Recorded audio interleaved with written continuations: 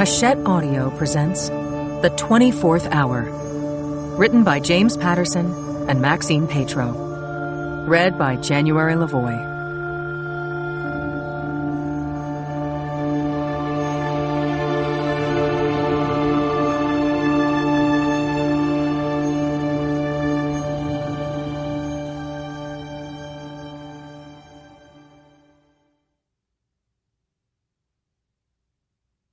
In memory of Lori Catherine Burney.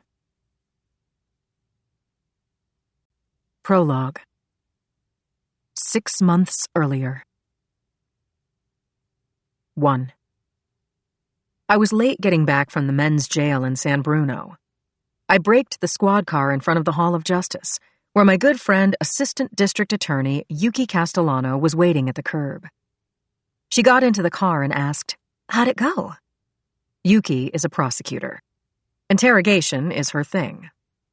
I said, "An inmate called Brandt got word to me that he knew who shot Holly Frick and wanted to make a deal. It should have been one-stop shopping, but I had to sign 6 forms, wait for a free room, wait some more for Brandt to be brought down." "And then?" Yuki asked. "He's a pathetic liar." I heard him out, laughed, and left. Anyway, sorry, Yuki. You called ahead? Yep. Claire said don't worry. She and Cindy are having fun. Said something about caviar. Yuki grinned into my sour expression. "Did she tell you?" she asked. I smiled for real. Cindy? No. But I have confidential informants. Yuki laughed her high-pitched musical chortle. "It's going to be great," she said. What part? All of it. I agreed. Cindy and my longtime friend and partner, Rich Conklin, had finally both committed at the same time to getting married. It was a bell ringer. The two of them had been living together, playing house, for several years, both in love but still stuck on an obstacle.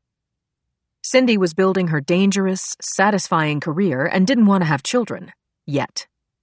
Richie was from a big family, and to him, children had to happen. The obstacle had somehow been sidelined, but Cindy was keeping the details to herself. Besides, today's celebration was for Claire. Cindy, Yuki, and I had saved up for Claire's birthday, and today was the day.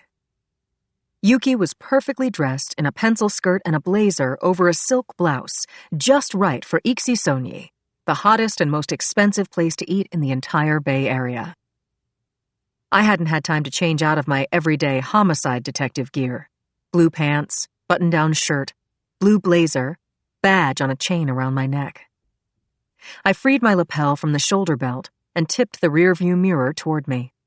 "You look fine," Yuki said. I said, "Well, hair and makeup didn't show up this morning." "It's just lunch, okay?" she said, this time with a cake and candles. We both laughed, and I turned my mind to Claire. I wanted her to have a birthday she would remember for years. If we got there this year.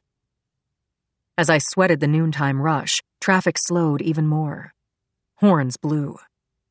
I was tempted to hit my lights and sirens, but instead I pounded the wheel with my palms. Come on! Yuki looked at me like, "Chill, Lindsay." And just then, the traffic moved. "And we're off," she said. I floored it, and 5 minutes later we saw the restaurant just up ahead, a plain brick building disguising a culinary gem. I pulled up to the curb and valets opened doors and whisked the squad car away.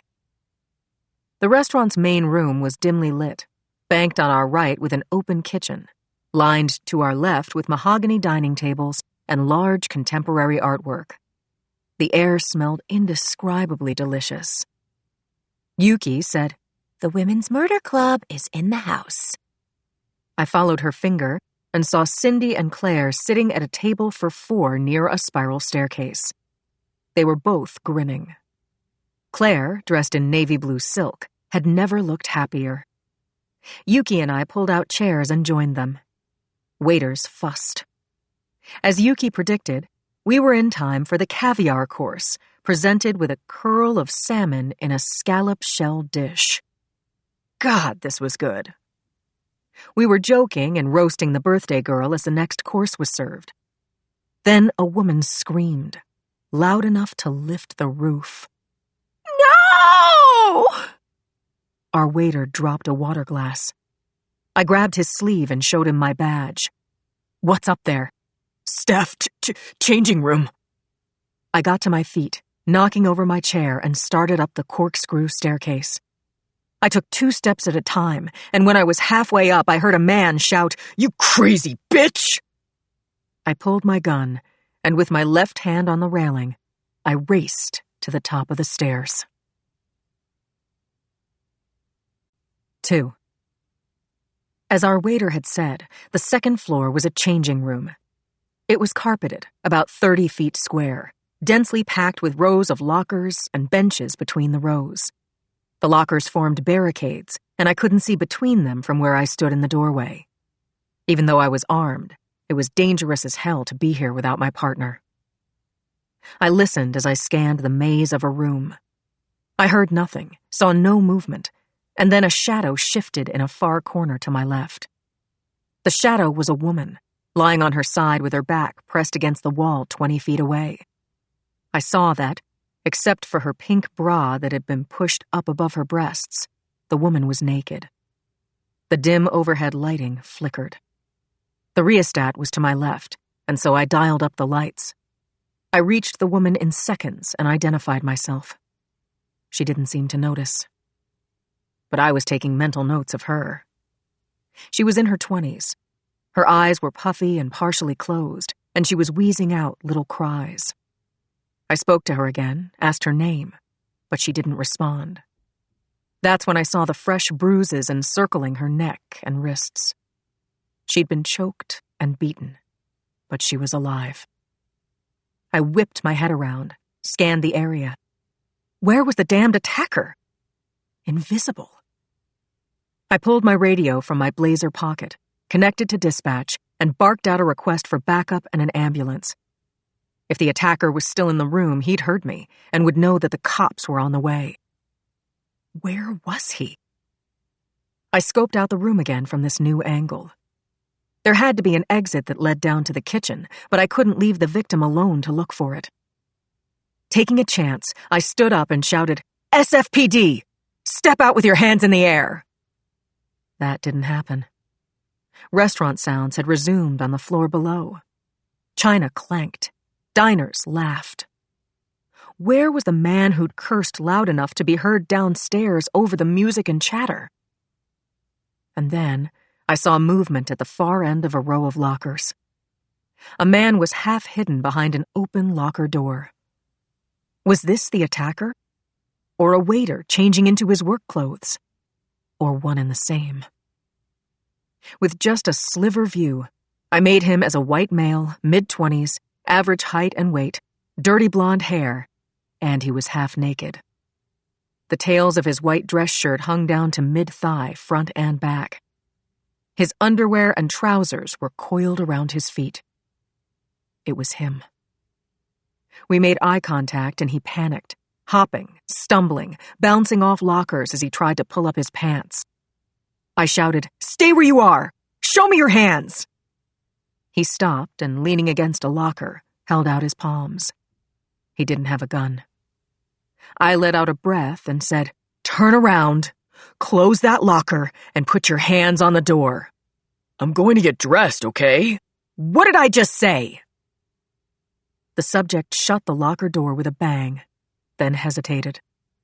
He tried to pull up his pants, and I could see him thinking of making a run. I guess I'm psychic. He pushed off from the bank of lockers and, heading away from me, took one step and immediately tripped and fell hard to the floor with a yowl of pain. He was where I wanted him. I holstered my gun and, kneeling alongside him, pulled his arms around to his back and cuffed him. "Hey," he said with his cheek pressed to the floor. "Listen to me. She set me up. I want to tell you what happened." "You have the right to remain silent. You have the right to an attorney." "Am I under arrest?" "Yes, you are." "What's your name?" "Tyler. I work here." "Tyler what?" "I'm done talking." "Fine. Tyler Doe, you're under arrest for aggravated assault. Other charges pending." He spat. "Jesus Christ, what is this? She set me up, goddammit! I'm telling the truth, okay?" I finished reading him his rights, and he acknowledged none of them. I needed help to get him out of here, and the victim needed medical attention. Where was my backup? 3. The victim looked to be in her late 20s. Her body was marked with fresh contusions and lacerations, and the bruises around her neck were livid. I stooped down and again tried to get a response from her. "I'm Sergeant Boxer, SFPD. Can you tell me your name?" She groaned and wheezed. If she'd heard me, she was unable to answer or even look up. I pulled my phone from my pocket and speed-dialed Claire, who was still at our lunch table on the main floor. When Claire picked up, I said, "There's an injured woman up here." "Yeah, I called it in. Can you come up and take a look? And tell the manager that the locker room is off limits to everyone but cops and EMTs. Yes, Yuki can come up." The victim's backpack was half buried in a pile of her clothes. I unzipped the bag, saw makeup and pens and an assortment of small office supplies. I rooted around for a moment looking for her wallet and phone, then dumped the whole lot of stuff onto the floor. I opened her wallet and, after finding her driver's license, compared her DMV photo to her face. The woman on the floor was named Mary Elena Hayes, age 28. "Mary Elena," I said, "can you tell me what happened?" Her voice was raspy, but I could make out what she said. "He raped us." "What? There's another victim? Where is she?" Mary Elena struggled to sit up. "Lie still," I said. "Help is coming." She croaked. "I'm Loretta. My name is Loretta." She rolled onto her stomach and sobbed onto the carpet. Tyler was looking at me from the floor. He said, "Let me talk." I said, "Hey, we'll take your statement at the station." Claire and Yuki stepped through the locker room doorway and went directly to the victim. Claire spoke first. "I'm Dr. Washburn. Can you show me where you hurt?" Yuki grabbed a towel from a stack on a nearby bench and covered the young woman's body, as I asked Ms. Hayes, "How do you know this man?" Finally, she looked at me. "I just wanted to use the bathroom." Tyler had said he was done talking, but he was still trying to get his story out.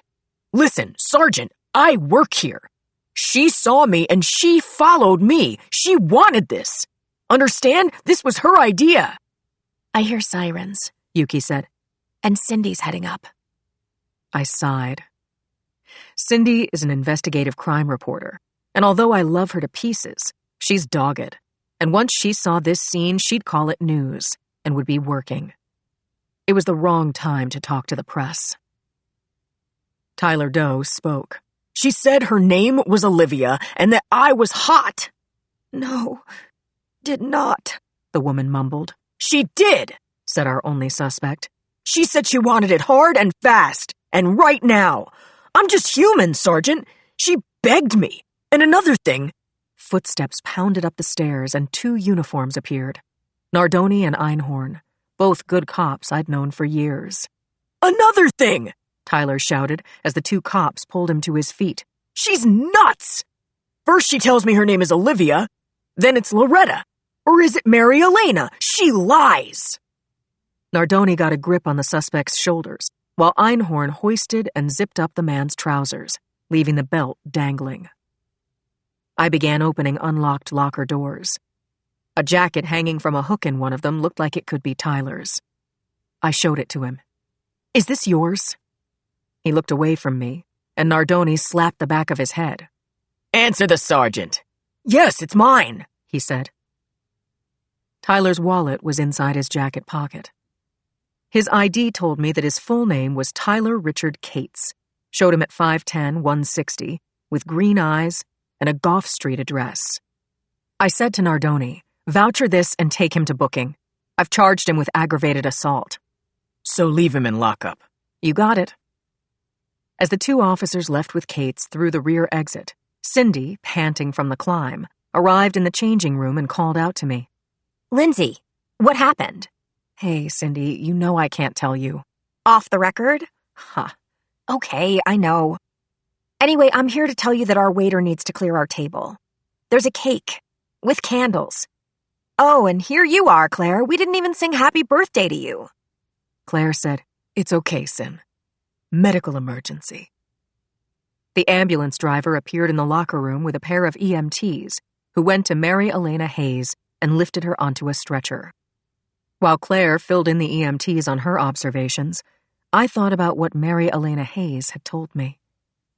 He raped us. What had she meant by that? Cindy sighed as the room cleared out, leaving her without a story. She put her arm around my waist. Trouble always finds you, Linz. I hugged her and said, Look who's talking. Cindy smiled at her feet, then said, We can still kind of make this work. Let's bag the gifts, box up the cake, pay up, and then you tell me everything. Girl reporter, I said, giving her a squeeze, you're incorrigible. Present day. Monday. Chapter 1. The Daydreamer was 90 feet of streamlined fiberglass, teak, and chrome. I'd never been on a yacht like this, but today was the day. Bob Barnett, Cindy's agent and lawyer, had treated her to a 3-hour excursion on the bay because her just-published book, co-authored with a twisted serial killer, had topped the New York Times bestseller list. We grouped around Cindy on the main deck as she read Barnett's card out loud. Writing Burke's book was an act of admirable courage and determination, Cindy. You're a winner, and your book is a new true crime classic. Promise me that you'll relax and have fun today. Try, okay? Love, Bob. Cindy called out, Thank you, Bob, wherever you are. I seconded that emotion. A ship's officer showed us through the lounge and passageways to the aft deck, where a cushioned bench rounded the stern and lounge chairs were set up under the shade of the overhanging deck.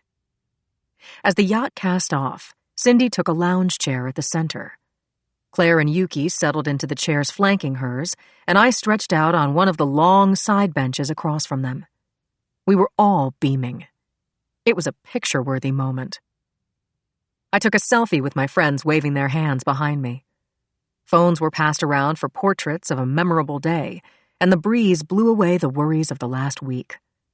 Yuki lifted her glass, saying, To a life of happy days. Hear, hear. Claire reached her hand over to Cindy's chair, saying, So, we're soon to become the Women's Married Club. Who told you? Cindy joked. Claire laughed. Let's see that blinding green bling on your finger again. Cindy stuck out her hand theatrically, and Claire said, Wow, oh wow. Yuki said, Let me see. And Cindy showed her, too. It's too gorgeous, Cindy. It's stunning. He bought it for me. I don't even want to know what it cost him, Cindy said, first time I'd ever seen her looking shy. Really suits you, Sin, I said. I'd first seen the ring years ago. When Rich asked me what I thought of the square-cut emerald, I'd said, It's perfect. The next day, he'd proposed to Cindy at Grace Cathedral. She'd said yes, but then later changed her mind. It had killed Richie, but he'd hung in for love. Now Cindy was wearing the ring again. She was getting married. And she was marrying the perfect man. Chapter 2. Claire propped herself up on the chaise and asked Cindy, So tell us again, but this time fill in some details. The juicier the better. What did Richie say? I don't think I can tell you that. Yuki said, You can tell us, Cindy. It's off the record. We all laughed, Cindy included. So many times we'd discussed a case in front of her and she'd started taking notes. One or all of us would shout, Off the record! I said, Not fair, Cindy, come on. We've been talking about you and Richie for years. Cindy said, Okay. She let it all out, and we didn't interrupt. She said that the other night she'd opened the bedroom closet door, and a pile of gun catalogs had slid down from the top shelf, hitting her in the face. Rich was asleep, but when she grabbed up the catalogs and dropped them into the trash, the noise woke him up. We had a shouting match about whose closet it was, his, and how sick I was of living in that dark hole with him, and I threatened to move out. Claire said, "But this was bull, right? You were fighting about something else. Am I right?" Cindy nodded her head. I was fuming, packing up and wondering what the hell I was doing when Rich sat me on the bed, grabbed my hands and said, "I want to marry you, Cindy." She stopped to cough, then went on. He said, "I love you more than anything, more than closet space, more than a clean fridge, more than a dozen kids." Something like that, Cindy said, looking at each of us. And he said, "Marry me. Will you, please?" We swarmed over her, congratulating her, practically pulling her finger off her hand to see the ring. One of us was crying. I think it was me. About then, the waiter came out and said that lunch was served. We four grabbed onto one another and staggered against the surprising roll of the deck. Claire said to Cindy, "By the way, Cin, this is what marriage is like." We were all still giggling when we reached the dining salon. A large round table was set for 8 in the center of the room, and 4 of the places were taken. It took a few seconds for my eyes to adjust to the darkened interior, and by then, the men at the table had gotten to their feet. They were grinning because they'd totally blindsided us. "How'd you get here without us seeing you?" I asked Joe, my dearly loved husband. "I'm a G-man, remember?" he said. We reached out to our husbands. Cindy hugged Rich, her husband-to-be. Claire gave Edmund a big smack. Joe hugged me and got in a butt grab while he was at it. Yuki's husband, my commanding officer, Homicide Lieutenant Jackson Brady, swept Yuki off her feet, literally, then toasted the newly engaged couple. Tuesday. Chapter 3. At 7 the next morning, Yuki sat in the small conference room in the DA's suite of offices at the Hall of Justice. Tyler Cates's trial would begin tomorrow, and she was polishing her already buffed opening statement. There was a mug of black coffee at her right hand, and her laptop was open to the voluminous Cates folder, filled with depositions and videos and her own notes. The note on the first page of the folder was the key point of her case against Cates. Show that Tyler Cates knew that Mary Elena Hayes has a severe mental disorder known as dissociative identity disorder, DID, and therefore could not, give informed consent to sex. Yuki had put a star next to this point because it was critical to her case. She would maintain that Cates knew Hayes had a mental condition, and she also knew that Cates's attorney would challenge this claim to the bitter end. Yuki had listed the proofs of rape in bullet points. That although Mary Elena had no first-hand memory of the event, there was abundant medical proof that Tyler Cates had raped her. The bruises, the vaginal tearing, Cates's semen inside her body. The screams of protest witnesses heard down on the ground floor, rising above the ambient sounds in the restaurant. Cates's admission to Lindsay that he'd had sex with Hayes at the scene of the crime. And that the woman he'd had sex with had said her name was Olivia, while the woman who told Lindsay she'd been raped said her name was Loretta. Anything else? Cates had ignored his victims' multiple names and identities, and instead had congratulated himself that he was having a lucky day. Yuki's second chair, Nick Gaines, pulled open the conference room door and took a seat beside Yuki. "I read it. I like it," he said of the draft of her opening statement. You only like it? Not love it? You're not blown away? Gaines had been Yuki's second chair on dozens of trials. Based on his GPA from Harvard Law, he could have been fast-tracked up the ladder at any prestigious firm. But that's not who Gaines was. He was sharp, insightful, had attack dog instincts, and a genuine soft spot for victims of violent crime. He said, I'm this close to being blown away, Yuki. I don't doubt you. It's Mary Elena and company. I don't know if there is a defense against Olivia. From the tapes, she's charming and likable.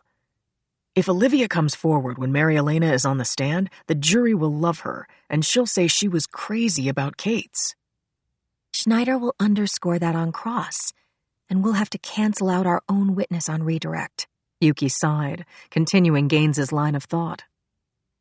But could she redirect if the house was on fire? Gaines handed over the thumb drive of interviews psychiatrists had done with Mary Elena, and said he was ready to meet her.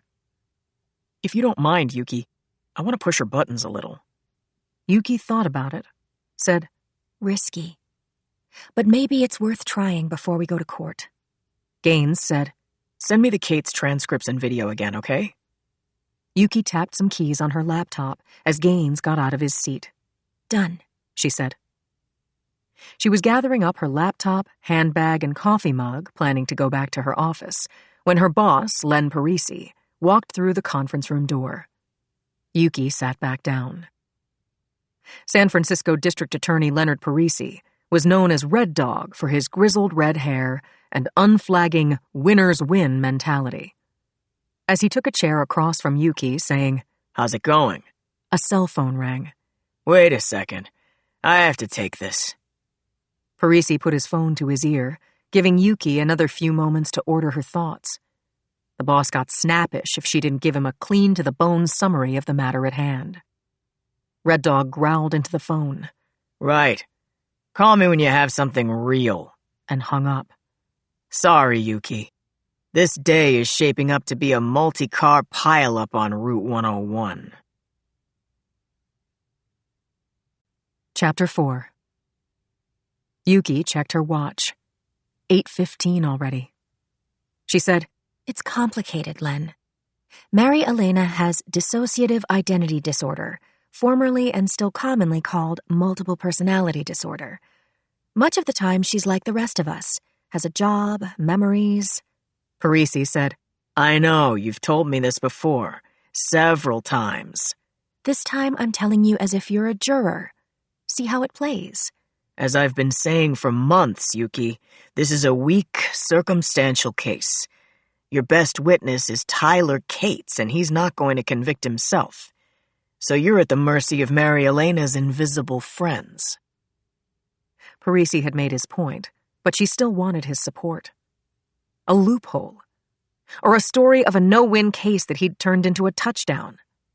But he wasn't going there. He was itemizing all the reasons the Hayes case was doomed. Yuki listened while looking Red Dog in the eye. When Parisi ran out of gas, Yuki said, Hear me out, Len. I was with Mary Elena immediately after she was raped. She'd been choked and punched, and fingerprint-shaped bruises were coming up on her inner thighs. The DNA inside her body matched Cates's DNA. We need to convict him. Parisi cut her off, saying, Olivia was behind the wheel when Cates got busy. True. And she may have seduced him. That's what he says. But there's more to it than that. How much time do you have? You'll have to discredit Olivia without discrediting Mary Elena. How are you going to do that? Yuki pictured it. Cates had told Lindsay that he'd had sex with Olivia and only heard the name Loretta after the fact. Still, it was indisputable that sex had been forced, though Cates would say Olivia directed him to be rough. Parisi cut into her thoughts. He said, Can you bring out the personality who took the attack? Loretta? If only, said Yuki. It doesn't exactly work that way with Mary Elena. If I stress her out, or Cates's counsel goes after her, accuses her of being a liar, say, in that case, one of Mary Elena's alters might step in to protect her, but we don't know which one. More than one could front her on the stand. What's front her mean? Become the dominant personality. Okay. So you're saying that Loretta or Olivia could come out and Mary Elena wouldn't be there. Consciously. Or another of her alternate personalities could take control. A personality that you don't know? Possibly. I don't like this, Yuki. Yuki thought that was at least the 14th time he'd told her that. Parisi slapped the conference table and stood up. You want to ride this case into a box canyon, it's your horse. Go right ahead. I have a meeting. Yuki nodded, and Len Parisi left the room. He was a great prosecutor. He'd never told her she was crazy to take on a case before, no matter how bad the odds of winning. But this one was brand new territory. She didn't know a single prosecutor who'd ever been dealt a stack of wild cards like this one. Then again, she'd never had an easy case in her life. Chapter 5. Mary Elena sat in a visitor chair across from Yuki's desk, relating a dream she'd had. We're in court, Mary Elena said. TV movie-type courtroom. I'm sitting next to you, and someone says, "Has the jury reached a verdict?" And the jury foreman says, "We have, Your Honor." The foreman looked like Sean Penn, and I woke myself up like 3 times. How did you feel in the dream? Yuki asked. Scared, I guess, she said. Who wouldn't be? Yuki nodded. Mary Elena said she was grounded, but Yuki saw fear in her eyes. It'll be all right, Miss Hayes. I read that Sean Penn is shooting a movie out of the country. Mary Elena grinned and said, My grandmother called me Mary Elena. Yuki said, My grandmother called me Chisana Neko, which means little cat, but you can call me Yuki. They both laughed, and then Yuki said, I'd like you to meet Nick Gaines. He's working with me as second chair in our case against Mr. Cates. He knows all about... Absolutely. And he's got a few questions for you. Yuki grabbed the desk phone and called Gaines. He picked up, and by the time Yuki had clicked off, was at her open door. He pulled the second visitor chair around so that he triangulated both Yuki and Mary Elena. He smiled, said, We have a good case, Mary Elena, but the defense is prepared and they're going to try to win. Here's what we figure is going to be the defense's position. Shall we talk about it? I'm ready, I think. Nothing to worry about. This is just you and your legal team doing a practice run. Not a problem, right? Okay. Gaines said, Good, and kept going. Yuki thought Mary Elena was not exactly okay, but she let it go. Gaines was smart, and even if Mary Elena didn't know him, this was a safe place. Here we go, Gaines said. Yuki saw Mary Elena's face flatten, and she heard Parisi's warning in her mind. This is a weak, circumstantial case. You want to ride this case into a box canyon, it's your horse. Yuki watched Gaines lean closer to Mary Elena, who, under the force of his stare, pushed her chair back flush against the wall. If Gaines felt her withdrawing from him, he showed no sign. Now, Mary Elena, Ed Schneider, Tyler Cates' attorney, is a pit bull. Mary Elena said tersely, I heard. Gaines nodded and went on. The jury is going to want to hear your side. Schneider may call you to the stand and pummel you with questions. So it's far better if we call you. The defense will still question you, but they won't have as much control. Now, according to Cates, you followed him to the second floor. You asked him for rough sex, then when he hurt you, you said that he raped you. Schneider is going to push hard on that. Quoting his client, he'll say that Cates met a woman named Olivia who told him, I want you to take me hard and fast and now. In other words, the defense position will be that the sex was your idea, but that you changed your mind after the fact, and that you were in full control of Olivia. I didn't know she was out, Mary Elena said. She doesn't talk that way. I only remember that when I went into the room and was looking for the ladies' room, that guy asked me who I was. I said Elena. I don't remember anything else until the police came. This is important, Mary Elena. Did any of your alters tell Cates that you have DID? Mary Elena said, I can only tell you what I know and what I've said. I went into Ixi Sonia to use the ladies' room. A waiter said it was upstairs, so I climbed that spiral staircase.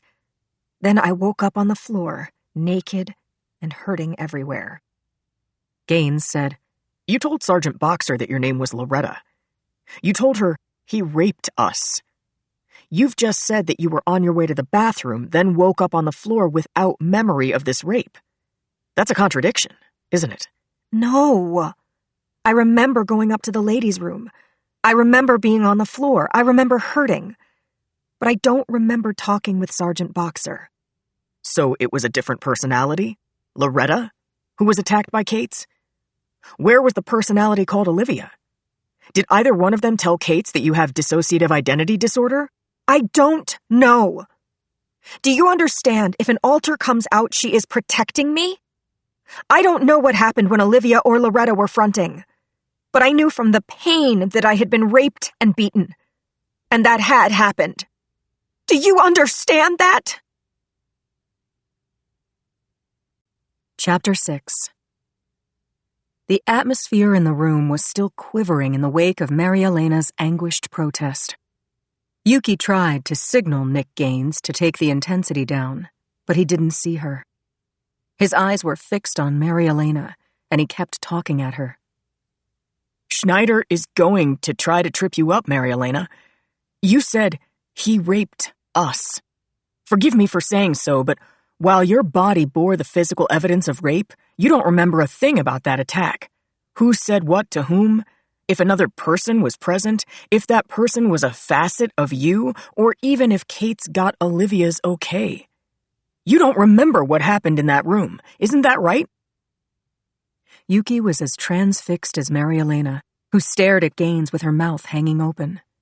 She pushed up against the back of her chair, pulled her legs up to her chest, gripped them hard with her forearms, and then blasted Gaines. Who are you? Shockingly, her voice had changed. To Yuki, she sounded like a very young girl. Yuki said, Mary Elena? Without looking at Yuki, Mary Elena shouted at Gaines. You're bad. Mama and I don't like you. Gaines put out his hand to stop Yuki from interfering. Who are you? He asked Mary Elena. I'm a Lily. You know I'm a Lily. Don't talk to my mama like that. Yuki said, Nick, I'll stay with Lily. Gaines gave Yuki a look like, I've got this, but Yuki said his name again, louder. He stood up and left the room, closing the door behind him.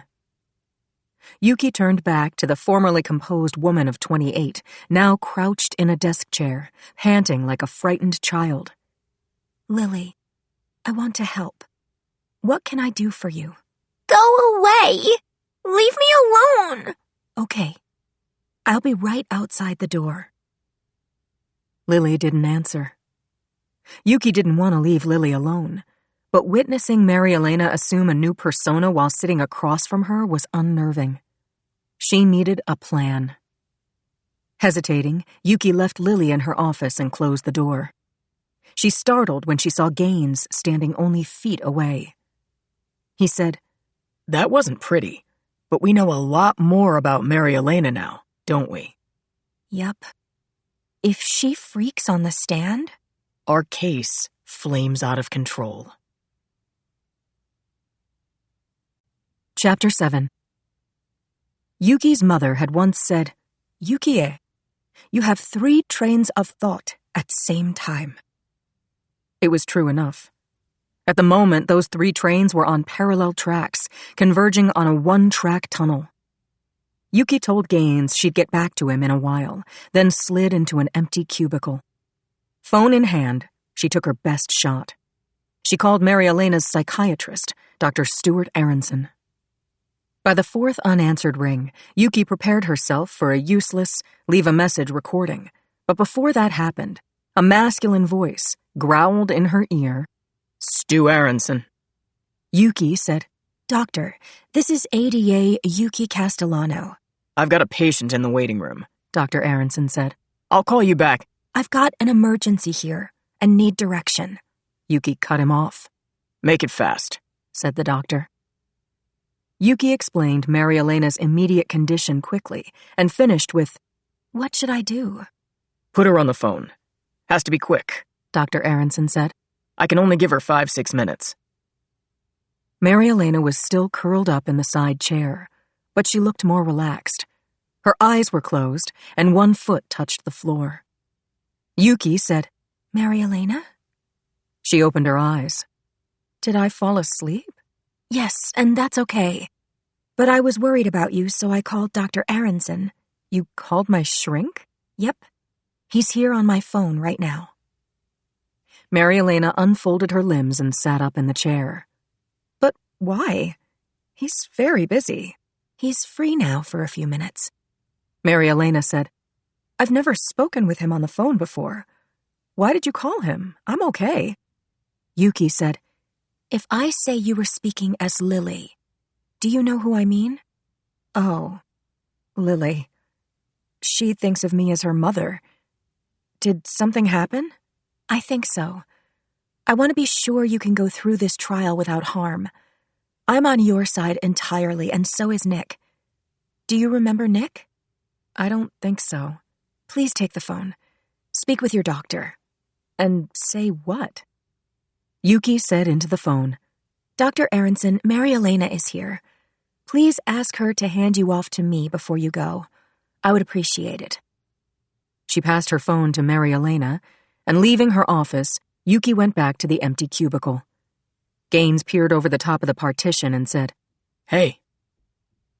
Yuki looked up and said, She's talking to Dr. Aronson. She doesn't remember you, so probably best if you... Got it. Gaines was back in his office when Mary Elena appeared and said to Yuki, Dr. Aronson didn't have time to talk with you, but he says he sent you something by email, a video. I told him it was okay. After Yuki had walked Mary Elena to the elevator, she stopped off at Gaines's office, saying, I need you, Nikki. We've got work to do. Yuki woke her computer and clicked on the email from Dr. Aronson. It's a therapy session, Yuki said as Gaines pulled up a chair. Dated a month ago. Aronson sent this to you? With Mary Elena's permission. Yuki opened the attachment, and a video began playing. Dr. Stuart Aronson sat in an easy chair. Mary Elena was in a chair across from him, talking. Yuki and Gaines watched as the session streamed. Chapter 8. Conklin's foot was heavy on the gas as we sped to the scene of a fatality on Pacific Avenue. The victim had been identified as James Frick III, well-known billionaire, middleweight philanthropist, sole owner of a Belgian soccer team, and a narcissistic SOB. The man, in his early 60s, was now a deceased SOB, shot in the street a block away from where his wife, former Olympic gymnast Holly Bergen Frick, had been killed 6 months before.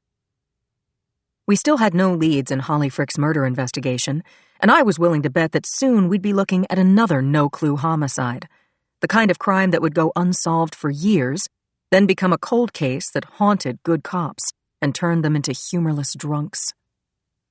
Conklin's mood mirrored mine, but he was expressing his frustration out loud, ranting that Jamie Frick, the most likely suspect in his wife's death, had gotten himself killed on purpose. Richie's uncharacteristic outburst shifted into overdrive when traffic suddenly stopped, boxing us in at the intersection of Franklin Street and Geary Boulevard. My partner swore, got out of the car, and took off at a run toward the bottleneck. I stayed in place with the radio and thought about Holly Frick. I'd been a fan. I'd cheered her on when I was in high school and she was in the Summer Olympics, picking up the gold medal in gymnastics for Team USA. I'd followed her when she founded Spike, a women's sports magazine, and became a familiar face on late-night talk shows. Then Holly married Jamie Frick. He was a large man, square-faced, dark-eyed.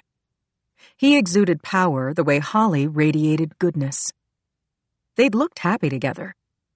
And although they hadn't had any children, babies were named after Holly, and deserving high schoolers went to college on her dime. But now we still didn't know why Holly Frick had been killed, or by whom, though medical examiner Claire Washburn had told us how.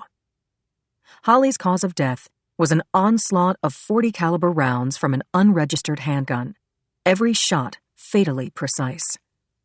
Neither her new Bentley nor the jewelry she'd been wearing, estimated to be worth a low 7 figures, had been recovered. Unofficially, we'd chalked up Holly Frick's murder to armed robbery, but privately, none of us really bought that.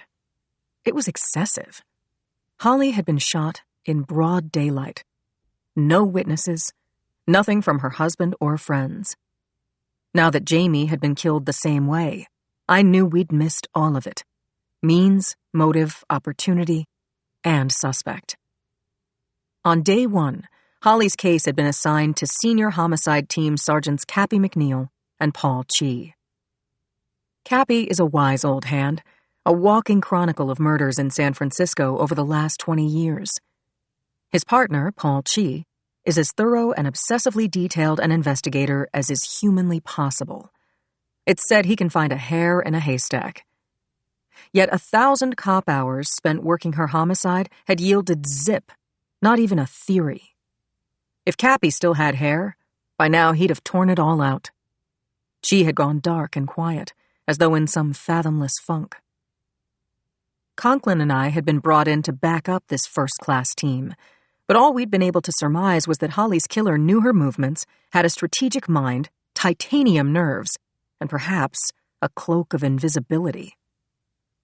When questioned, Jamie Frick had told us as little as possible. He didn't like cops, which he made clear with his clipped answers and negative attitude. He'd previously been accused of sports crimes, but had skirted the law with handshake deals and payoffs. He brought in his squadron of high-priced lawyers and threatened to hire private investigators. Somehow, Cappy and she had kept the PI threat at bay. But Frick had offered $250,000 as a reward for evidence leading to the arrest and conviction of Holly's killer, which opened our hotline to an unending plague of useless tips. My thoughts were derailed as horns blew behind the squad car. Conklin came back to the car and got behind the wheel, released the brake, and I called dispatch to say we would be at the crime scene in 10 minutes. I hit the switch that loosed the lights and siren. Chapter 9. Conklin pulled our car over on Steiner Street, at the intersection of Steiner Street and Pacific Avenue. The smart, well-kept homes and small businesses in this upscale neighborhood were now penned in by cruisers with flashing lights, the ME's stolid van, and the CSU Mobile with its panel doors wide open. Ready? Conklin asked me. Ready or not, I opened my door. Walking toward the barrier tape, I saw CSU investigators in hazmat suits pitching an evidence tent and placing halogen lights around the perimeter for the night shift. Techs put out markers, snapped shots of shell casings, close-ups of the deceased, and of faces in the gathering crowd. It was only 9:30 in the morning, but from the amount of manpower working in and around the scene, it was clear to me that CSU would be here throughout the night. Jackson Brady glanced up when Conklin and I ducked under the tape and became part of the too-real crime scene. Conklin and I stepped gingerly around the inner perimeter until we were a few feet from the bloody corpse of James Frick III. Claire stood up from where she'd been crouched beside the victim. She said, "In my professional opinion, he's dead." I said, "Duly noted." She went on, "The shooting was called in by a bystander about an hour ago, so that's our approximate time of death. I count 5 bullet wounds, 1 each to head, heart, liver, back, groin. The head shot was probably the kill shot. I'll let you know after I've done the post. Brady has Frick's wallet, but his watch and wedding ring are missing. His car wasn't here when we arrived. The shooter may have driven it off." Same as Holly's car, confirming my earlier thoughts that Holly and Jamie Frick's murders were virtually identical. Both had been shot on Pacific Avenue, both robbed, both murders were overkill. Since Holly and Jamie were married, and both shot to hell, it made me wonder if these had been crimes of passion. But we hadn't heard even a whisper about anyone wanting to kill either of them, let alone both. Brady's shadow fell across me. He said, "Here you go," and handed me a man's slim wallet inside a plastic evidence bag. "Boxer, you're the lead. You and Conklin assemble a task force that includes McNeil and Chi. I know I don't have to say this, so I said it. Don't blow it. Please, don't blow it," he said. Crime Scene Unit Director Gene Hallows made his way over to me. He is astute, salty, and after decades of science-based crime busting in our forensics lab, was recently elevated to the top job when former CSU Director Charles Clapper was promoted to Chief of Police. "Tell me something good," I said to Hallows. My guess? CSU had found shell casings at this crime scene of the same caliber bullets as those that had killed Holly. Reading indignation on my face, Hallows said, "I know you'd like me to say I found Frick's signed confession in his breast pocket along with a suicide note." "Good one, Gene." "Have faith, Boxer. We've been here for under an hour." Car doors slammed to my right along Pacific Avenue. Reporters exited their vehicles and headed toward the crime scene. More vehicles arrived, more press joining the swarm that soon filled Pacific Avenue from side to side. Uniforms formed a cordon outside the yellow ribbon of tape and held back the crowd shouting questions at Brady. "Is that Jamie Frick? How did this happen? Do you have a suspect? Lieutenant, say a few words to our viewers." Brady turned and scanned the crowd. I saw what he saw. Cameras held high, mics and phones pushed forward, a sound truck that had parked halfway on the sidewalk. Brady shouted back, his voice colored with a southern twang he'd picked up during his earlier years with Miami PD. "Listen up, y'all. You, Mr. Clancy, Ms. Bloom. You know I'm not going to feed you reporters guesswork while the case is ongoing. Soon as we can clear the area, we can open a lane to traffic. You get any verifiable leads, call Homicide, SFPD. You know our number." A man's voice came at us from the back of the crowd. I saw it happen. I live right over there." I snapped my head around until I located the tall, bearded white man pointing to a 3-story, white stucco house with bay windows down the street. He was saying, "I'm Dan Fields. I'm the one who called the police. I was looking at the view when I saw a guy on foot jump out in front of Jamie Frick's car. Frick gets out of his Jaguar, late model, black. I recognized him from TV. I heard shots, and he dropped. The shooter was on foot with his back to me. The whole thing happened so damn fast. Shooter got into Frick's car and took it east on Pacific." Brady said, "Thanks for coming forward, Mr. Fields. We'll be needing you to come to the station to make a statement." I stepped toward the witness, introduced myself and Conklin, and after escorting Mr. Fields home to lock his doors, we drove him back to the hall for a long interview, which went nowhere. Chapter 10. I arrived home at just after 7 p.m. I parked in my usual spot on 11th and Lake, took the elevator up, then paused at our front door before letting myself inside. My mind was still swimming with fresh images of Jamie Frick's bloody corpse face down on the street, followed by his unveiling on the table in Claire's autopsy suite. I didn't want to carry those images into my home. I've taught myself a little trick that often works. Before I turn the key in the lock, I roll my shoulders forward a couple of times, then back. And last, I shake myself like a wet dog.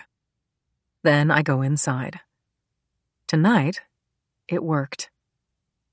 I walked into a place that was warm and alive, with Dean Martin singing Volare, his voice filling the loft-sized room, accompanied by my husband's glorious baritone. Martha, my elderly border collie, and pal since before I met and married Joe Molinari, woofed at the sound of the door opening and welcomed me inside.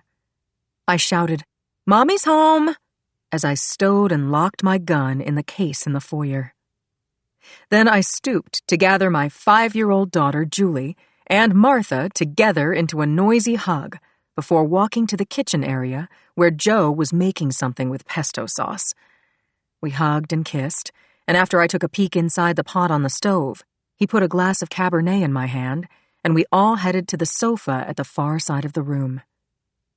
The next few hours went by way too fast. We talked, laughed, ate. If dinner had been only half as good, it would have gotten 5 stars. Julie had made cookies with Mrs. Rose, our neighbor and part-time nanny. Once the cookies had turned into a plate of chocolate crumbs, I took our little girl into her bedroom.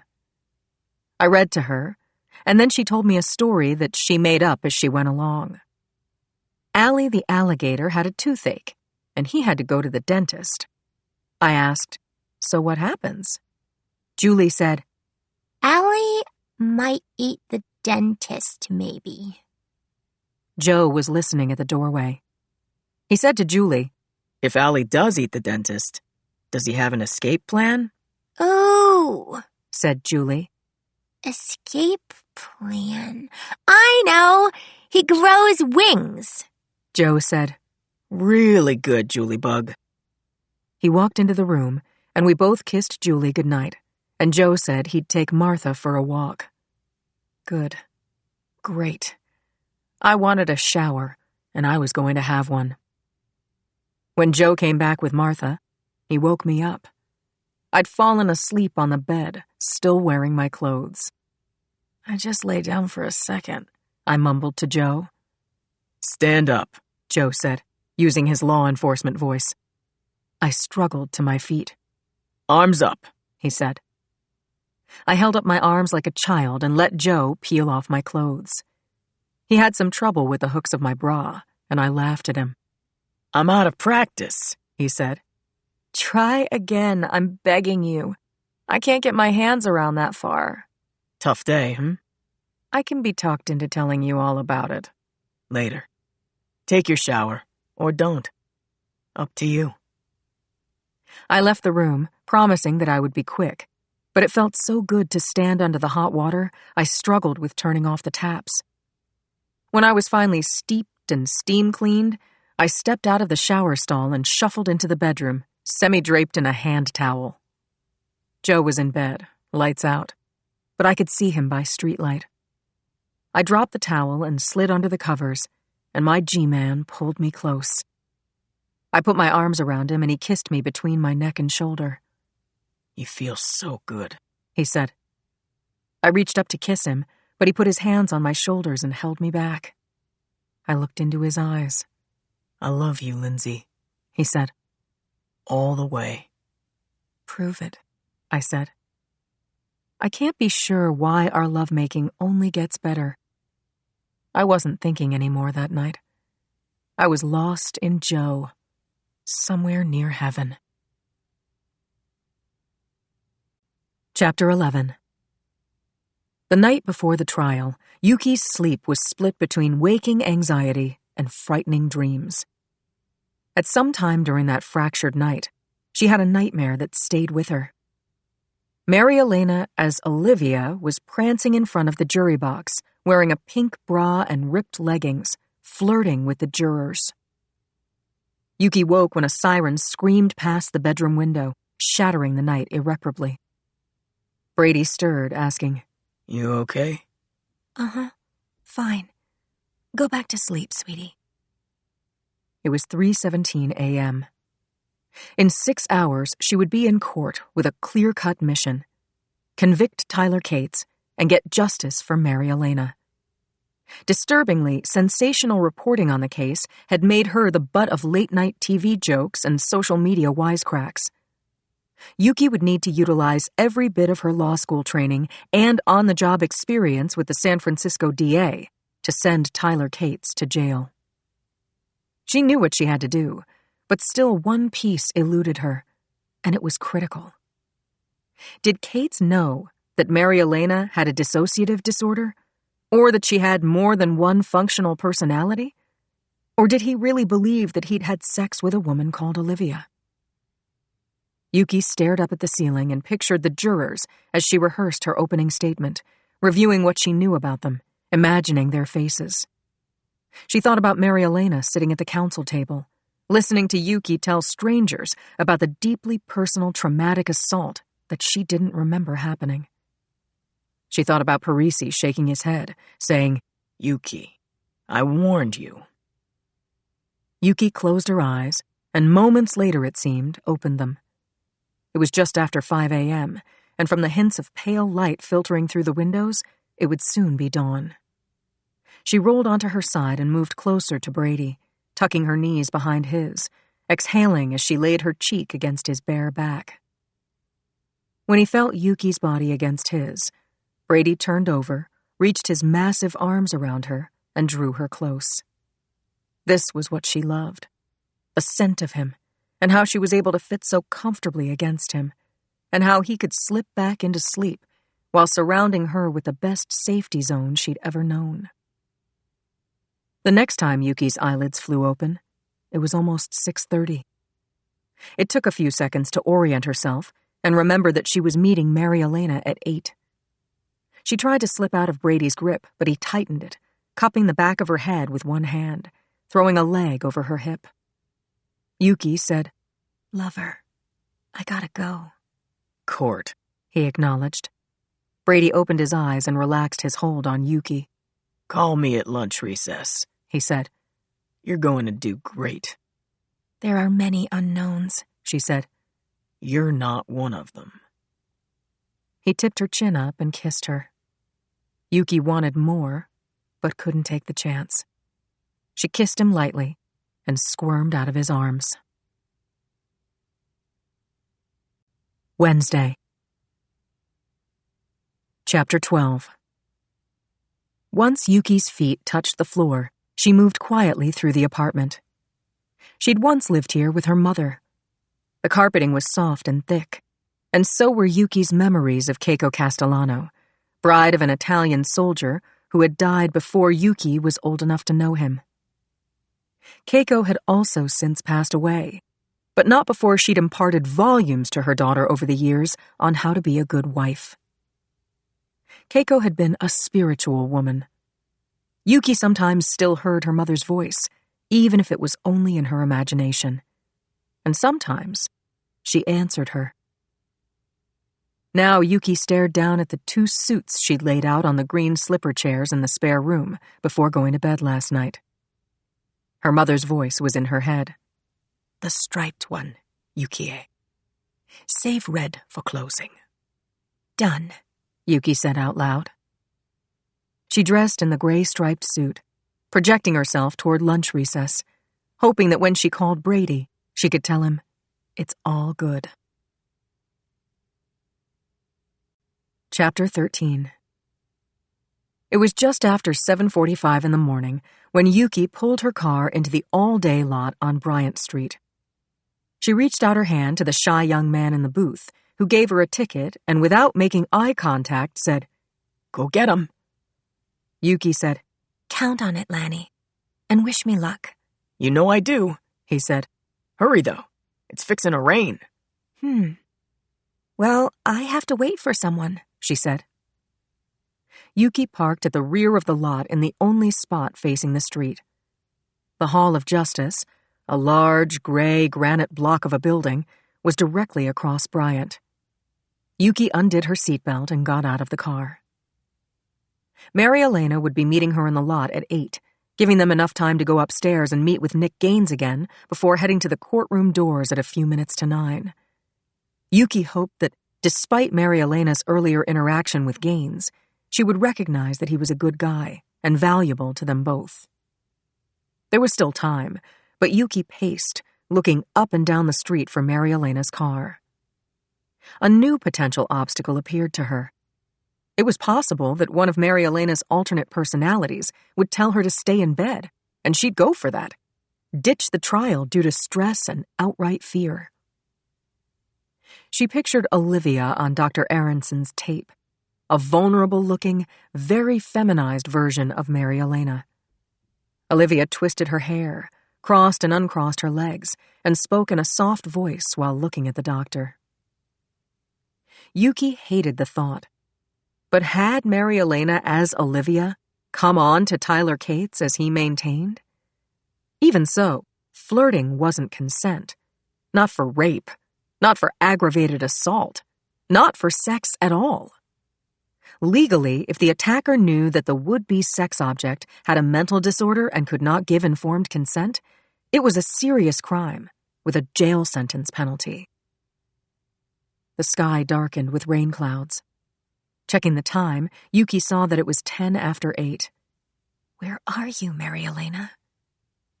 She watched the morning rush on Bryant, frozen at the traffic light. A mob of press gathered across the street, reporters from local news stations as well as unfamiliar faces. This much attention to the People versus Tyler Cates was unexpected and a little daunting. Yuki heard someone call her name over the street uproar. It was Cindy, looking for an opening in the stream of traffic and about to step off the sidewalk and cross the street. This audiobook is free for you to enjoy. If you'd like to support me, please take just 1 minute to listen to this relaxing music. Thank you so much.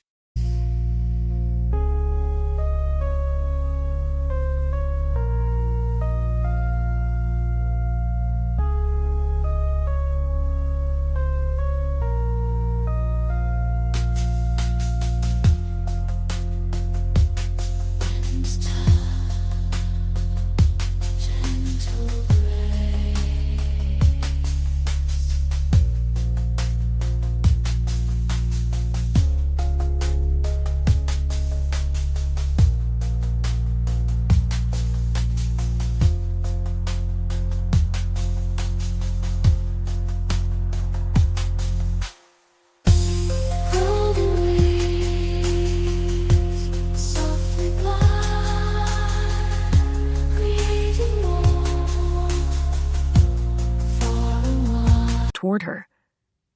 Yuki waved her off. No, but called Cindy's phone. I can't talk now, Sin. Later, okay? Promise? Cross my heart. As Yuki walked back to her car, a silver Camaro took a turn into the lot and pulled up to the ticket booth. It was Mary Elena. Shouts came from the gaggle of reporters across Bryant waiting for the light to change. The young woman looked alarmed as Yuki got into the passenger seat. Quick, Yuki said, buckling her seatbelt. Make a U-turn and take a right. I'll tell you where to go. What's wrong? Hungry press, Yuki said. I don't want them to interview you. They can't follow us through the back door. Mary Elena followed Yuki's directions and parked under the overpass on Harriet.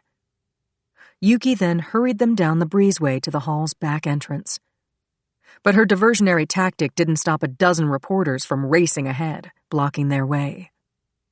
Mary Elena spun on her heels, yelling, Go away! Her voice was that of a little girl. Her face was flushed, and her eyes stretched wide open.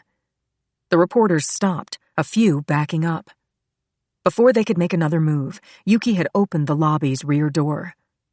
Security guards let her and Mary Elena into the building, but the press was shut out.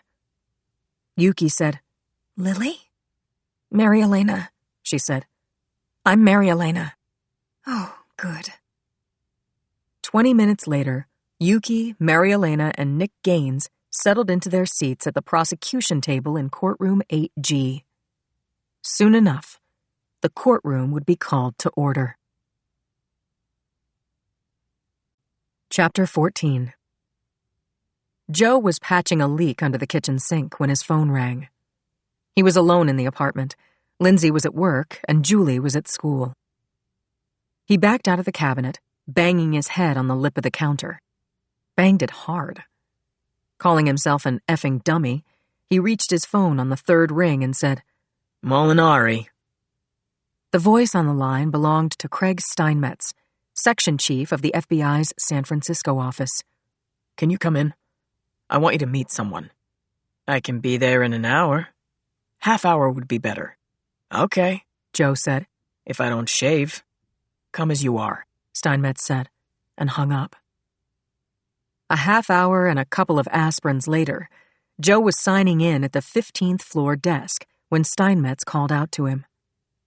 The chief stood behind him at the doorway between the offices and reception area.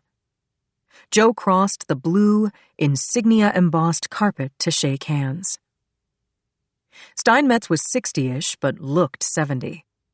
He'd put on some weight and lost some hair since they'd last worked together, and the older man looked worried. I've got an assignment for you, Molinari. I think you'll like it. Even if you don't, you're needed. We've got a situation. The chief's voice trailed off as he and Joe entered the corner office. While Steinmetz had changed, his office looked as it always had. A worn blue carpet, plain government-issue oaken desk, 2 flags, California and USA, and a picture window behind them. Bookshelves were to his left and right, and a half a dozen photos of Steinmetz shaking hands with high-ranking government officials hung on the wall near his desk. Yet one thing was new. A well-turned-out 30-something Chinese woman sat in one of the chairs facing the chief's desk, hands clasped in her lap. She turned her head to look at Joe as he came toward the desk. He noted her charcoal gray pantsuit, white men's tailored shirt, minimal makeup, and short wash-and-go hair. He, having dressed for speed, was wearing a khaki shirt, chinos, and work boots, plus an untrimmed 24-hour-old beard and plumber's putty under his fingernails. Steinmetz said, Joe, have a seat. Meet Bao Wang, Director of Cyberterrorism DC office. Bao, this is Joe Molinari. Joe dusted off his hands on his back pockets, shook hands with Director Wang, and took the chair beside her. Steinmetz gave Bao the 30-second version of Joe's decades in government service. First a few years with the FBI, then even longer with the CIA, followed by getting drafted by DHS as deputy director. Later he went back to DC for another tour, Steinmetz said. Joe said, I'm a risk assessment consultant specializing in port security, and I have background in cyber threats. Actually, I've followed your career, Joe, Bao said. Great to meet you in person. Coffee was served in FBI-branded mugs as Steinmetz told the agents about the case that had brought them together. 2 weeks ago, Oakland Pediatrics' computer network was breached, for Christ's sake. The hospital had a cybersecurity system in place, but some dope in a back office, a doctor, actually, clicked on a phishing site and let the dogs in. The hackers called themselves 123 Boom. Whoever they are, they put Oakland Pediatrics in a 24-hour chokehold. Then, boom. Steinmetz swiveled his chair so that he faced the street and talked to the glass. They input incorrect medical formulas and protocols, resulting in 4 neonatal deaths. The hospital was underinsured. The ransom was $17 million in Bitcoin to get their data back. The hospital paid. The encryption keys were returned. The hackers evaporated. The babies stayed dead. Lawsuits pending. Bao Wang said, the hackers can take what they got from Oakland, tweak it, and use it on them again. Or they can use it elsewhere. Elsewhere called an hour ago, said Steinmetz, swiveling back to face the 2 people who might be a hospital's last resort. Joe, now they're threatening St. Vartan's. Boom is demanding $18 million in, Steinmetz looked at his watch, 47 hours. By 9 a.m. Friday, we've either shut these killers down or St. Vartan's lights go out. They lose all of their patient records, past and present, and whatever archived information they've stored on dead patients. As a sweet farewell, 123 Boom will also have embedded digital landmines in the network. Steinmetz stood up, seizing his coffee mug. Please tell Joe the rest, Bao, he said. I'm meeting with the governor to fill him in. Contact me the moment you have something. And good luck. Chapter 15. Joe and Bao got into Joe's old Mercedes and headed out to St. Vartan's by way of Van Ness Avenue. Bao said, gotta make a quick call. She took out her phone and seconds later said, it's me. She listened, then said, that's so good, Cam. You did it. When she clicked off, she said, my son Cameron's 9. Got the lead in a class play. Lines and singing. She beamed at Joe. Joe said, hey, that's great. You'd think so. The lead role is a talking frog. Cam's been practice belching for weeks now, driving his mother crazy. Joe laughed along with Bao. I've got a little girl. I think Julie would also love to be a frog. Bao said, I just don't see the attraction to amphibians. Joe laughed again and relayed Julie's alligator going to the dentist story. Then, with the ticking clock in mind, he asked, So what do we know about 123 Boom? Bao said, Well, they set off alarms in D.C. months ago. My team has been working up their methods, embedding moles, tracking this gang's footsteps ever since. Their IP addresses are always in motion, hopping from one country to another. New threats, new names, but we recognize their patterns. Joe thought how the public perception of ransomware was a hairy guy in Russia making a digitally distorted phone call. Give me all your money or people will die. He said, Remember when cyber theft was buying and selling credit card numbers on message boards? Some years ago, an airline called me. Their network was frozen. Flights canceled, even the elevators were dead. And there was a demand for $20 million in crypto, which they paid. Bao said, That was huge. I remember it. Now, said Joe, these digital terrorists don't care about stealing data. They're screwing up chemotherapy orders, killing without leaving fingerprints, and still walking away with the dough. The two were silent as Joe took a right on Bush Street and headed east. Bao said, One of these businesses we're tracking makes kids' toys, goes by the name Skylark. You look at them, it's a functioning, medium-sized company of 700 based in Amsterdam. They have a manufacturing floor, marketing, sales, and a floating crew of Americans and other foreign nationals, all tech geniuses, one of whom appears to be in or near Northern California with dark web access to the Dutch mothership. This holdup at St. Vartan's could be part of Skylark's ransomware wing. The pattern fits. What's his job? Does he have a name? All we know is that he's the negotiator, likely American, may have lived in this area for years unnoticed. He has an IP address like a chameleon. We want that guy with his phone and computer. If he would just stand still. The traffic light turned red, and Joe turned to Bao. More on that, he said. After we meet with St. Vartan's response team, their corporate officers, lawyers, and IT head, we'll see how bad the situation is, what can be retrieved. We'll plug into home base and try to take these killers down before they turn St. Vartan's network into local phone calls only. Joe was thinking of the hundreds of patients lying helpless and unaware in hospital beds. Tell me the truth, Bao. What are our chances of stopping them? I just don't know. I really don't, Joe. But we're not alone in this. Our mothership is bigger and smarter than theirs. Chapter 16.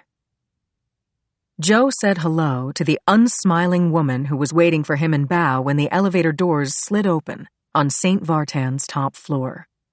I'm Christine, Mr. Lebrech's PA. Please come with me. Christine's expression was pained, and she walked as if she had broken glass in her shoes. She didn't speak again, just took the lead, put her head down, and struck out for the northern end of the corridor. Joe and Bao followed Christine along the length of the executive floor. When they reached a glass-walled conference room at the far corner, Christine knocked on the door. A blue-suited man wearing a loosened tie around his collar got up from his chair at the head of the table, opened the door, and stepped back as the two-person FBI team entered the room. I'm Rob Lebrech, CEO, he said. The guy that gets hung for this disaster. He pulled the ends of his tie up under his jaw and, after fake hanging himself, shook hands with Bao and Joe and offered them seats at the table. Lebrech introduced the seated semicircle of corporate officers by name and function. Joe made a mental note of the heads of the legal and IT departments. Next, Lebrech introduced Svein Thordarson, a stocky man in his 60s and the head of Cybersecurity Incorporated, a well-known anti-cyber attack firm. He wore a dress shirt and blue tie, no jacket, good-quality trousers, and had a short, trimmed beard. Thordarson, in turn, introduced his partner, Peter Wooten, as an anti-ransomware genius in a young but growing industry, expanding around the world. Wooten was about 40, a wiry 6 feet tall, red-haired, wearing square, rimless eyeglasses, chinos, and a Hawaiian shirt. In the all-suited assemblage, Thorderson and Wooten stood out, as did Joe in his khaki shirt and work boots. Labreche said to Bao, "You know what I'm praying? That somehow, through the arcane tricks of their trade, Svein and Pete will quickly restore our system and wall off our permeable network without loss of life. That's what I've been praying for over the last hour. And that you," he said, indicating Bao and Joe, "will find this filth and nail them to the walls of a maximum security cell for the rest of their lives." "Amen," said Thomas Walters, the head of IT. "This is madness. Obviously, it's evil to hold hospitals hostage, and more personally, we had an incident response plan in place. Within 10 minutes of getting the threat, Thorderson and Wooten were on the phone." Thorderson said, "Why don't I take it from here, Mr. Walters? First, nice to meet you both," he said to Bao and Joe. "Director Wong, I believe we worked together on that ChemCon breach?" 5 years ago. In Santa Rosa," she said. "Right you are.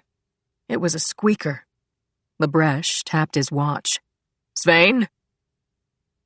Svein Thorderson said, "Let me give you the streamlined summary. The ransom demand was sent to the hospital's top-tier mailboxes this morning. At 8 a.m., everyone at St. Vartan's with an executive function or a stethoscope, say 200 people, received it. Some messages were sent to St. Vartan's email addresses, but at least half of our executives got the warning in their personal mailboxes. That was the panic button. Here's a printout of the email," he said, separating it from a pile of papers in front of him. Labreche had immediately forwarded the email to Steinmetz upon receipt.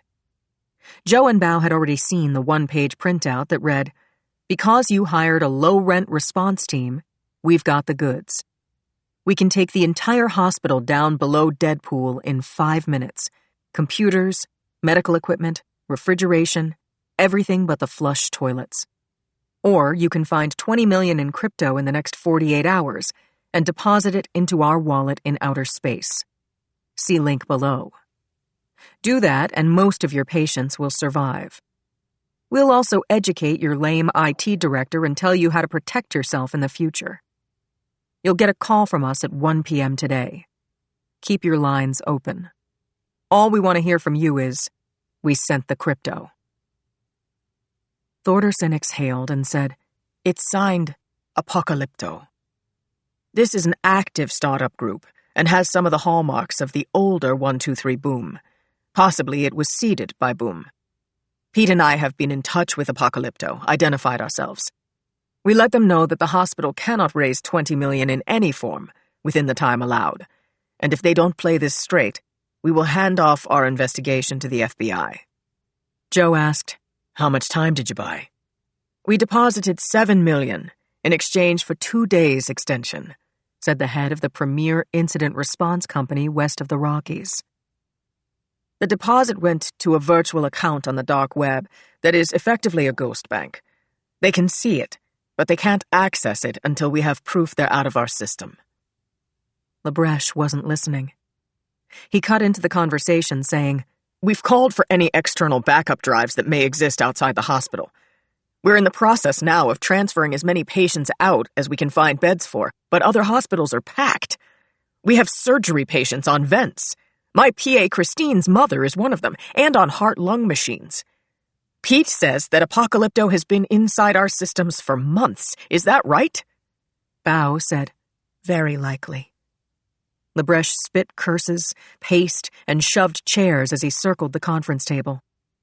"So for sure they've burrowed into everything we have and do. We're not safe until Apocalypto is out of business and the people who ruined this hospital are in prison. Or worse." Joe said, "That's why your cybersecurity team called us. Svein, Pete, tell us where we can help. We're ready." Chapter 17. Joe watched Peter Wooten square the papers and pens in front of him. Then he squared them again. Joe thought, precise. Maybe OCD. Perfect mental tick for a man in Pete's field. Check it again, and again. Pete said, "We've tracked Apocalypto to his server in Bruges." No longer there, Bao said. Correct. Lucky guess, she said. Christine came into the room and whispered to Labreche, who said to her, "Might as well." Christine wheeled in a coffee cart, and several people rose from their places for coffee, but Bao and Joe, the professional hack prevention team, and 4 top hospital executives, who were sweating and making notes on their phones, remained seated. They were fighting an enemy they didn't know and couldn't see, while trying to save lives and a very good hospital on an extremely tight deadline. Pete Wooten said, "So this morning at 9:03, after extending the deadline and funneling crypto into their blind Bitcoin wallet, we began to drill down on the malware. As I said, Apocalypto was pinging a server in Belgium. Then the signal hopped to another location. The program began seeking its point man on the west coast from somewhere within 100 miles of the Anglo-Scottish border. Then the signal bounced around here in San Francisco." "Sounds like an airplane was involved," said Joe. Labreche, who'd been pacing since accepting an offered cup of coffee, asked, "This hopping is some kind of catch-me-if-you-can kind of thing?" "Exactly," said Thorderson. "By disguising their location and the program itself, we don't know who and where they are. Makes it hard to erect a defense. But we will locate the source and the target, Mr. Labreche. That's what we do." Labreche looked hopeful, then a blink later entirely depressed. He stopped his pacing near Joe's chair and said, "I might as well tell you, I had to be talked into working with the FBI. We don't want this to, get out, but Pete convinced me to call in the feds. Can you actually keep this quiet?" Joe said, "Honestly, the fact of the attack may leak, Mr. Labreche, but we won't be advertising our involvement. We understand what's at stake, and we'll do everything possible to contain the situation. Maybe we'll come up with something that hasn't been done before. Anything else?" Labreche shrugged, and Joe took that to be a no. He said, "We'll check in when we have something to tell you. Pete, Svein, your place or ours?" Chapter 18. Riley Boone was the bailiff, the law enforcement officer in charge of maintaining court procedure. He was short but stood tall, and Yuki was always surprised by the volume and resonance of his voice as his announcement, "All rise," caromed off the oak-paneled walls of courtroom 8G. 120 people noisily stood as one, the counselors and their clients and deputies, the jurors, and the audience in the gallery, as the Honorable Henry William St. John entered through the door from his chambers into the courtroom. A handsome man in his 40s, Yuki thought Hank St. John had classic good looks, like an ad man from the 60s, tall, fit, with a pencil mustache, always carrying a book. He stepped up to his enviable desk chair behind the bench, adjusted his robes, and took his seat. Judge St. John motioned for all but the jurors to be seated. After Boone had sworn in the jury, they filled the jury box, and Boone called the court to order. 2 court officers took their places with their backs to the double doors of the entrance. Nick Gaines, Mary Elena Hayes, and Yuki adjusted their chairs, pulling them up to the prosecution table. To Yuki's mind, Mary Elena looked perfectly composed in her nice brown skirt suit, understated makeup, and unruffled expression. She wondered if Mary Elena was recalling the dream she'd told to Yuki days ago about the movie courtroom, unreal but real, although the actual foreperson looked nothing like Sean Penn. Across the aisle to their left, criminal defense attorney Edward Schneider, 6'2", 250 pounds, spoke behind his hand to his second chair. The defendant, Tyler Cates, checked out the courtroom. He leaned forward and peered around the bulk of his lawyer, stared across the aisle at Mary Elena. He continued to stare until Schneider's number 2 whispered, "Stop doing that." Judge St. John put his hand over his mic and exchanged a few words with his clerk, and then his voice broke into Yuki's thoughts. "Miss Castellano, are the people ready to begin?" Yuki got to her feet. Yes, Your Honor. 2 seats down from her at the counsel table, Mary Elena moaned softly. Oh, no. Yuki turned her head and, following Mary Elena's gaze, saw 2 women in the gallery dressed like lunatics. They both wore hats, one with springs coming out of the top, the other with a cross-eyed cat perched on top. They were laughing. Yuki stood, said, Your Honor, may I approach? St. John waved her in. She spoke with him quietly but urgently, then returned to her table. The bailiff, Riley Boone, went directly to the gallery. Although the women having fun with the idea of a plaintiff with a mental disorder promised to keep their hats under their seats, they were firmly shown out of the courtroom. Judge St. John addressed the room, saying, This is a trial. Serious work is done here, and I will not brook funny business. Understood? Murmured affirmation buzzed through the room, and St. John banged his gavel, returning silence to the courtroom. Miss Castellano, he said, shall we try again? Yuki walked to the jury box and put her hands on the rail. She smiled and made eye contact with all 12 jurors and the 2 alternates, many of whom she'd chosen during voir dire. They made a diverse mix of male, female, blue-collar and white-collar, from multiple ethnic groups, with ages spanning 36 to 68. 9 were married with children. Yuki cared about reaching every one of them. The jurors lifted their eyes to hers and waited for her to speak. She let the silence grow until it was nearly intolerable. Chapter 19. Yuki was very good at opening statements, laying out the facts of the crime chronologically without actually arguing the case. And now she was sure she was ready. If she rehearsed her opening once more, she'd risk scrambling the entire bowl of eggs. Keiko's voice was in her head. Keep it simple, Yuki. You know this. Right. After formally introducing herself to the jurors, Yuki brought them back to 6 months earlier, when victim Mary Elena Hayes had been brutally attacked and raped in the changing room of a Tony restaurant in the financial district. Here's what happened to Miss Hayes on that day 6 months ago, she said. Miss Hayes had been to her dentist and was returning to her job at Raymond James, where she works in human resources.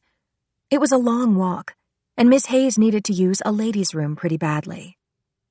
She was coming up on a 5-star restaurant called Ixé Sogni and took a chance. A valet opened the door for her, and she quickly found the maitre d', Jules Lenoir. She asked him if she could use the facilities. Mr. Lenoir said yes to this well-dressed young lady and pointed her to a spiral staircase. Yuki continued, Miss Hayes took the stairs up to a carpeted room, furnished with lockers and benches, the staff changing room, where at opposite sides of the room are 2 bathrooms, one for men and one for women. Miss Hayes never reached the ladies' room. Within minutes after she'd climbed the stairs, diners on the floor below heard a loud scream and, "No!" Mr. Lenoir will testify that he took this scream to be a distressed cry for help. Yuki let the echo of that virtual scream hang over the jury box, then said, One of Ixé Sogni's clientele that day was a police sergeant having lunch with friends. I was one of those friends, and I, too, heard that scream. The police officer, Sergeant Lindsay Boxer of SFPD Homicide Division, will testify that she ran upstairs. She will tell you in her own words that she saw a nearly naked woman lying on the floor wearing only a pink bra pulled up over her breasts, and that this woman had an assortment of fresh bruises on her arms and inner thighs, as well as finger marks around her neck. Her eyes were swollen nearly shut, and she had a large, fist-sized bruise coming up on her left cheek. Sergeant Boxer asked this semi-conscious young woman what had happened to her, and she said, "He raped us." Let me repeat that. Miss Hayes, the victim, said, "He raped us." Yuki paused to let Mary Elena's words work on the jury and saw surprise on several faces. Images of Claire's birthday lunch, and Mary Elena Hayes' bruised body lit up Yuki's own mind, and for a moment, she was as good as there at Ixesonyi 6 months ago. Back in the present, Yuki walked along the front of the jury box and stopped at the center of the rail, looking into the eyes of the forewoman, Gail Grayboe, and the other jurors. What she saw in their faces confirmed what she'd anticipated. Fully attentive, they waited to hear more. Chapter 20.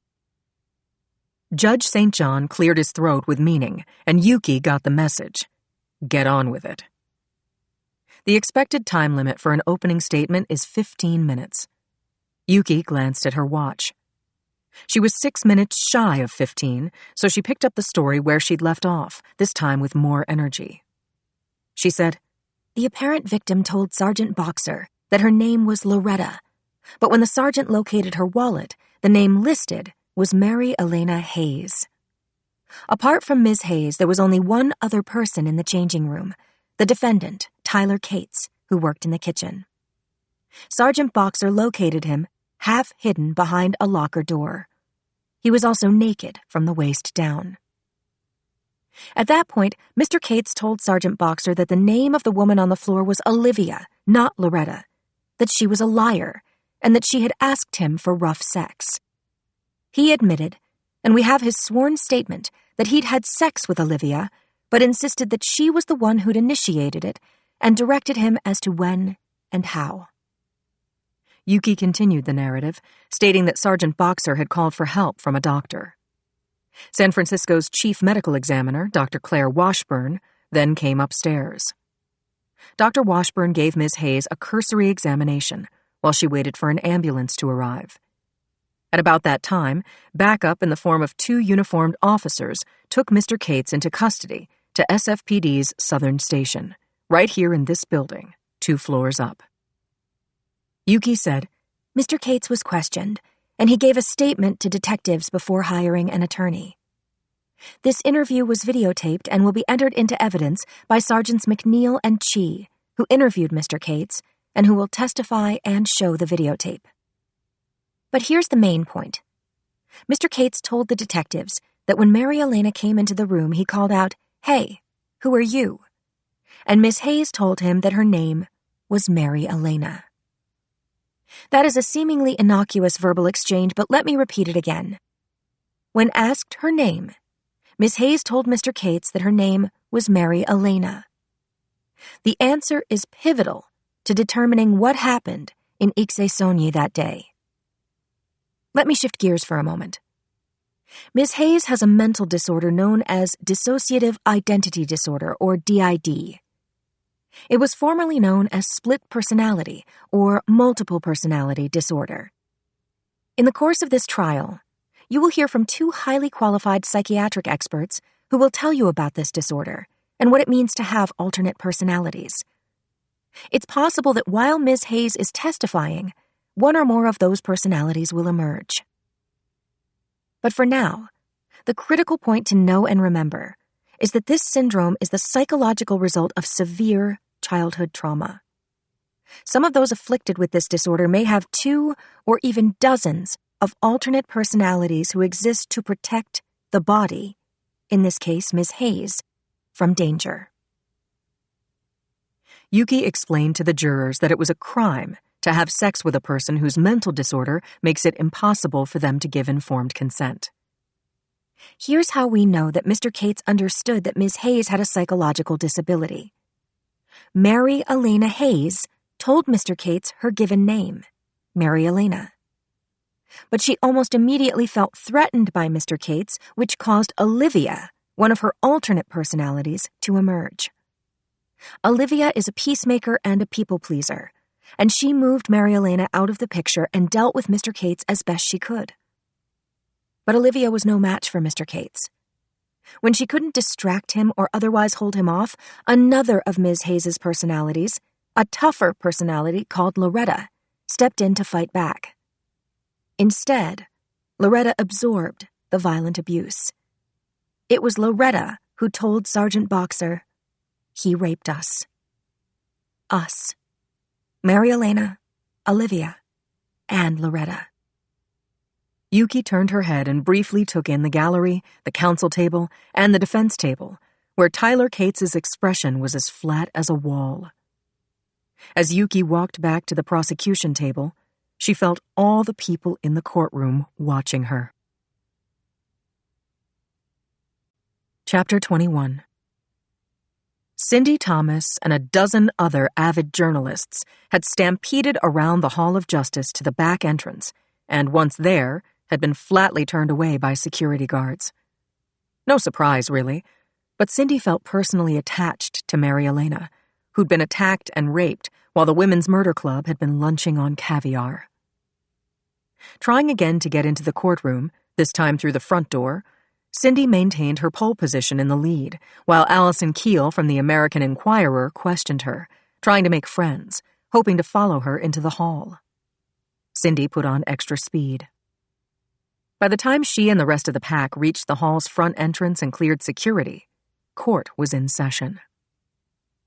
Cindy adjusted her computer bag, hoisting its weight onto her shoulder as she took the elevator up to the second floor. Clearly, she'd wasted time trying to snare a quote from Yuki or Mary Elena, but hell, she'd had to try. She hoped that Louis Mack, one of the 2 court officers who manned the doors to courtroom 8G, would hold her seat in the last row and would admit her to the court while it was in session. Cindy didn't see Louis outside the courtroom as she headed toward it, and then, as if he could see through 6 inches of oak, he opened the door. Anybody else would be left standing in the hall, he said. Thanks, Louis. I was chasing a scoop. How'd you know? He said. ADA Castellano texted me. Get in here, quick. Cindy edged into her seat, closest to the door. She plugged her devices into the socket in the baseboard and checked the time, again. It was later than she'd thought. Yuki was winding up her opening statement. Damn it. Cindy loved to watch Yuki work, and now she'd missed her setup for the trial. Shit. The woman sitting in the seat to her left gave her a hard look. Cindy ignored her and concentrated on Yuki. Chapter 22. Yuki submitted 3 copies of each of her exhibits to the clerk: the photos of Mary Elena's injuries, the transcript, and a thumb drive of the police interview with Tyler Cates before he lawyered up, with a video of the interview. The clerk logged the exhibits and passed them to the judge for his approval.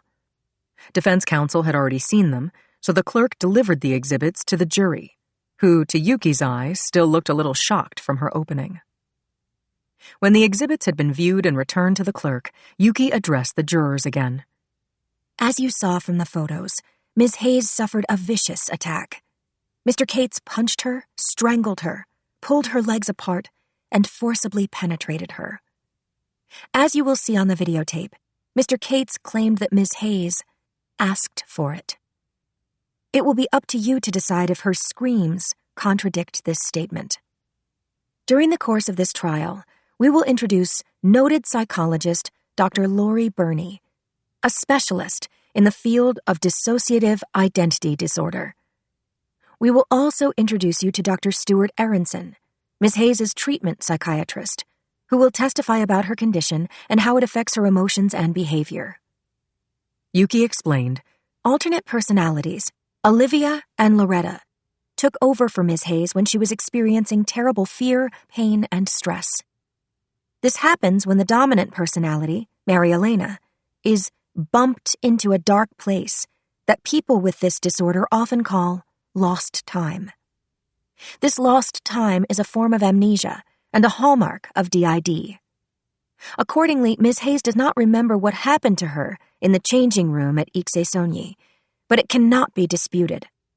The beating and the rape did occur, and we will prove this to you with medical reports and forensic evidence showing a 100% match to Mr. Cates's DNA. There was a murmur in the gallery that was shut down of its own accord. What would the ADA say next? Yuki was pacing now, looking down at the floor as she collected her thoughts. Keiko's calming voice was in her head. Okay now, my daughter. You are doing very well. Yuki launched the next and last part of her opening. The defendant did indeed assault and rape Ms. Hayes. And whether or not he knew what Ms. Hayes's mental disorder was called, he knew that her name and personality changes that took place in his presence were not normal. Still, he violently assaulted her, sexually penetrated her as she screamed for help. Mr. Cates chose to take advantage of the situation, possibly thinking that it was his lucky day. Ed Schneider objected to Yuki putting her thoughts into his client's mouth, and Judge St. John sustained his objection, ordering Yuki's last comment stricken from the record. Yuki felt it was a price worth paying. She thanked the court and said, "We've concluded our opening statement." Yuki returned to the counsel table nearest to the jury box. She took her seat on the aisle and leaned across Gaines and whispered to Mary Elena, "Okay?" Mary Elena said softly, "We're fine." Gaines gave Yuki a hearty thumbs up, and then Judge St. John addressed the defense. Mr. Schneider, please proceed with your opening statement. Chapter 23. Yuki had never met Ed Schneider, but he was well known in California as a cutthroat criminal defense attorney with an impressive batting average. Now Tyler Cates' attorney rose to his feet. He buttoned his jacket and staked out a position behind the podium in the center of the well. Facing the jury box, he began to dismantle Yuki's platform, one board at a time. Your Honor, good people of the jury, I don't intend to take an hour to give the defense opening statement. The witnesses will fill you in on the events that took place in Ixay-Sonyi because they were there. For now, let me say this. The defendant did not know that the plaintiff had a theoretical mental illness that blocks out real words and actions happening in actual present time. Why is knowledge of this theoretical mental illness critical to the prosecution's case? It's critical because my client has sworn that he did not know that there was anything wrong with Ms. Hayes. If he had known, it would have meant that Ms. Hayes could not give consent to having sex with him. That is the prosecution's case because sex without consent with a disabled person is a crime. There was no witness to the commission of the sex act, let alone that the defendant believed Ms. Hayes was mentally disabled. Ms. Hayes told my client that she wanted to have sex. Furthermore, when I say that Ms. Hayes' disorder is theoretical, I mean there is no scientific proof that DID even exists. It's simple theory. Guesswork and make-work for untold numbers of psychiatrists, psychologists, psychiatric researchers, and social workers. However well-meaning, the expertise of these people lies in detecting and analyzing symptoms, then labeling them as mental disorders. They are not scientists, and I repeat, scientific evidence of DID does not exist. For example, a theory of another psychological disorder. It's been posited by psychiatrists for decades that depression is caused by a shortage of serotonin, a feel-good neurochemical produced in the brain. Until lately, the theory has been that early trauma causes the human brain to create additional receptors for this neurochemical. The effect of many additional receptors, according to this theory, is that the serotonin is sucked up into those receptors so quickly that it does not sufficiently bathe the brain cells with feel-good serotonin, and so the individual becomes depressed. Ever hear of a book called Listening to Prozac? This book posits that if a patient responds to selective serotonin reuptake inhibitors like Prozac, they are therefore suffering from a shortage of serotonin. Ergo, their depression is a psychiatric disorder and can be treated by serotonin. Manufacturers of a huge class of these selective serotonin reuptake inhibitors sold them by the boatload. Not long ago, it was proven that this theory, sold as science, is faulty. SSRIs cured nothing. But Big Pharma pushed the theory disguised as proof and made billions. Back to the case at hand. Actually, there is no medication for DID. Psychoanalysis is recommended, meditation, learning what trauma triggers the presence of so-called alters, tranquilizers. In other words, there's no standard of proof that DID exists. I could go down the list of psychological disorders where the proof is in the interpretation of symptoms, not in physical structures or provable disorders. Tyler Cates has common sense and a 10th grade education. He washes vegetables and dishes for a living. He did not know if Mary Elena Hayes had dissociative identity disorder or a vivid imagination or just wanted to get roughed up by an attractive stranger. He didn't know. I don't know. And whatever Ms. Hayes says, I honestly say to her, you have a big and active imagination. You put yourself in a situation you couldn't control. You shouldn't do that again. Mr. Cates couldn't take advantage of this so-called mentally disabled person who could not or did not give consent because only the two of them were present in that changing room.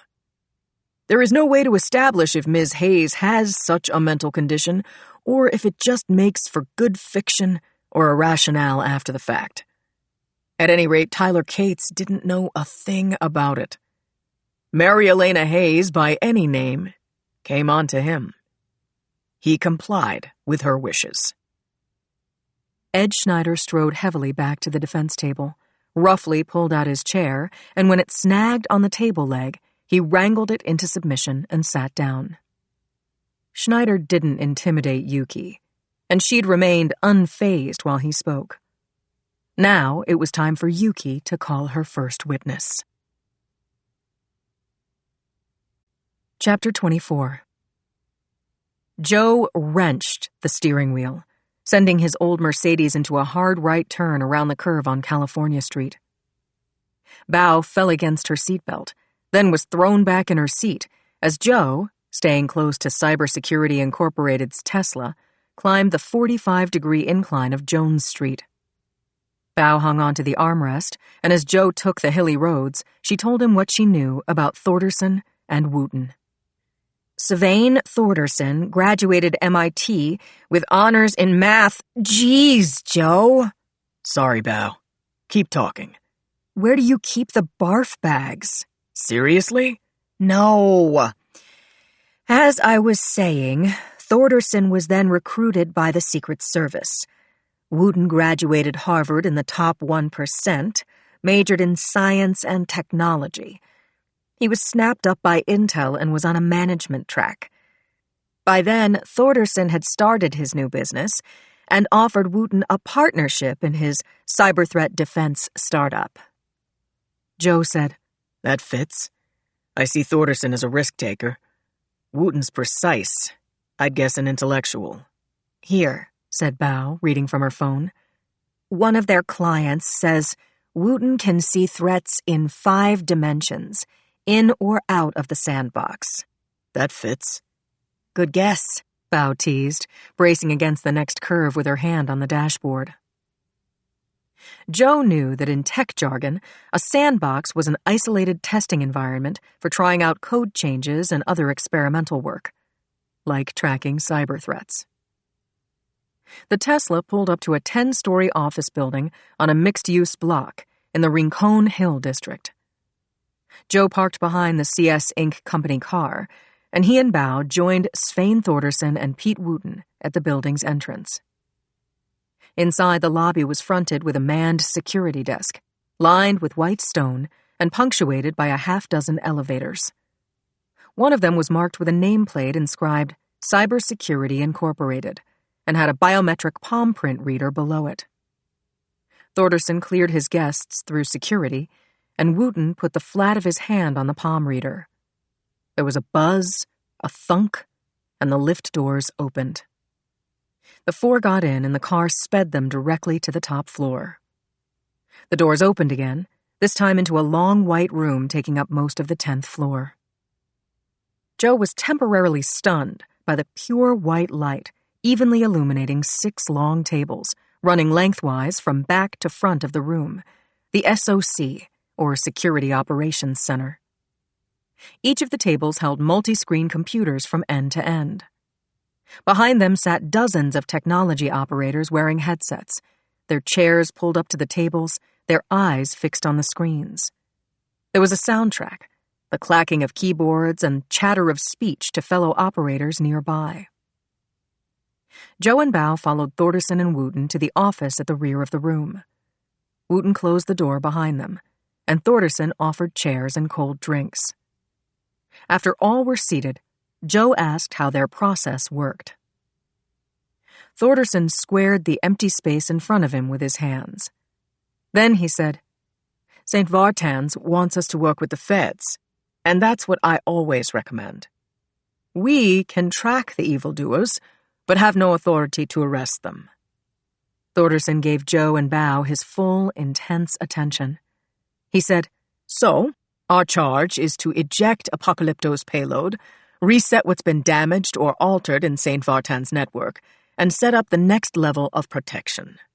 In this case, shutter all of the faulty protocols that Apocalypto has put into place in the last weeks or months. Malware that is set to drop the instant the 2-day extension period expires if the ransom doesn't drop into their bank. Once we've restored their systems, put blocks in place, St. Vartan's is going to be impermeable, and Apocalypto knows it." "Smart of the hospital to have you at the ready," Bao said. "Thanks, Director. It's still impossible to stop attacks before they happen, but our warning system did its job, and we've been actively working since Labreche called me 3 hours ago. Right now we're collecting indicators of compromise.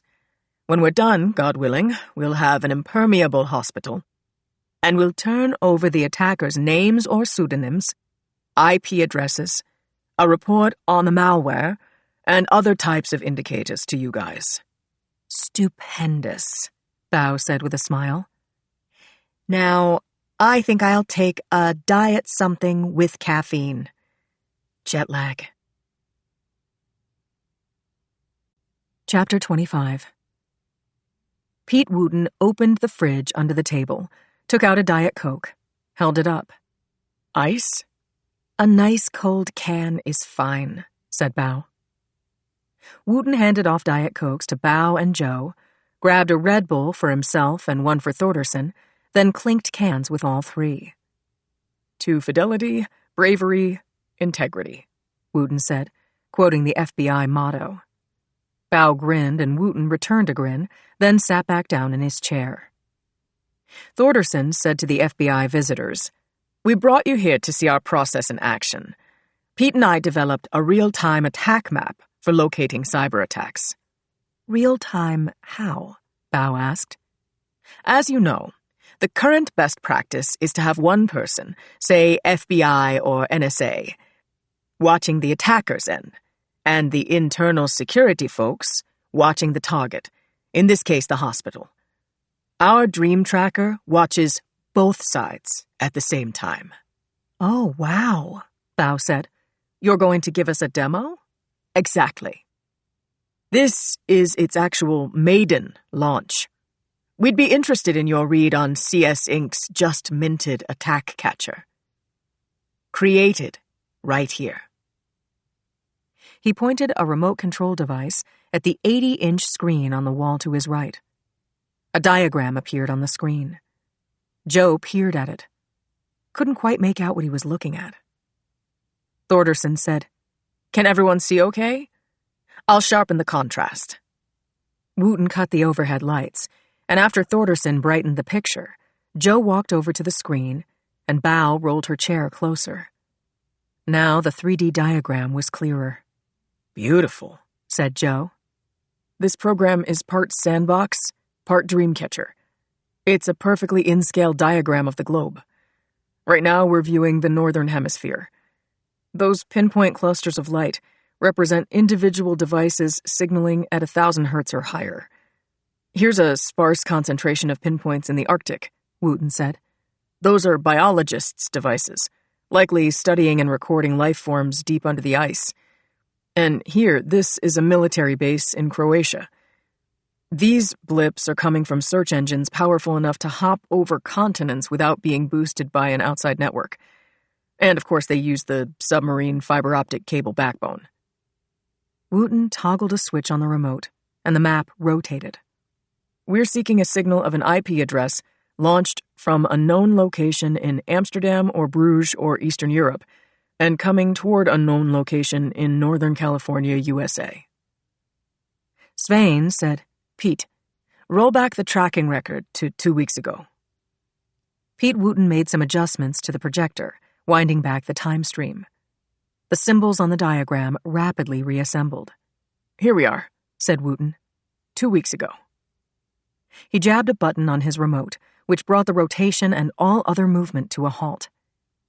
Wooten said, now, retroactively, we've identified devices that have been pinging the IP addresses of companies, individuals, targets of all kinds in Bruges, Amsterdam, Glasgow, and finally setting course for the city by the bay. We developed an AI program that alerts us to a pair of hits that include Eastern Europe and Northern California.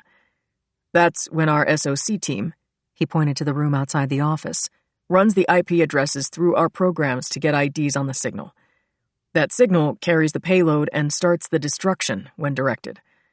So far, we don't have those hits. Wooten pressed a button and the program sped up to present time. Joe found it mesmerizing to watch computer signals break apart and reform.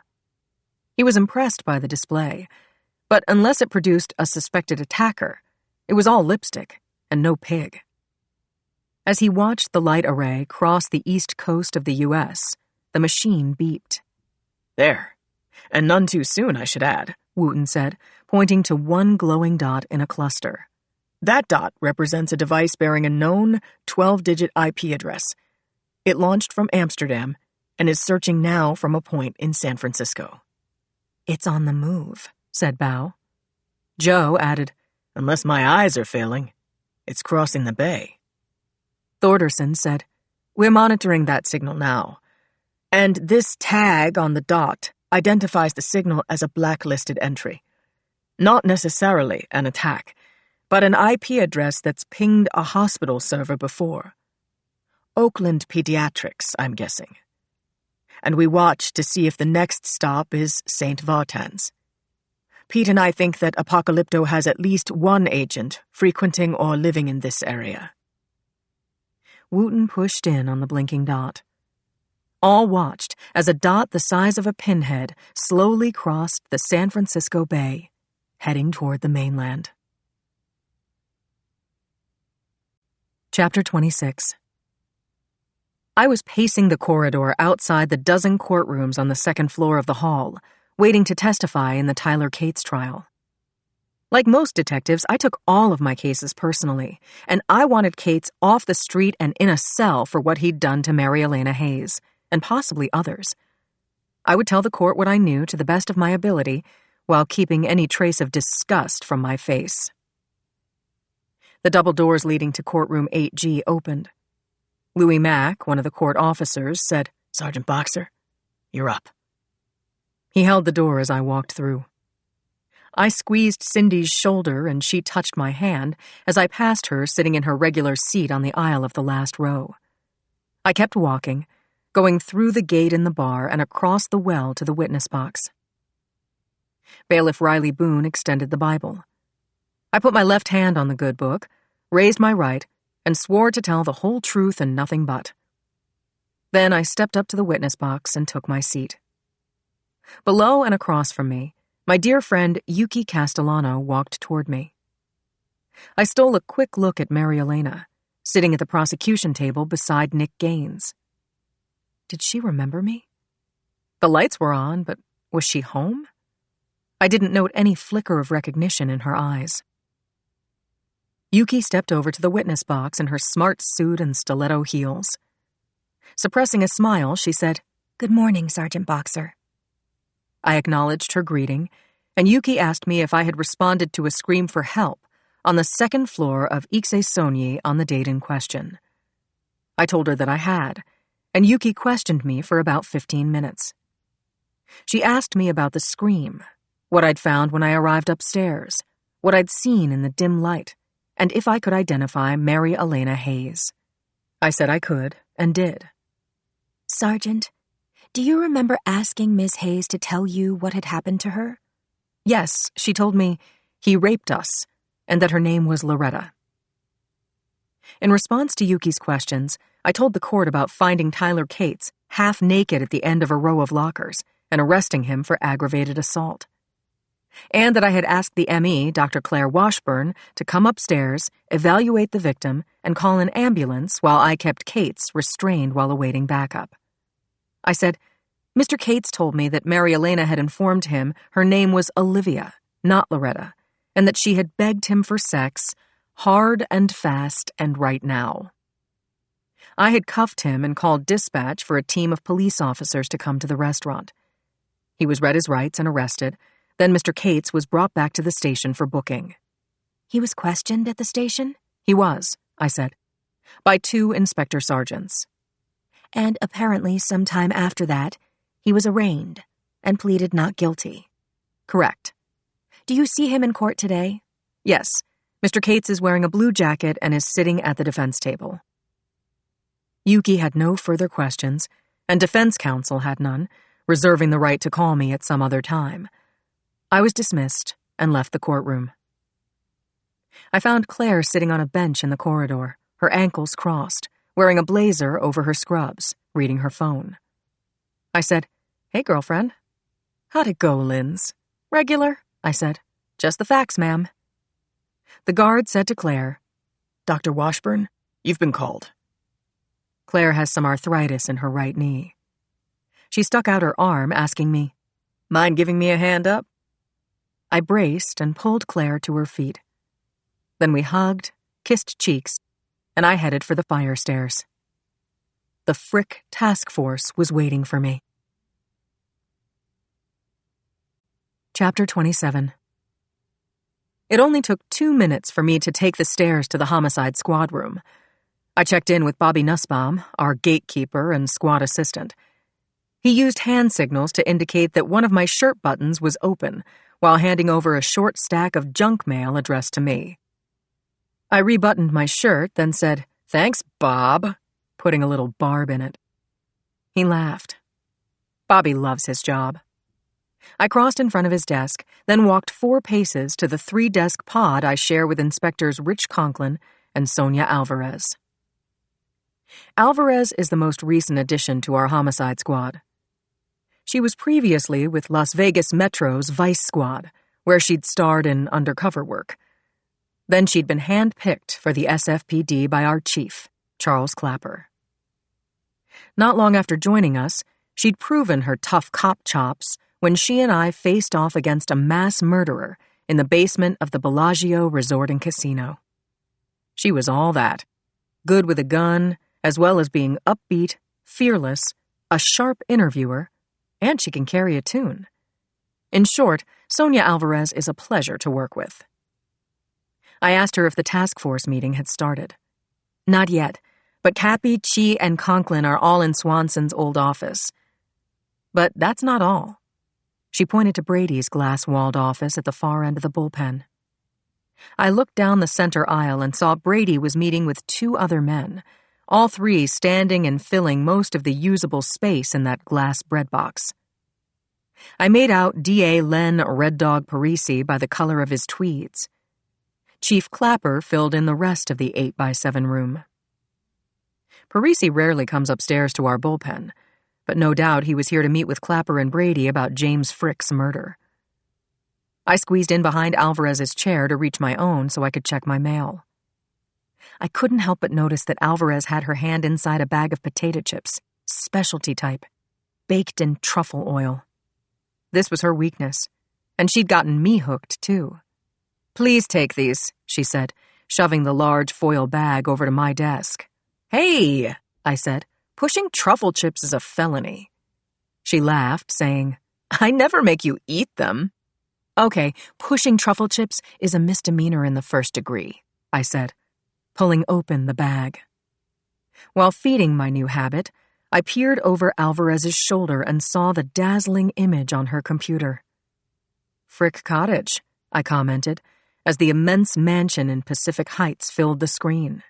"Frick's man Bevacqua called for you," said Alvarez, referring to Jamie Frick's house manager, Arthur Bevacqua. "How about taking me along for the ride?"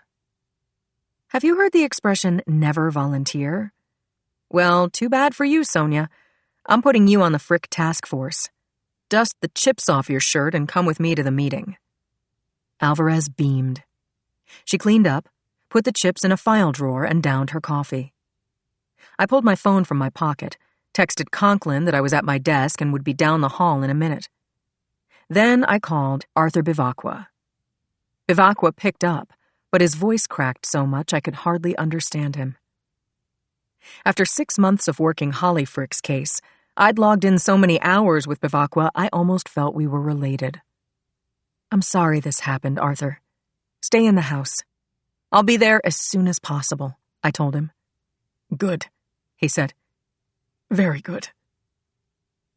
Alvarez and I headed down the long corridor to the conference room that had once been Ted Swanson's corner office.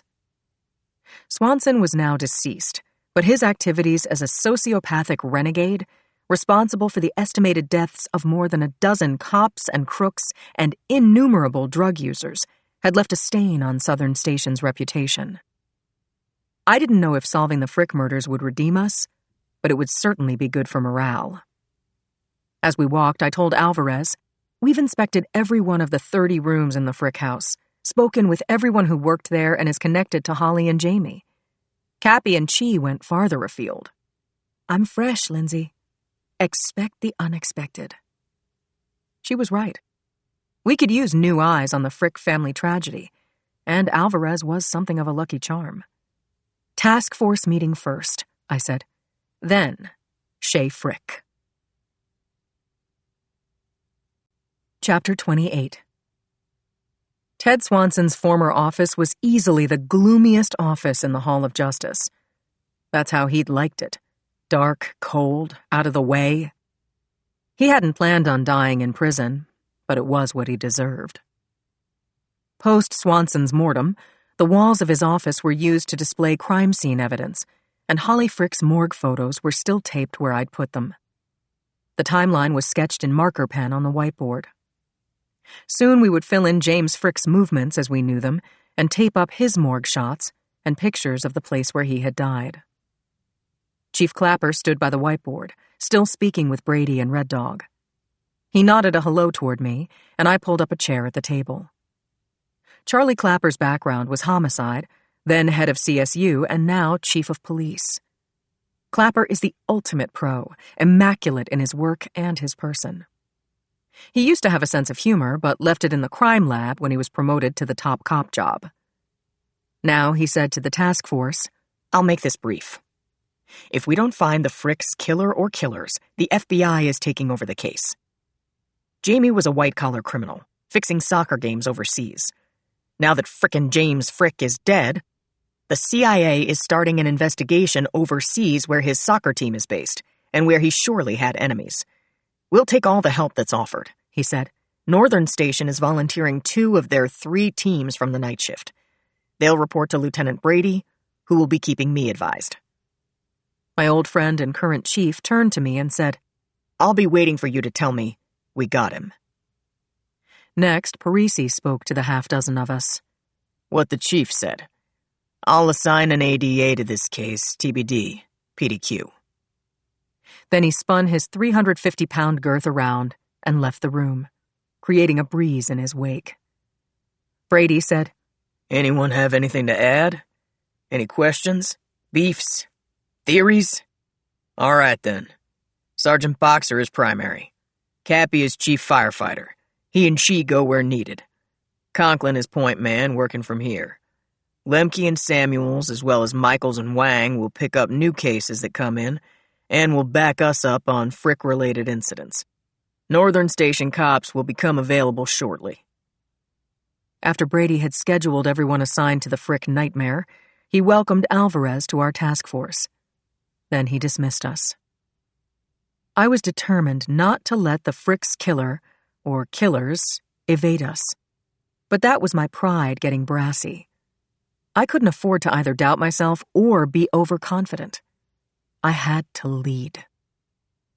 The sky was overcast, and by the time we signed out an unmarked car, rain was coming down hard. Alvarez took the wheel. The thwack-thwack repetition of the windshield wipers and low visibility concentrated my mind, and I turned my thoughts back to Holly Frick. I pictured her on the parallel bars, on Jimmy Kimmel's late-night show. I had stored an image of her in the audience with school kids taking in the Cirque du Soleil. And I saw her lying dead on Pacific Avenue, wearing gray gym wear, her body drilled with bullets, 5 lethal shots, all of the wounds still oozing red. Now her husband had suffered precisely the same kind of death. I turned every fold in my brain inside out looking for what we, might have overlooked in Holly's case to date. The woman had been admired and loved. She had no record. There had been no unanswered questions except why and who done it. I had a sick feeling that working Jamie's murder was going to be just as fruitless as working Holly's had been. Chapter 29. Alvarez sped up the windshield wipers and was singing a song about rain. I didn't know the song, and she only knew some of the words, but it was upbeat, and so was she, filling in with da-da-da-dee-da-da-rain when she lost the lyrics. But I knew why she was so happy. She was getting out of the house, and I had a feeling that to her, working on this case was like being assigned to the Zodiac Killer Task Force. I turned up the car radio, filling the front compartment with staticky calls from dispatch, and Alvarez didn't seem to notice. A half hour after leaving the hall, she pulled the unmarked Chevy up to the front gates of a house that looked like a cross between a castle and a wedding cake. I checked my gear, unbuckled the seatbelt, swung my legs out of the car, and bounded up to the intercom at the gates. I pressed the button and said my name. There was an answering buzz, and the gates swung open wide. I got back into the unmarked, and Alvarez drove through, then around the circular drive, stopping at the broad steps that rose to the wide expanse of the portico. We walked together to the front door, which sprang open. Arthur Bivacqua stood in the doorway. Bivacqua was 40 and had been with Jamie Frick for 20 years, working his way up from kitchen aide to right-hand man in charge of the staff at the Frick House on Pacific Avenue. He was tall, fit, and well-groomed, but his face was swollen from crying, just as it had looked right after Holly was killed. Our task force had interviewed him for days at a time after Holly's death, and he wanted to be questioned more. Anything he could do, he would do. We'd double-teamed him every time we'd gone to the Fricks' home. He had a solid alibi for the time of Holly's death, and swore that Jamie hadn't and couldn't have killed her. He hadn't had any clues, leads, hunches about who would have hated Holly, or even who could have killed her just to hurt Jamie, who'd been embraced by the 1%, but widely disliked by regular folk. Theft had been part of Holly's case. Neither the very pricey jewelry that she'd been wearing nor her car had turned up.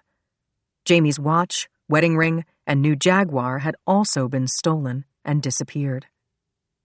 Had they both been killed for personal property? People had been killed for much less, but I just didn't believe it. I looked at the impeccably attired Arthur Bivacqua as water dripped from my hair and soaked my jacket. Alvarez introduced herself, and Arthur welcomed us both. He said, "Step in. Give me a second. I'll get towels." Alvarez and I took off our shoes and jackets, accepted slippers and towels for our hair, and Arthur told us that he'd set up a light lunch in the solarium. "Patty insisted," he said of the cook, Patty Delaney. "Please join us, Arthur." "I think I will," he said. He walked us through the high-ceilinged rooms, hung with what to my eye looked to be millions of dollars in museum-grade art, including a few old masters featuring rearing horses on gory battlefields. Victorian furniture looked quite at home, and Oriental rugs softened and enlivened the stone floors. We followed him through an arched entrance at the western end of the ground floor and entered an enormous solarium with a rounded, 30-foot-high glass-paned ceiling. Arthur showed us to a wrought iron table set with linens and silver, surrounded by tall potted palms and hanging succulents. Beyond the glass walls was a stupendous view of the Golden Gate Bridge, Alcatraz, and San Francisco Bay. Arthur pulled out chairs for us, saying, "I'll be right back." He left, and I said to Alvarez, "Train your instincts on him." Chapter 30. Arthur returned with an ice bucket filled with bottles of sparkling water. He pulled up a chair and joined us as a subdued Patty brought out aromatic bowls of chili, vegetarian for Arthur, with ground, grass-fed beef for us girls, and a basket of warm sourdough rolls. I introduced Patty to Alvarez, offered our condolences, and said we'd catch up with her later. I was grateful for the lunch, but I was distressed, picturing Jamie Frick's crime scene washing away in the downpour. That, and knowing I was going to have to question Arthur Bivacqua and the staff again, reopening old wounds. After the blonde 30-something cook had left the solarium, Arthur said, "Sergeant Boxer, yesterday I was with Mr. Jamie in his office straightening up when he got a call on his cell. He told me that he had to leave, but he'd be right back." "Do you know who called him?" "He didn't say. I got a feeling he'd been expecting the call. And, of course, he took his phone with him." "The phone that's now in SFPD's property room," I thought, then asked, "What did you hear him say?" He said, "Seriously? Yes, I'll meet you there in 5. He told me to have Raph bring his car around. I watched Mr. Jamie get into the Jag and drive off. I never saw him alive again." I said, "What's Raph's last name?" "Talbot. "Where is he now?" He has an apartment over the garage." Chi and Cappy had interviewed him twice before and found nothing suspicious about him. Their notes mentioned that he had a Kimber handgun and it was registered. Raph's number was likely in Cappy's notebook, but I took it for mine. To my right, Alvarez asked Bivacqua, "How did Jamie seem to you? Scared? Excited? Pissed off?" "Excited," Arthur said. "And there's this." Arthur pulled a sheaf of papers, folded lengthwise, from his inside jacket pocket and handed the sheaf to me. It was a document printout, a work in progress, and it was out of order. A quick look showed me that some lines had been struck out and other lines written in the margins with a ballpoint pen. The new lines had been initialed and dated. But it was the title on the first page that chilled me. Alvarez saw the look on my face and tugged the papers out of my hand. I watched her expression and saw that she was as stunned as I. This might be the clue of clues, the piece I'd never seen before that could unravel the mystery of the Frick murders.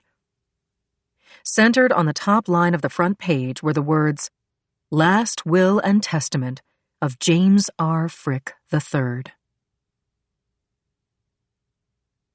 Chapter 31. Alvarez, Arthur, and I stood in the doorway of Jamie Frick's office. I was desperate to read his will, but I wanted to do it privately. I clutched the pages and said to Arthur, "How about giving Inspector Alvarez a tour of the place?" "My pleasure. Downstairs first?" As they headed for the parlor, I re-entered Jamie's office and shut the door. Rich Conklin and I had been in this room with Jamie about a dozen times in the last months. Each time I'd steeled myself for what I knew was coming. Jamie would deflect our questions in the way he had of being rude without crossing the line. No name-calling, no actual bullying. He was just cold, contemptuous, and used as few words as possible. I'd always let the chill roll off my shoulders into the corners of the room, while I watched and listened for tells or accidental self-indicting utterances, which never happened. Frick saw himself as some kind of royalty, and this room was his seat of power. It felt that way to me, too.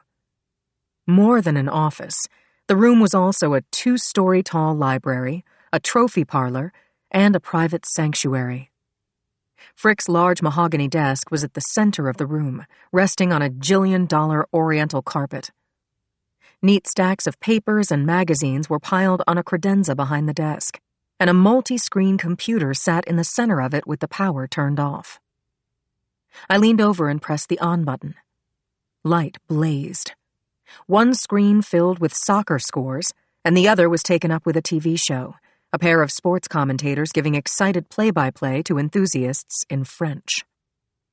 A fireplace was centered on the wall across from the desk, dominated by a large oil painting of Jamie and Holly, his sons from a previous marriage, and his soccer team, the Blues, arrayed around them.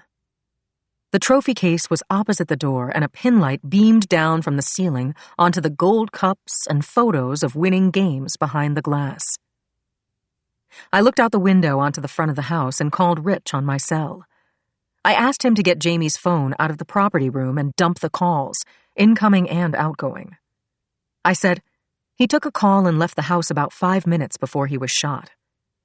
Crime Lab has the phone now. You okay? Asked my partner, a man I loved like the brother I'd never had. Uh-huh. Why do you ask? Your voice. I cleared my throat. Is that better? Loads, he lied. My throat was tight. I hadn't yet gone through the will, but I wanted to, badly. I said, Rich, ask Red Dog to put a hot rush on a search warrant. The one in my pocket expires at midnight. He's done it. Judge Hoffman signed off. I've got it in Brady's desk. Thanks. Anything I need to know, text me. I'll check in with you after I've read Jamie's will. He whistled through his teeth. Yeah, his will, I said. I don't want to get overexcited, but 10 minutes after we hang up, I'm going to know a lot more about Jamie Frick than I do now. Do read. Call if you need me. I'm at Brady's desk making paperclip chains. I laughed. I'll call you soon. There was a leather Chesterfield sofa and a pair of matching deep brown leather chairs across from Jamie's desk. I switched on a table lamp, sat in one of the chairs, and tried to ready myself for the 26 pages of Jamie's last will that were calling out to me from my lap. Chapter 32. I sat in the fine leather chair in Jamie Frick's office, going through his will, cycling old thoughts and new, sure that the motive for Jamie's murder, and maybe, God willing, Holly's too, was just one blink away. Feelings of imminent solution like this seem real and true, and flatter you with your own genius. But I knew not to bet on them. I got a grip on myself, put the pages in order, and flipped to the last one. Thank you, James.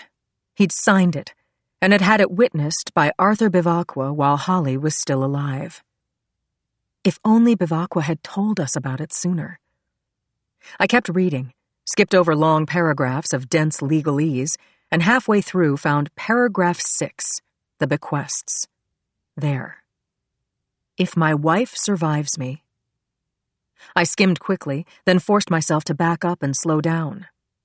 In summary, if Holly had lived, she would have inherited the Pacific Heights manse and $70 million in U.S. T-bills and certificates of deposit.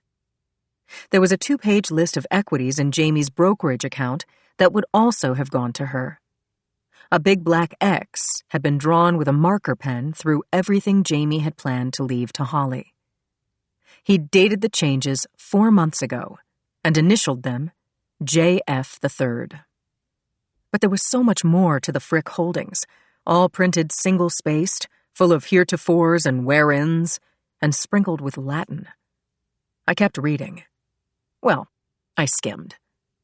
Assuming Holly's share had been returned to the whole, an enormous sum was now to be divided between Jamie's 2 adult sons, Leo and Rodney Frick, the children he'd had with his first wife, Talia. 2 houses in Lucerne, Switzerland were to be sold, the proceeds bequeathed to Holly's younger sister, Ray Bergen. Why? For her many kindnesses, he'd written. God bless. And there was a margin note, an addendum to Ray's bequest that was too hard for me to read, but had been co-signed J. Borenstein. Jamie's share in the team would revert to the team's manager. And there was more. Jamie had left $3 million each to Arthur Bivacqua, Patty Delaney, and 2 other women, Judy Borenstein, the Frick's financial manager, and Marilyn Stein, who'd worked as Holly's assistant. The size of the bequests to the women and to Jamie's right-hand man raised red flags. Why so much to the women? Were they girlfriends? Did the women have something on Jamie that I ought to know? Or did he just love them millions of dollars worth? No better time than now to look into this munificent transfer of wealth. Chapter 33. The first name on Jamie Frick's list was Patricia Delaney, the Frick family cook. Rich Conklin and I had interrogated Patty after Holly's murder and found no reason to suspect her, let alone hold her. She didn't have a police record. She was in the kitchen when Holly had been shot, and the whole household vouched for her. But I absolutely needed to speak with her again. Judy Borenstein had signed as executor and financial manager. It was likely she wouldn't tell me anything that would betray a confidence, but maybe she had a clue that would break the case. I'd never met her, but I would, as soon as possible. I'd previously interviewed Marilyn Stein, Holly's former assistant, quite intensely after Holly's death. She'd hired a lawyer, cried throughout the interviews, and said repeatedly, "You don't understand what it's like to work in such close proximity to this family." I had asked her to please explain, but she would only say, "It's complicated." I'd wondered if she'd been romantically involved with one of the Fricks. I'd pressed her. I'd asked if she was more than a friend to Jamie, and she refused to answer, just sobbed and kept her arm across her eyes. "Do you have feelings for Jamie?" I'd asked her. No, no, no. Marilyn Stein had quit her job forthwith and moved to New York, where, as far as I was aware, she still lived. I had no cause to arrest her, but I got less from Marilyn Stein than from the fortune cookie that comes with my wonton soup. Her lawyer had said, "That's enough, isn't it, Sergeant? Ms. Stein loves this family. She has a solid alibi for the time of Mrs. Frick's death. You've checked her alibi, so unless she's under arrest, Ms. Stein has a plane to catch." I was folding up the will when I noticed a margin note on the reverse of the back page. It read, "To Judy Borenstein, my executor. I've left personal notes to Arthur, Patty, and Marilyn in my desk, center drawer." The postscript was signed, witnessed, and dated only a few weeks after Holly's murder. Judy Borenstein might know Marilyn's relationship with the Fricks. I had to know. Chapter 34. I hoisted myself up from the deep brown chair and moved to Jamie Frick's massive chair behind his massive desk. There was a photo beneath the lamp, a great snapshot of Jamie and Holly looking in love, framed in sterling silver. They had been a handsome couple. Jamie clearly had the charisma of Hollywood leading men like Clooney, Bale, Pitt, Craig. In this picture, he wore sports casual attire and had his arm around Holly, gripping her shoulder in a way that made me feel that he not only loved her, he'd never let her go. Holly glowed in his embrace. She wore a tennis outfit, her streaked blonde curls adding a girlish note to her picture-perfect features. She looked every bit the winner in everything she did. I was struck again by the sense I'd had at the scene of Jamie's murder, that his death and Holly's were so similar, so closely tied, there had to be a killer or a reason in common. Arthur had never given me a hint that would put both Holly and Jamie in a killer's crosshairs. Now, for the first time, I wondered if Arthur could have been looking through those crosshairs himself. It was a big, ugly idea, but as Marilyn Stein had sobbed, "You don't understand what it's like to work in such close proximity to this family." Had Arthur loved Holly? Had they been involved, and she'd dropped him? Had he had her killed? Or had Jamie hired a hitman to put her down for cheating on him with Arthur? If so, had Arthur paid Jamie back in kind? It was another hunch only, but it checked a number of boxes and I couldn't quite shake it. Maybe Jamie had left the answer in a note inside his desk drawer. Chapter 35. The drawer was locked. I had latex gloves in my pocket, so I put them on before I patted the surface of the desk, unplugged the computer, and examined each piece as I put the parts on the floor. I looked under the drawer and opened the paper files in the desk's double pedestal. I did it carefully and thoroughly. I did not find a key, even inside the file marked K. I looked under the lamp, took it apart from base to harp and shade. I still didn't find the key. I leaned back in the chair, swiveled it, and looked up. I took in the thousands upon thousands of books, pressed together in the stacks 20 feet high. Wheeled ladders on rails reached up to the top shelves. The proper key was probably on Jamie's keychain out at the crime lab. But if Jamie Frick had hidden another key inside a book, I would need 20 people committed to opening each one, fanning the pages for weeks on end. Or I could break the drawer from the underside and would be disciplined for doing that, or even sued. But if I found evidence, it would be worth it. In tossing Jamie's desk, I had cleaned off the surface, thrown the bits and pieces onto one of the leather chairs. I was looking at the fireplace mantel and the painting above it when a small idea bloomed. The framed photo of Jamie and Holly in love that had been on the desk under the lamp was now on the chair face down.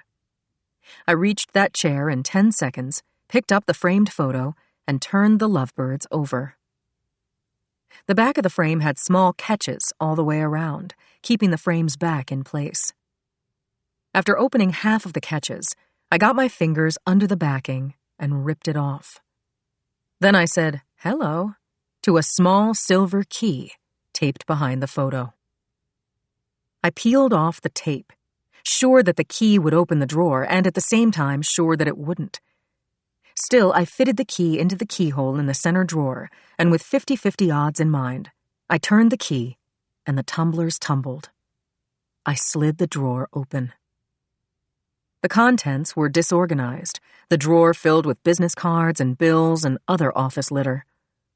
I pawed around until I found 5 cream-colored envelopes, each about 5 by 4 inches, all bound together with a blue rubber band.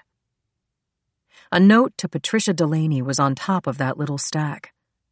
I removed it, and using a short, plain letter opener, slipped the blade under the glued flap, pulled out the card, and flipped it over. Chapter 36. The note card to Patricia Delaney read, "To my darling patty cakes, you know that I love you so very much. I've left you enough money to support you for many years, and I've left you a remembrance of all we've shared. Judy Borenstein has access to my safe deposit box. I hope when you read this, I am in my dotage, and yours is the last face I see before closing my eyes forever. Your loving bear man, Jay." What was that? Jamie and Patty were in love? As that bombshell exploded in my boggled mind, I opened the next note, addressed to Dearest Marley. Was Marley a pet name for Holly's assistant, Marilyn Stein? Marley, I hope you will always remember that you are the brightest of stars. Some of my best hours on earth were spent with you, our minds and bodies joined, and the earth indeed did move when we were together. My regret that we couldn't formalize our love is profound. That you are reading this note means we will have no more time together. I'm not sure I made it clear how much of my heart and soul belonged to you. All my love, James. I was trying it on. Was that dog, Jamie Frick, really capable of heartfelt love for Holly, Patty, and Marilyn all at the same time? I wondered if he'd faked it all, or if somehow he was able to split his love many ways. No woman I knew or had ever known would have accepted that. And the next question was, who among them would have had him killed for his infidelities? Or was there a reason that had nothing to do with love? The third note, inside an envelope the same size as the other two, was addressed to Arthur Bivacqua. I'd just taken it into my gloved hand when my phone rang. It was Alvarez. "You have to come out of there, Sergeant, right now!" she shouted through my iPhone. I heard scrabbling on the floor above my head, and then the tail end of a scream. Chapter 37. Yuki stood behind the prosecution table and watched her friend Claire Washburn raise her hand and swear on the Bible. Once she'd settled into the witness box, Yuki stepped forward and began questioning Claire about her job. Dr. Washburn, as San Francisco's chief medical examiner, how often do you examine living patients? Claire said, "Going to have to estimate the number." Of course, as best you can. Claire told the court that she did postmortems on roughly 1,000 bodies a year, but occasionally when she was called to the scene of an accident or a crime, there were survivors. For example? Yuki asked. Say there's been a mass shooting, or a fire, with both deceased and living victims at the scene. In that case, I call an ambulance and do first aid immediately. Tourniquets, wound compression, chest compressions. The EMTs take it from there. Yuki said, Now, taking you back 6 months to the day in Ixesonye. How did you come to examine Ms. Hayes? Claire explained the birthday lunch, the scream, and the call. We were having lunch, 4 of us, including Sergeant Lindsay Boxer. There was a scream for help from the 2nd floor. Sergeant Boxer ran up and a short time later called my cell saying, "Can you come up and take a look?" I went. Claire was interrupted by a loud yawn from the defense attorney. Yuki turned to glare at Ed Schneider, who didn't give a flip. He actually grinned back at her. Even Tyler Cates cracked a smile. The judge leaned across his bench and said, "Restrain yourself, Mr. Schneider, or else. You get me?" "Yes, Your Honor. My apologies." The judge told Claire to go on. Yuki asked Claire, Can you tell the jury what you saw on the 2nd floor? Well, it took a moment for my eyes to focus. The light was dim. Claire described the locker room and how Sergeant Boxer had cuffed the defendant, who was naked from the waist down. Yuki asked, Did you see Miss Hayes? She was lying on the floor in shadow, said Claire. But I could see from her contorted position that she was in bad shape. An ambulance was already on the way, so I gave Ms. Hayes the best examination I could do without instruments. And what did you find? Ms. Hayes showed signs of trauma from a beating. She was bruised all over her body, and there were handprints around her neck. Clearly someone had manually strangled her and stopped just short of killing her. Yuki prompted Claire to go on, and Claire commented that Ms. Hayes seemed disoriented. Yuki asked for details, and Claire explained that along with giving a different name than the one on her ID, Ms. Hayes was suffering from acute disorientation. I asked her to follow my finger with her eyes, and she couldn't track it. That lack of eye motility can indicate a concussion or other brain injury. It can also indicate trauma or some form of mental disorder. Is the person you found in the locker room inside this courtroom? Claire swung her eyes to the prosecution table and said, Ms. Hayes is sitting right there, wearing a brown suit. Yuki thanked Claire, and Judge St. John asked the defense if they'd like to cross. Schneider replied in the negative. The judge asked Claire to step down. Claire looked up to the judge and said, Your Honor, okay if the bailiff gives me a hand. I've got arthritis in my knee. Of course, of course. Bailiff Riley Boone came over to the witness box, offering Claire his arm and a nice smile. Claire leaned on the court officer and got to her feet, thanking him. Any time, Doctor. When Claire had left the courtroom, Yuki called her next witness. Chapter 38. Yuki had chosen Dr. Lori Burney carefully. She was a well-known and highly respected psychologist in her 50s, a top expert in the field of dissociative identity disorders, as a practitioner and an educator, and often called as an expert witness in cases like this. After Dr. Burney was sworn in, Yuki asked questions that elicited her credentials and accomplishments. Then Yuki turned her head to see how Mary Elena was doing.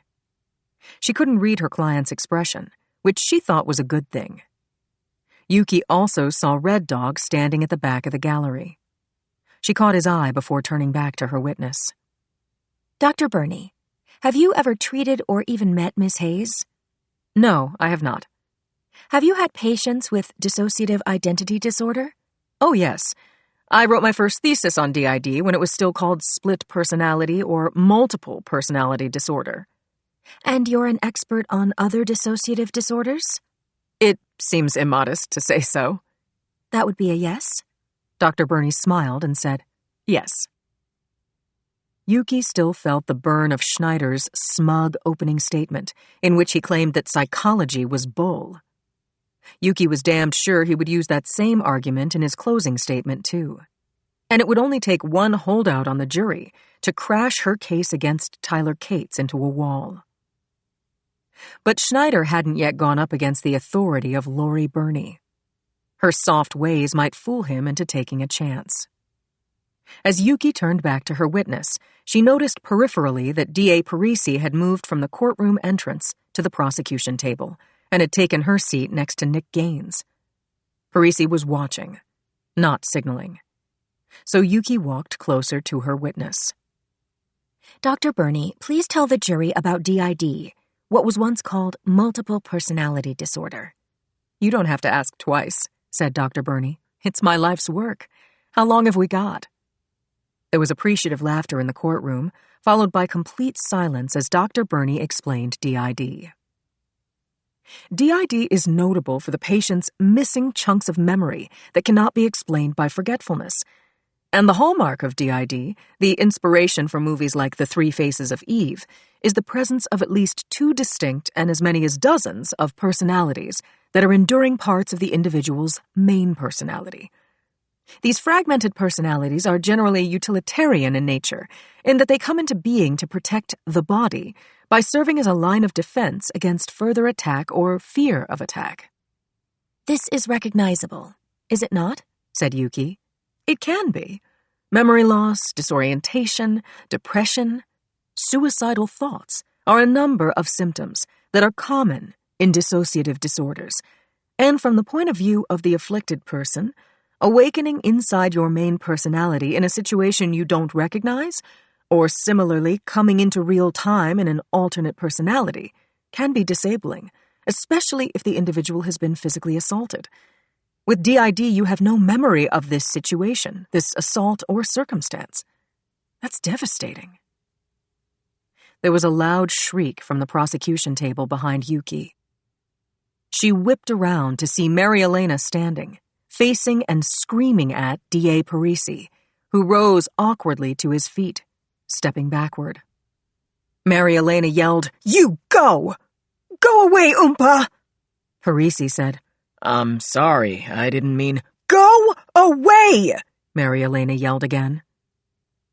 Judge St. John banged the gavel and said to the court, "Court is in recess for a half hour. Does that give you and your client enough time, Ms. Castellano?" Yuki said, "Your Honor, I can't be sure. If that's not enough time, we'll return without the plaintiff." Bailiff Riley Boone escorted the jurors out the side door to the jury room, and at Court Officer Louis Mack's direction, those in the gallery complied as the room was emptied. Yuki said, "Mary Elena, come with me." "My name is Anna. Don't you know me?" Yuki understood that an alter named Anna was present. Anna seemed larger than Mary Elena. She stood straighter, making her shoulders appear wider. She was angry. Furious, actually. Nick Gaines said, "I'll walk Dr. Burney to her car." Yuki put her hand loosely around Anna's upper arm in order to guide her and said, "Anna, my office is just at the end of the corridor. We'll talk, okay?"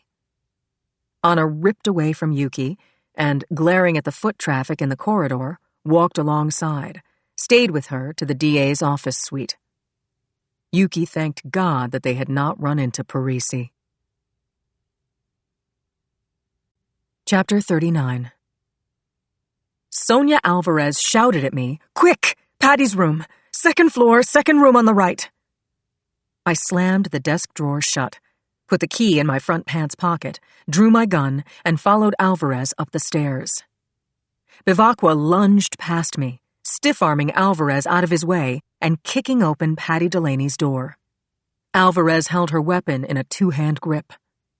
Bivacqua was halfway across Patty's room when Alvarez yelled, Arthur, stop! Hands up! Stay where you are! I didn't get it. What's happening here?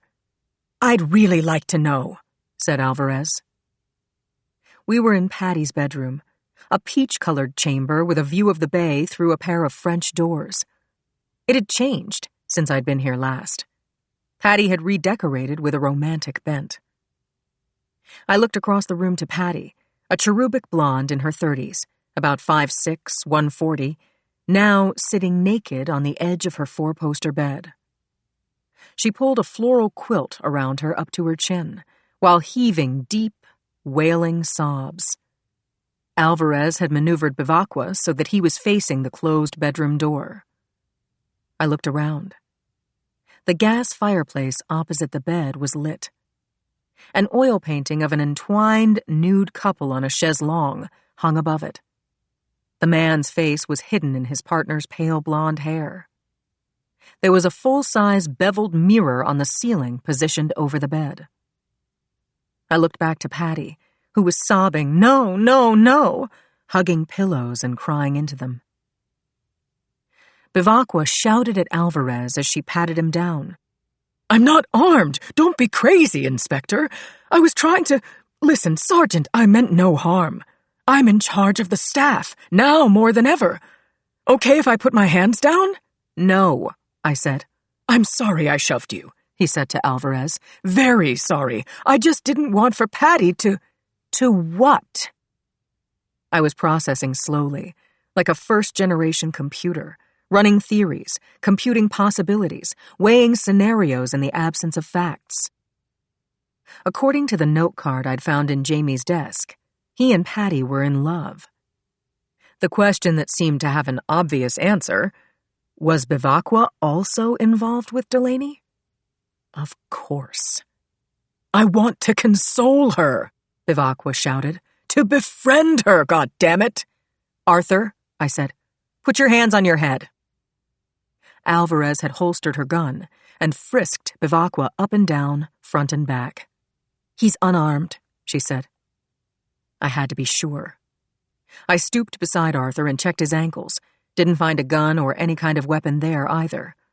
I said, "Arthur, go downstairs with Alvarez and wait for me at the kitchen table." "You've got this all wrong." "Do it, or I'm taking you in." "Okay, I'm going downstairs now. I'm doing what you say." Chapter 40. Arthur Bivacqua shot a look over his shoulder at Patty as he left the room with Alvarez. Her gun was in her hand again, and she was walking right behind him. I was confident Alvarez would be sitting across from Bivacqua at the granite kitchen table when I got down there. But at this minute, Patty was still under the covers, clutching a blue garment to her face. It was a pajama top. Large, man-sized. She was keening now. A terrible sound of bottomless grief that I didn't think could be faked. I holstered my gun, switched on the overhead light, and looked around the room again. I was seeing things I hadn't noticed while crashing through the doorway with my gun drawn. Baby blue thong panties on the floor near the Victorian bed. A horsewhip over the back of the armchair. I towed a diaphanous curl of a nightgown with my shoe. I said, "Quite a party here, Patty. You and Arthur?" Patty rolled toward me, propped her upper torso on her elbow, shook her head vigorously, and cried again. "Arthur? No! It was Jamie!" she bleated. "We made love until sunup. He was right here yesterday morning, his final hours alive. Now I want to die, too." I'd just seen Patty an hour ago when she served lunch. I had noticed she was downcast, but I hadn't imagined this. I had to reorder my thoughts. Yet this Patty matched with my darling patty cakes. "Do you know who killed him?" I asked this woman, who looked vulnerable enough to bleed through her skin. She shook her head, no. "Patty, you must have some idea. Was Jamie afraid of anyone? Had he been threatened? Did he have anything to do with Holly's murder?" "No! But he didn't love her anymore. They had no secrets, though. Jamie and I... You're not going to believe me. I'm on your side, Patty. Talk to me. We were going to get married, she sputtered. Holly knew, and they were going to get a divorce. Who else knew that? It wasn't time to tell. Then Holly got shot. Patty searched my face, looking to see if I believed her. I hadn't decided. I said, "Please get dressed. We need you to come to the station and give a formal statement." Again? You've got to be kidding. Arthur's coming too. Why? Arthur didn't do anything. Let's go, Patty. Do I need a lawyer? You always have the right to a lawyer. While Patty pulled on jeans and a cardigan, I opened drawers in her nightstand, then her dresser. Looking for what, I didn't know. A diary, a weapon, letters from Jamie, drugs. I had a search warrant for the house, and I figured that covered individual rooms. If not, bad on me. I found nothing but fancy dildos and lubricants along with her workaday outfits and lacy underclothes. I turned on the closet light, gave her laundry basket a good tossing, moved on to the overhead shelves, feeling up handbags for the weight and shape of a gun. Nothing. Nada. Zero. The red-eyed blonde turned to give me a questioning look. Do you have a gun, Patty? Tell me now if you do. No, I don't have a gun. Arthur doesn't have a gun. He's my friend. He's the only one who knew, about me and Jamie. She ran from the room and down the stairs. I followed as she turned toward the kitchen. She went into Arthur's arms, while Alvarez and I looked on. Chapter 41. The kitchen was one of those to-die-for rooms one sees in glossy home decor magazines. Marble-tiled walls and floor, with a stone table in the middle of the room. But I focused on Arthur Bevacqua, who had his arms around Patty, cooing, "It's going to be all right." "Never," she said. "It will never be all right, Arthur." I pulled out a chair for Patty and one for myself. She sat next to Arthur, and I sat beside Alvarez. Arthur looked grief-stricken, as if he'd accidentally backed his car over his dog. The house was big and empty and quiet, except for the sound of Patty's thick breathing and the distant sound of a lawnmower. I asked the two sitting across the table from us, "Who's caring for the grounds?" "Joe Casey and Mike Thomas. They're here once a week. They don't come into the house. I hired them. They never met Jamie or Holly." I asked Alvarez to go outside and get their information and IDs. Call for a car and ask them to come to the station for questioning. We know they didn't do it. We just want to know what they've observed. Alvarez got up from the table and headed out. I asked Arthur and Patty if they knew or had a good guess about who'd killed the Fricks. Arthur answered, "Don't you know that I would do anything to know? If only I had a hint or a suspicion as to who killed Mr. Jamie and Mrs. Holly, I would give it up. You wouldn't have to ask. I loved them both." Arthur, think. Who hated them? Who'd been swindled? Who'd been ditched? Who was jealous? He said, "Sergeant, no offense. There's a whole world of people the Fricks knew that I never met, or only met to bring a drink to. I opened doors. I hung up coats. I supervised the staff, and sometimes I served meals. I kept the press from the door. I was a utility. I knew from things Jamie told me or dictated to me that a lot of people didn't like him. Players and fans from any city with a soccer team that lost to the Blues. Any man with a woman Jamie had slept with. There were many." "No," said Patty, fresh tears starting. "You're wrong about that." "Patty, it's true." He put his arm around her again, and she put her elbows on the table and cried into her sleeves. Then she got up and unloaded the dishwasher. I said, "Anyone you think we should be looking at?" "This is just talk," Arthur said, "because I don't know anyone who would have killed either of them. I'm a house manager. Understand?" Talk to Marilyn Stein again. She knew everyone who knew Holly. Anyone else? Talk to Mr. Jamie's driver, Rafe Talbot. He was totally checked out and cleared before he got this job. Alvarez poked her head back in the room. She said to me, "Backup is here." Perfect timing. Chapter 42. I spoke with Alvarez while standing in the Frick's semicircular driveway. Turn Bivacqua over to Brady, Cappy, and Chi for interrogation, in whatever order. I pictured Cappy or Brady interviewing Arthur, surrounded by morgue shots of the deceased Fricks. He might open up. How many ways could he say, "I have no idea, I have no clue"? Would Arthur confess? Would he finally spill a name?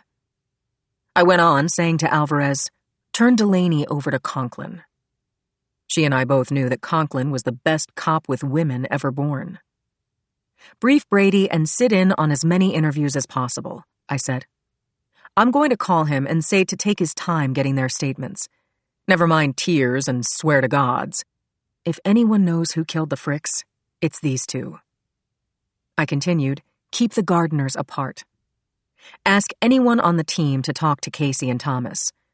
Lemke and or Samuels would both be good. If no one else is around, you do the interviews. I'm standing by," I said. I called for another couple of units. Dispatch said, "On the way, Sergeant." I walked to the garage, stepped through the open roll-up door. A muscular guy with thick white hair was inside sweeping the floor. "Rafe Talbot?" "Yes, ma'am." I showed him my badge, and we went together into his upstairs living quarters.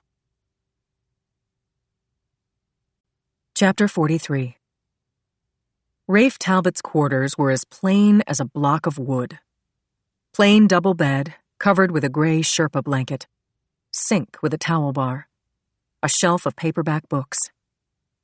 The kitchen table had a white linoleum top and looked like it had come from a used furniture store. A refrigerator hummed.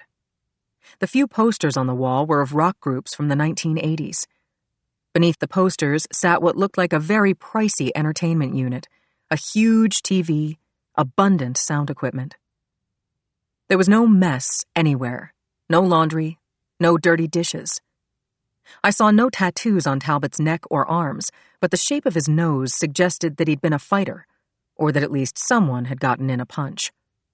I judged him to be 50-something. "Sergeant, I have no idea who killed Jamie." He looked like he wanted to talk, but couldn't find the words. He just couldn't do it. He shook his head. Finally, he said, "What can I do? How can I freaking help when I don't know and can't even imagine it?" James Frick had never warmed any part of me, so clearly there were things about him I just didn't get. "It was my fault," Rafe Talbot said over and over again. "I should never have let him take the car without me." And then he started talking in paragraphs. "Yesterday morning, a little before 8:30, Arthur told me to bring the car around. But Mr. Jamie said he was just driving over to Steiner Street. He'd be back in 5 minutes. He didn't say who he was meeting, and I didn't ask. Just drove the Jag to the front door, got out, handed him the keys." Using my phone as a recorder, I spent an hour with Rafe going over the same well-trodden ground. Holly was loved. Jamie had many women and was apparently loved by some, feared by others. Rafe had only had this job for a couple of years. He knew the staff casually. No one confided secrets to him. Rafe also had a girlfriend, Greta Schmidt, who worked as a caregiver, day shift. He spent his nights off at her place over in the Sunset District. She spent some nights, like last night, with Rafe. She'd left this morning while it was still dark. He continued by saying he didn't know of anyone who would have killed the Fricks, but he listed several people who thought that Jamie was a son of a bitch, people Rafe had picked up or dropped off in the car, people who made a comment or two. He started writing names on the back of a grocery store receipt. "Once I knew who we were picking up, where we were going, I'd close the barrier between the seats and put my earbuds in.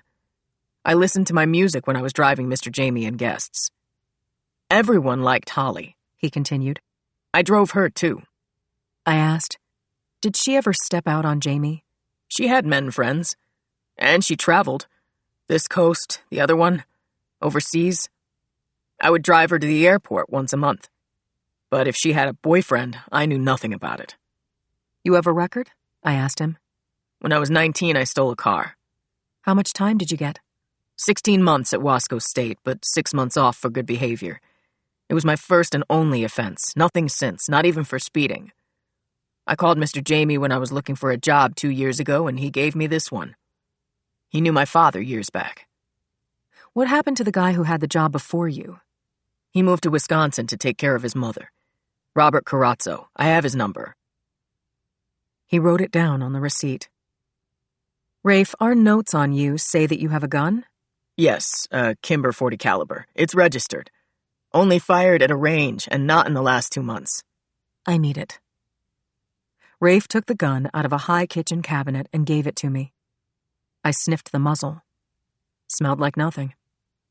Still, I confiscated it and the box it came in. I told him I was going to need an official statement from him at the station later today, and to please not get lost. I won't go anywhere. Here's a present for you, he said. He wrapped his hand around an empty ceramic coffee mug, put the mug in a paper bag, and handed it to me. My prints. I didn't wash it. My DNA should be all over the lip of it. Thanks, Rafe. It's all safe with me. I let myself out of Rafe's garage apartment, checked out his nondescript gray Nissan just outside, typed the tag number into my phone, and returned to Jamie's office. Chapter 44. Jamie's office looked as I had left it. I gloved up and then opened the desk's center drawer, fished around, and found the other cream-colored envelopes. One was addressed to Marilyn Stein, Holly's former assistant, another to Judy Borenstein, financial manager, and another was addressed to Arthur Bivacqua. I held the envelope for a moment. The letter opener again did the job. The note card inside had Jamie's handwriting on both sides. I read every word fast. On the second read, after Dear Arthur, I fell down the rabbit hole with the rabbit. As we tumbled like weightless astronauts, the rabbit said, "Wrong, wrong, wrong. You got it all wrong. You don't know anything." Chapter 45. I was going through Arthur Bivacqua's bedroom, which was on the second floor, down the hall from Patty's. Like Patty, he had a bay view. Unlike Patty, his room was painted white. Photos on the wall were of pastel sunrises and blooming sunsets, and a very nice shot of Arthur sitting on a seawall between Jamie and Holly. Arthur's closet was lined with pressed trousers and white shirts, dress coats and sports jackets. Ties hung from a rack inside the door, and a basket of laundry sat on the floor. His dresser drawers were filled with neat stacks of underwear and rolled balls of socks organized by color. No evidence of frisky fooling around.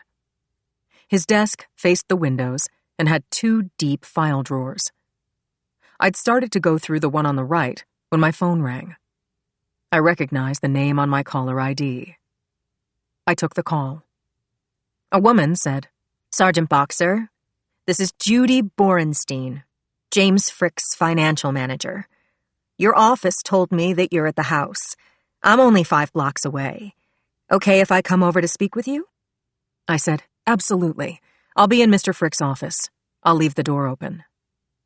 When Ms. Borenstein arrived 15 minutes later, I was sitting in Jamie's chair going through his files.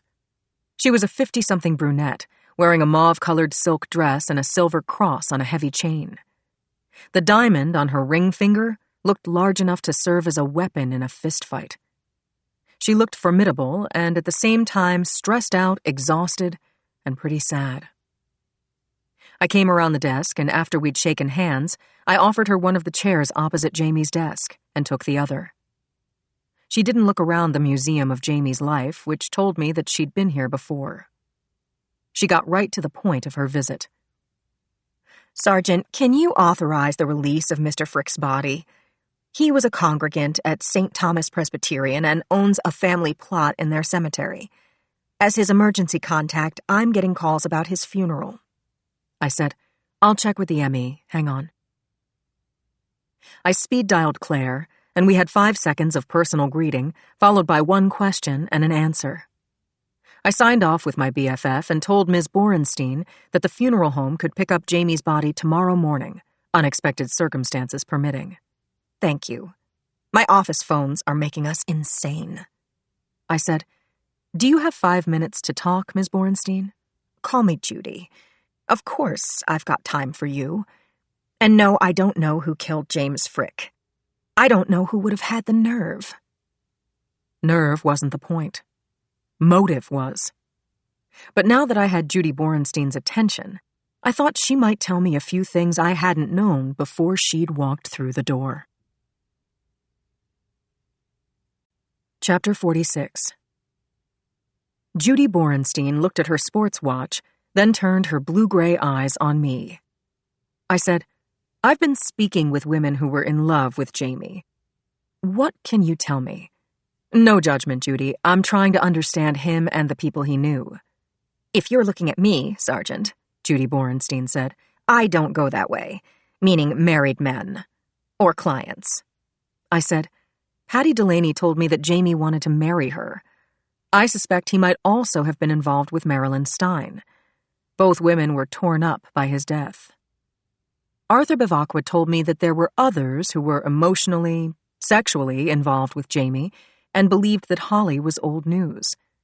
Then someone shot her dead. Judy, do you think Mr. Frick was planning to divorce Holly? Judy said, In my opinion, absolutely not. And I don't have any idea what bastard might have killed her. It was a sin. Okay.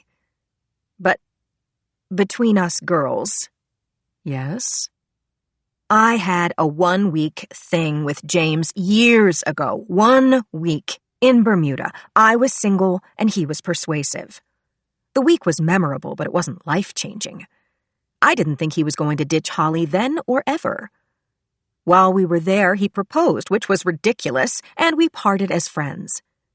5 years ago, Jamie called me and asked me if I would be his financial manager, handling his estate. Why, yes, I would. Then after Holly was murdered, I'd say 3 weeks after, he wanted to update his will, reallocate his bequests. Holly wasn't my client, but always came with Jamie when we met to discuss his business. She was a terrific person. Why was she killed? Why? Why? Anyway, James and I were still cutting and pasting his will when he was shot down. He did sign the hand-edited will that was in progress. I witnessed it.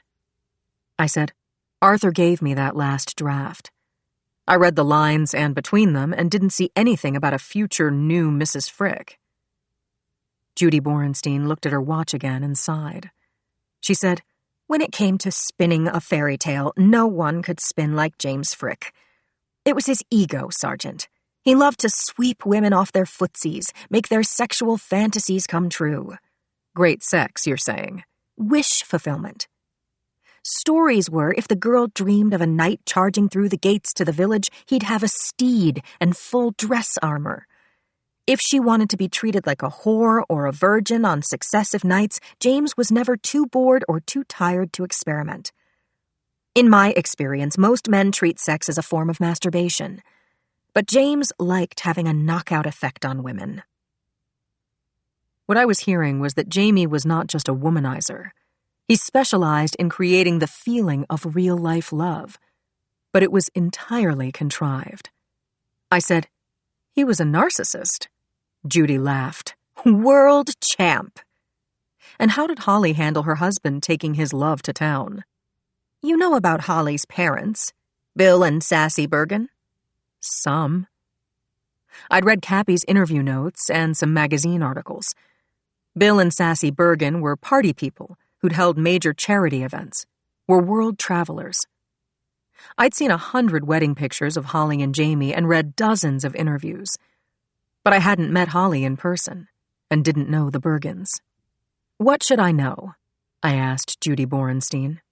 Okay, here's what I know or have heard. It was rumored that Bill and Sassy Bergen were hedonists. So Holly had enough exposure to their lifestyle to be drawn to Jamie and not affronted by his dalliances. And Jamie told me that Holly didn't get crazy, and neither did he if either spent a night out. Or a week. That may have been a pitch, but I wasn't catching. I thought about my marriage to Joe. A safe haven. Husband, lover, father of our little girl. All of us eating takeout dinners, watching TV. Joe and I brainstormed our cases, occasionally had a week away together. We were happy. Judy was digging in her bag for her car keys. Just one more question, I said. Tell me about Arthur Bivacqua. Chapter 47. Judy Borenstein said, "Walk me out to my car." I got to my feet. Sure. As we left the office, Judy said, "Arthur is a sweetie. You probably know he's been working for Jamie ever since he graduated from Cal State. Jamie bought him a house not far away in Cow Hollow. Wait, I thought Arthur lived here. He has a room on the second floor." "I don't know about that, but Arthur is married. His husband, Simon Bivacqua, is a writer. If I remember correctly, he's been working on a book about the relationship between animals and humans since the Garden of Eden." My jaw didn't drop because I'd read the card Jamie left for Arthur. "I couldn't have left home without you. Wishing you and Simon continued love, health, and a very happy life." Judy laughed. "I made up the biblical reference," she said, "but as I understand it, Simon's been writing the book for years and years. Arthur signs off on the household expenses, does administrative duties, writes employee checks for Jamie. That's all I know about Arthur, except that he was considered invaluable to the Frick family. Ran things while the Fricks were away, managed the staff and the household budget. I know what he was paid. A lot. And I guess he needed the money." We stopped at her car, a BMW, in the driveway. Borenstein said, "I just got it. You're thinking of Arthur as a suspect? That's your wheelhouse, Sergeant, but I don't see it. What I see is that pretty soon Arthur's going to have to find another job." I stood by as Judy Borenstein got into her sharp little Beamer. We mutually agreed to check in with each other as the curtain fell on her visit to the House of Frick. I turned back to the house, climbed the steps to the portico, and called Conklin, who was running point for Team Frick. He said, "Time check, Lindsay. Nothing new to report." Chapter 48.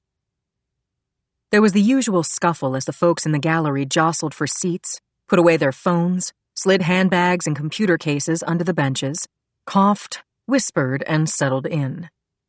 His Honor Henry William St. John entered the courtroom through his private door from his chambers to the bench.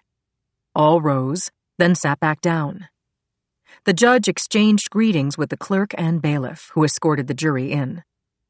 12 jurors plus 2 alternates stood while Riley Boone swore them in, announced the trial part and docket number, and that court was now in session. As the room quieted down, crime writer Cindy Thomas of the San Francisco Chronicle turned on her recorder. It was a repeat of earlier. Only one thing had changed. Mary Elena Hayes was not in her seat between second chair Nick Gaines and ADA Yuki Castellano. Judge St. John made his customary warnings to the gallery about keeping quiet and penalties for disturbances. Ready to begin, he said, "Over to you, Ms. Castellano." Yuki stood, saying, "Thank you, Your Honor. The people call Dr. Stuart Aronson." Dr. Aronson was the reason Yuki had decided to exclude Mary Elena from the proceedings today. The witness was Mary Elena's treating psychiatrist, and although she had given permission for him to explain her condition to a room full of strangers, Yuki felt it safer for her client's mental health that she not be present for the sharing of these intimate details. The reaction from the defense would surely flip her out. Bailiff Riley Boone stepped out into the corridor for Dr. Aronson, who entered the courtroom, came up the center aisle, and took the witness stand. Dr. Aronson was of slightly less than average height and weight, and had less hair than most men in their 40s, but his severe expression and firm step communicated that he was to be taken seriously. After Dr. Aronson had been sworn in and seated, Yuki asked softball questions about his Ivy League education, his teaching hospital background, and how long he'd been treating Mary Elena Hayes. While they were so engaged, Nick Gaines set up a computer on a stand in front of the counsel table. Yuki said, "Dr. Aronson, it's true, isn't it, that you have permission from the plaintiff to share details of her disorder?" That's correct. "And how is this disorder classified?" Aronson said, Mary Elena suffers from dissociative identity disorder, abbreviated as DID. Under extreme stress or danger, her full personality is fragmented, dissociated from her core personality, and one or more alternate personalities come forward and take over, in a sense, to protect her. These alternate personalities are often referred to as alters. Yuki asked, "Is Ms. Hayes aware of these alters?" Sometimes, said Dr. Aronson. Not all people with DID have the same awareness of their alters. Mary Elena is not generally aware of their behaviors because when they become present, they bump her away and take over for her main personality. She does know a few and sometimes interacts with them. And some of these alters know one another. Was Mary Elena born this way? Not at all. DID is a protective mechanism developed by some victims of abuse and severe trauma. As with many patients I've seen who present with DID, the cause was gross sexual assault, which Mary Elena experienced as a child. I videotaped one of our recent sessions and I've given it to the prosecution. I think seeing this video will explain to the jury how Mary Elena's psychological disorder came about. Defense counsel Ed Schneider was on his feet. Objection, Your Honor, irrelevant. Dr. Aronson was not under oath and neither was his patient while this demonstration was made. It has nothing to do with my client or the charges against him. Yuki objected. Your Honor, Ms. Hayes' disorder has everything to do with the case against Mr. Cates. We maintain that several of the plaintiff's alters appeared during his assault on her and that he was aware that she was psychologically impaired. As such, she could not stand up to him, and he took advantage of her mental disability. The judge said, Objection overruled. Carry on, Ms. Castellano. Chapter 49. Yuki said, Dr. Aronson, please continue. Aronson said, By way of background, Mary Elena Hayes was under 10 years old when she first suffered repeated sexual abuse by her grandfather, whom she called Oompa. Oompa lived in a house behind the Hayes house and would take care of the child in the afternoons while her parents were at work. Aronson continued, I've brought a tape of a session I had with Mary Elena, taken not long after she was beaten and raped in Ixesonyi. Yuki nodded at Gaines, and one of the court officers dimmed the overhead lights. Her number 2 positioned the projector toward a whiteboard that was visible to the jury, the judge, and a portion of the gallery. A light was projected. The fan whirred, and then a moving picture appeared on the whiteboard. In the video, Dr. Aronson sat in a lounge chair in a room painted pale blue. Mary Elena looked as she had looked in the courtroom, but was dressed more casually, wearing a large pullover, leggings, and moccasins.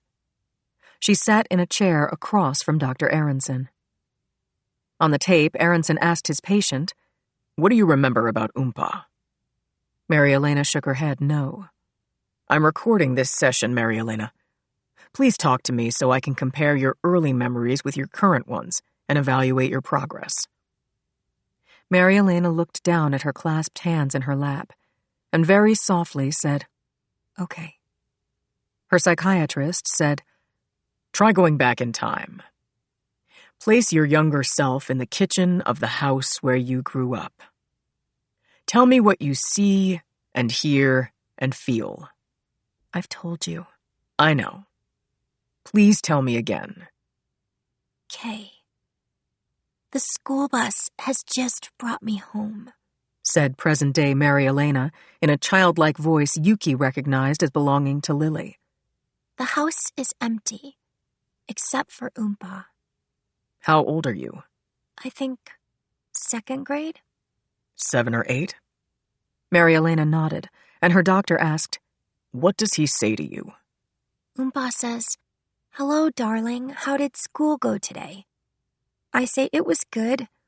A dad came in for show and tell and showed us how to make a whistle with 2 fingers and a blade of grass. Dr. Aronson said, And then? I start to go to my room, but Oompa gets between me and the kitchen doorway. He says he's gotten me my favorite snack, chocolate pudding and Oreos. The camera in Dr. Aronson's office was steady. A phone rang in an outer room and was answered. Traffic sounds came into the room from the street, but the camera stayed on Dr. Aronson, leaning forward in his chair to better hear Mary Elena, speaking in Lily's high-pitched and wispy little girl voice. She told her doctor that Oompa gave her the snack in the kitchen, and said that he'd spent all morning sorting out inventory in his hardware store, and he was awfully tired. He then asked Mary Elena if she was ready for her nap. From the expression of stark fear on Mary Elena's face, visible on the recording, she knew what was coming from her previous experience with Oompa.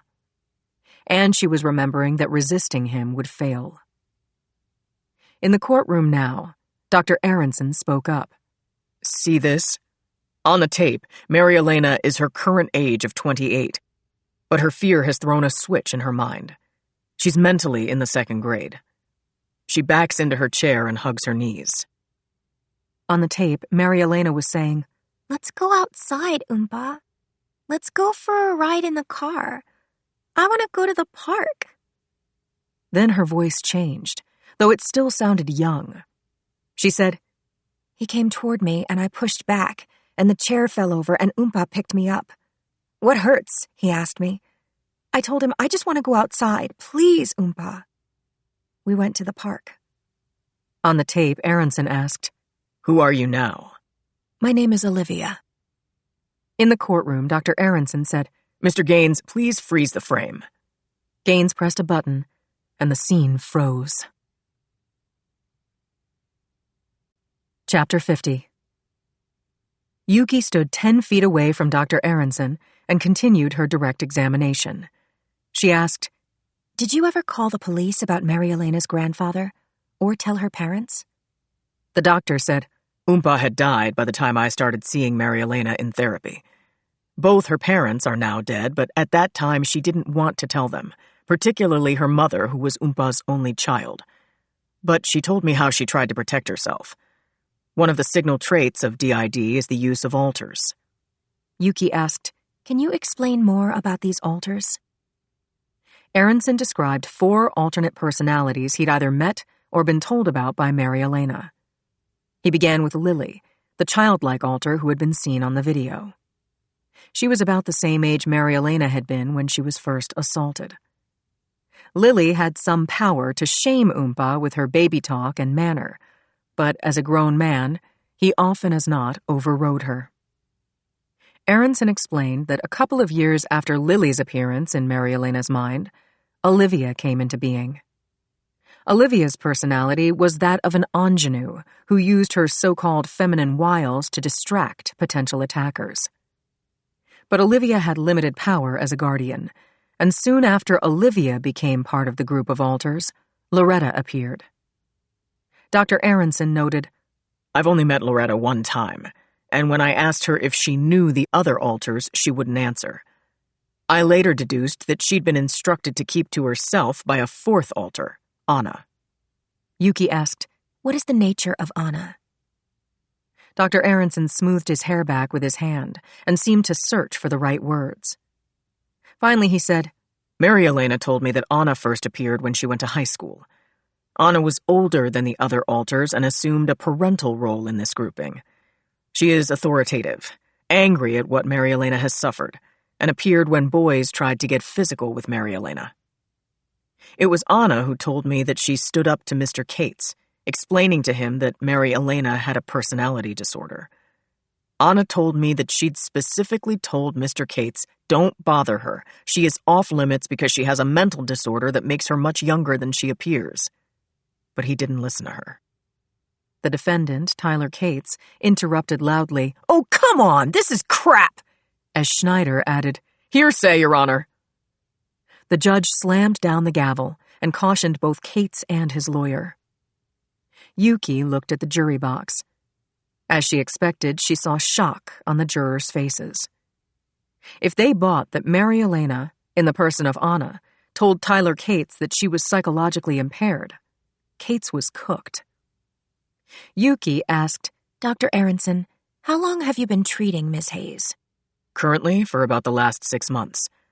But I was at Handel Reeves, a noted psychiatric hospital in San Francisco, and treated Mary Elena when, as a teenager, she was admitted to Handel Reeves on 5 separate occasions and diagnosed with dissociative identity disorder, post-traumatic stress disorder, mixed personality disorder, and amnesia. Did she know Mr. Cates before the attack? She told me that she did not.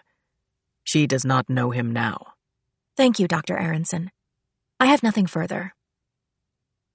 Judge St. John turned to the defense and asked, Mr. Schneider, do you wish to cross-examine the witness?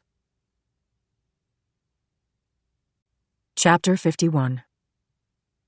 Yuki watched Ed Schneider stump across the well to the witness stand. He greeted the witness, getting his name wrong.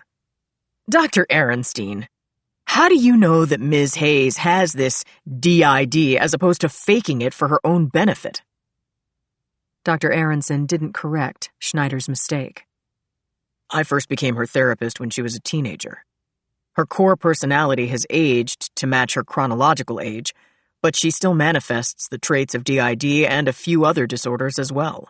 So you diagnosed her based on traits you observed in a therapeutic environment, said Schneider. Yes, that's right. Schneider took a half-turn toward the jury, then pivoted back to the witness. He said, So you're telling us that the diagnosis of DID is based on hypothesis and or a theory of intermittent behavior, as opposed to a physical illness like, say, cardiomyopathy? Aronson asked, Is there a physical marker for DID? Is that what you're asking me? He'd twisted the question just enough to make Schneider sharpen his point to Mary Elena's psychological condition. Yes, doctor, that's my question. Aronson said, In some cases there can be a brain anomaly or physical damage that dictates abnormal thoughts and behaviors. But DID is a complicated disorder that is pieced out through interviews over a period of time. Yuki hoped that Aronson was explaining the disorder in such a way that the jurors, even those who had not had therapy, could understand. He talked about the principal marker of the disorder, the 2 or more distinct personalities, as well as depression and gaps in memory that Dr. Burney had also outlined. Said Aronson, These memory gaps cannot be attributed to substance abuse or any other physiological diagnosis.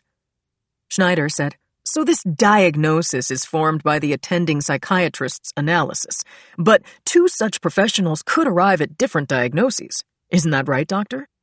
Aronson smiled. Absolutely. But in my years with Mary Elena, I've not only observed her, I have been with her when she dissociates, and I have conferred with other psychiatrists at the hospital where we worked. This is how DID is diagnosed. Yuki shut down her urge to shout, Yeah! Aronson looked calm and competent, but Schneider's expression showed that he hadn't given up trying to discredit the doctor, and by extension, Mary Elena Hayes. Schneider said, Question, doctor. Did Ms. Hayes have control of her body and her conduct on the day in question at Ixay-Sogny? Yes, but the guile and the physical strength of the attacker would strongly determine the result. Schneider smiled with his mouth, but the rest of his face was stony. Dr. Aronstein, it's perfectly clear from what you've told us already that diagnosis of DID is somewhat arbitrary, made of observation, gut instinct, or guesswork, not lab tests or radiology or chemistry. In other words, not provable. Yuki was on her feet. Objection, Your Honor. Argumentative. The judge sustained the objection. But Schneider talked over the bang of the gavel and the judge's voice. And because psychiatry is not considered a true science, the claim that any single person could know what another person suffers from, if anything... Yuki, in her best and loudest courtroom voice, said again, Objection, Your Honor!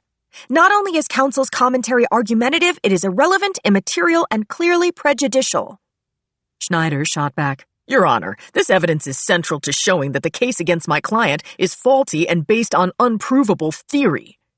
The judge, in an equally elevated tone, pounded his gavel harder, saying, That's enough, Mr. Schneider. The jury will disregard. Despite the judge's gaveling, Dr. Aronson now joined the free-for-all. I don't agree that the diagnosis of DID and psychiatry itself is arbitrary. Studies are made over decades, consensus is formed, and diagnoses made that are evidenced by statistics and improvement and relief for the patient. Sometimes with medication, sometimes partially, sometimes entirely for the rest of their lives. Schneider said dismissively, I have nothing else. Yuki's voice rang out in the courtroom. Your Honor, I move to strike. At Yuki's loudly voiced objection, the judge told the clerk to strike Schneider's cross-examination and the doctor's response. He added, There is a time for closing arguments, and this wasn't it. The jury is instructed to disregard Mr. Schneider's commentary. I will see both counselors in my chambers now. Court is adjourned until tomorrow morning at 9 o'clock. Chapter 52. Joe and Bao had been sitting in Joe's car watching the ferry terminal for over an hour. Ferries had docked, boarded, and launched. In all, ferries had arrived from 5 points across the bay, and hundreds of passengers had disembarked. Bao had her laptop open. She had uploaded Thordarson and Wooten's threat catcher program, which indicated computer signals that hopped over oceans and continents. Presently, it showed an enlarged image of Northern California and was alive with pinpoints of light forming clusters and breaking apart. Not a single light came toward or departed from the ferry terminal. There were no hits on St. Vartan's hospital that were also tagged as having hit on an office building in Amsterdam. Joe said to Bao, I'm calling Thordarson and Wooten. Peter Wooten answered the video call. Bao said, We can see you. How's our reception? First class, said the red-haired cyber tracker from his office on Fremont Street. Joe said, Pete, if I'm St. Vartan's, I'm asking, can't you just unplug the hospital network to stop the bleeding? We've taken a few computers off the servers, but if we disconnect the system, there are 2 possibilities that are as real as death. One, if Apocalypto has booby-trapped the system, it will trigger a complete shutdown and the damage will be biblical. Also, if we disconnect the server, we can't track the signal back to the attackers. Okay. My background in cyber threats is out of its league, said Joe. Not mine, said Bao. Nor mine, said Wooten. I know you feel like nothing is happening, Joe. We need more time, and this is our best chance to pull the line and hook them. Got it, Joe said. All's clear at the ferry terminal. Keep the faith, said Wooten. We're tagging incoming searches, so if they come up again... Joe left the conversation to Bao. She lived and breathed cyber terrorism. He wondered why Steinmetz had pulled a risk assessment specialist into a cyber war with lethal consequences. He listened with one ear as tech talk flowed between the woman sitting beside him and a man who'd spent the last 6 years of his life becoming a cyber threat catcher. He heard Wooten say, We're making progress by process of elimination. Then goodbyes, and Bao cut their connection. Had enough? She said to Joe. I say we grab a slice, then go back to Mission Street. Bao said, How do you like your pie? Extra pepperoni with jalapenos. I wish I'd bet on that. Joe laughed. The pizza was hot and good enough. Bao was great company on a dull gray day, and it was good to have a partner again, especially one who understood the nuances of cyber warfare. But the clock was running out on the patients at St. Vartan's, and the clock was loud and persistent. Joe let out a sigh, and Bao looked up as they cruised toward FBI HQ. Joe, it's good that we manned the ferry terminal, but it was a long shot. Wooten and Thordarson have the big guns. If or when they call us with a hit...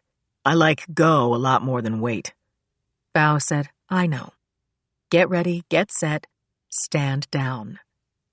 She dropped her eyes to her laptop, where the threat catcher program displayed attacks in real time. Joe crossed Market Street, took a left on McAllister Street, to Polk, to Mission, and was backing into a spot when his phone buzzed. It's Steinmetz, he said, pressing the button on his console. Craig, we're parking a block from the office. You're on speaker. Chapter 53. Steinmetz's voice filled the front compartment. Something just came in, the chief said. There's an abandoned house on Turquoise Way, a teardown. It's been empty since the crypto market crashed. Suddenly young guys, 5 or 6 of them, college age, start coming and going from this shack. Cars are parked all over. Our tipster peered into one of the windows just now. Saw these boys passed out on the floor and on furniture and several expensive industrial-grade computer setups on the dining table. The neighbor's name is Wade McEnroe. He's a former Silicon Valley engineer, and what he saw lit up his nervous system. He called Chief Clapper, who called me. Joe said, So a bunch of college-age kids are holed up in an abandoned building. They could be taking control of a hospital network for $20 million, or watching porn in 3D. Steinmetz said, You have a better lead? No, give us the address. We're going to be outnumbered. Send backup. Steinmetz agreed, read off the address, and clicked off. Bao said, It's just weird enough to be possible. Joe unlocked the trunk, got out of the car, put on his Kevlar vest, and hung his badge on a chain around his neck. He gave a second vest to Bao, then got back behind the wheel and headed toward the house on Turquoise Way under occupation by a handful of squatters who might be holding hundreds of hospital patients for ransom. Chapter 54.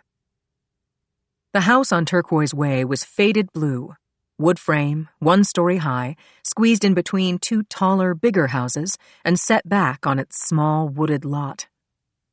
Joe knew this area well. The small front yard meant that the rear of the house backed up to the top of a hill at the edge of Glen Canyon Park, a steep drop hundreds of feet above the floor of the valley below. Joe parked across and up the street from the target house. His mood had picked up significantly since Steinmetz had given them this assignment. He took out his phone and got out of the car. He walked up and down, taking photos of the tags on vehicles. Bao tucked her gun into her waist holster, put her suit jacket on over the vest, and when Joe came back to the car, she said, We need backup before we go into that. Joe called Steinmetz. It was mid-afternoon and the chief was out. His assistant picked up his call. Agent Molinari, it's Farah. Chief Steinmetz left you a message that SFPD is on the way. And also, you got a call from a Svein Thorderson 20 minutes ago. He said it's not urgent. Joe thanked Farah and clicked off. He said to Bao, Car's on the way. So we still wait? Who's in charge here? She asked. You are. I'm freelance. We watch and wait. Time passed without either speaking. Then Bao reached the limit of her patience. Okay, she said. Let's move. The street sloped up from the car toward the house, but the driveway was a parking lot to 4 used American cars. They walked slowly, a nice-looking couple taking in the view, wearing badges, packing. They reached the poured concrete walk leading to the front door of the shabby blue house without seeing another soul on foot. We're not too conspicuous, she said, but I do feel eyes on me. Joe said, I'll be opposite you in the doorway with my gun out. You knock. Oh boy, she said. As the agents started up the walkway in front of the house, a tall, dark-haired man wearing a ball cap, jeans, and a giant's windbreaker came out of the house next door and walked quickly toward them. I'm Wade McEnroe, he said. I'm the one who called the police. You're FBI? He said, looking at the badges. Bao said, SFPD called us in. Good, said McEnroe. There's about a half dozen of them. Maybe they're just rich kids with nothing to do but sleep all day, drink all night, and play video games, but I spent 25 years in Silicon Valley, and I recognize the tens of thousands worth of industrial-grade computer hardware they've got there. It's all new. Arrayed on the dining room table. Joe thanked McEnroe and gave him a business card saying, "We're just checking things out. But for your safety, please go home. And thanks for calling the police." Chapter 55. After leaving the Frick house, I'd flagged down a cruiser, thrown myself against the back seat, and tuned in to my unanswered question. Who killed the Fricks? I pictured their dead bodies on the street, compared them, both lying on their bellies, shot from behind. Holly's face was turned to the left. Jamie was cradling his face with his right arm. Differences without distinction. I pictured our array of possible subjects: Arthur, Rafe, Patty, and Jamie's other lovers from here to New York.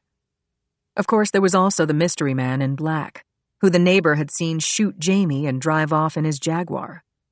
A lot of work had been done, but we were still at square one. Maybe someone would walk into the station with a hot clue or a confession. It happened, but very rarely. I got out of the cruiser at the Hall of Justice at 850 Bryant, took the main entrance, and, after putting my gun aside, went through the magnetometer. I bypassed the mob at the elevator bank and took the fire stairs to Homicide on 4. I stopped at the front desk to check in with our gatekeeper, Bobby Nussbaum. He said, "While you were out, some goon confessed to killing Jamie Frick." "You've got butter on your chin. Also, you are the world's worst liar." He laughed, swiped at his chin, and told me that 36 tips had been phoned in. "Here you go." He handed me a half-inch of messages. "Thanks. Where's Conklin?" "He and Alvarez are in interview 1 with," he checked his log, "Patricia Delaney." I texted Conklin and Alvarez that I would be in the observation room the size of a walk-in closet that shares a 2-way mirror with interview 1. The mic and cameras were on. My attention was drawn through the glass to Conklin and Alvarez, who sat in plain gray chairs at a plain gray table. Across from them, facing the mirror, was Patty Delaney. She appeared to be melting over the tabletop. Her face was flushed, and her chest heaved as she sobbed over folded arms. This woman of 35 was the picture of depression, petulance, and grief. Team Frick had gathered a lot of background on Patty from interviews with her and others in the Frick household after Holly's murder. She'd tested negative for gunshot residue then, and no doubt was negative today. When we ran her prints and photo through FBI criminal databases, they'd netted nothing, not even a beep. No one we'd questioned about her thought she had motive for or had taken part in executing Holly Bergen Frick. I felt sure that went double for Jamie. I pictured Patty in her floral quilt a few hours ago, distraught, angry, and shedding real tears. Jamie was dead. Her entire dream was dead. My phone buzzed. Alvarez was texting me notes from the interview room, details from her interrogation of Patty to date. The subject was Patty's finances. She was well paid, and most of her paycheck went into her savings account. Her credit cards showed purchases of the Victoria's Secret variety. Cappy had previously checked her bank statements, and her income, expenditures, and savings all added up. I looked up from my phone. Alvarez had gotten out of her chair. The mood had changed significantly inside the interview room. Chapter 56. Alvarez was standing over Patty. Having dropped the good cop role, she was grilling the subject. She said, "Are you listening, Patty? Holly and Jamie, did they have a common enemy?"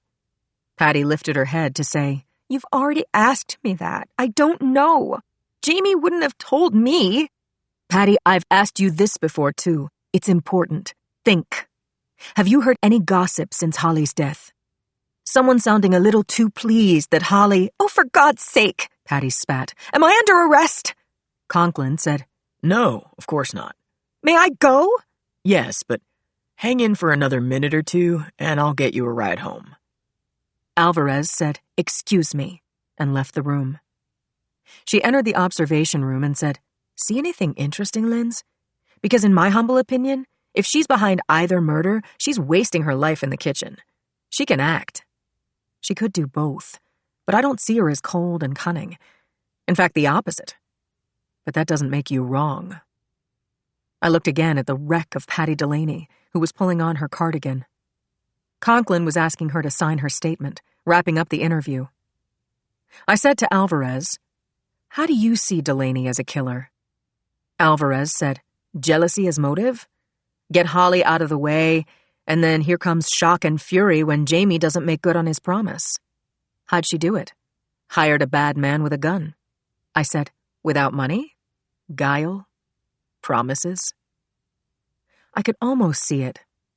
Patty was fetching, and for some people, she'd be a soft place to land.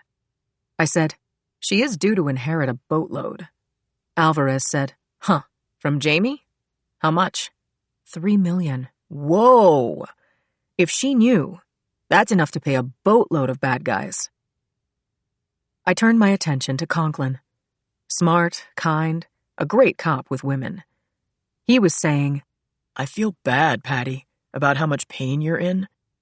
We're doing this now to clear you, and because you know everyone who lived in or visited the Frick house for, 10 years you've worked there? 11. Right, 11. So we need your help.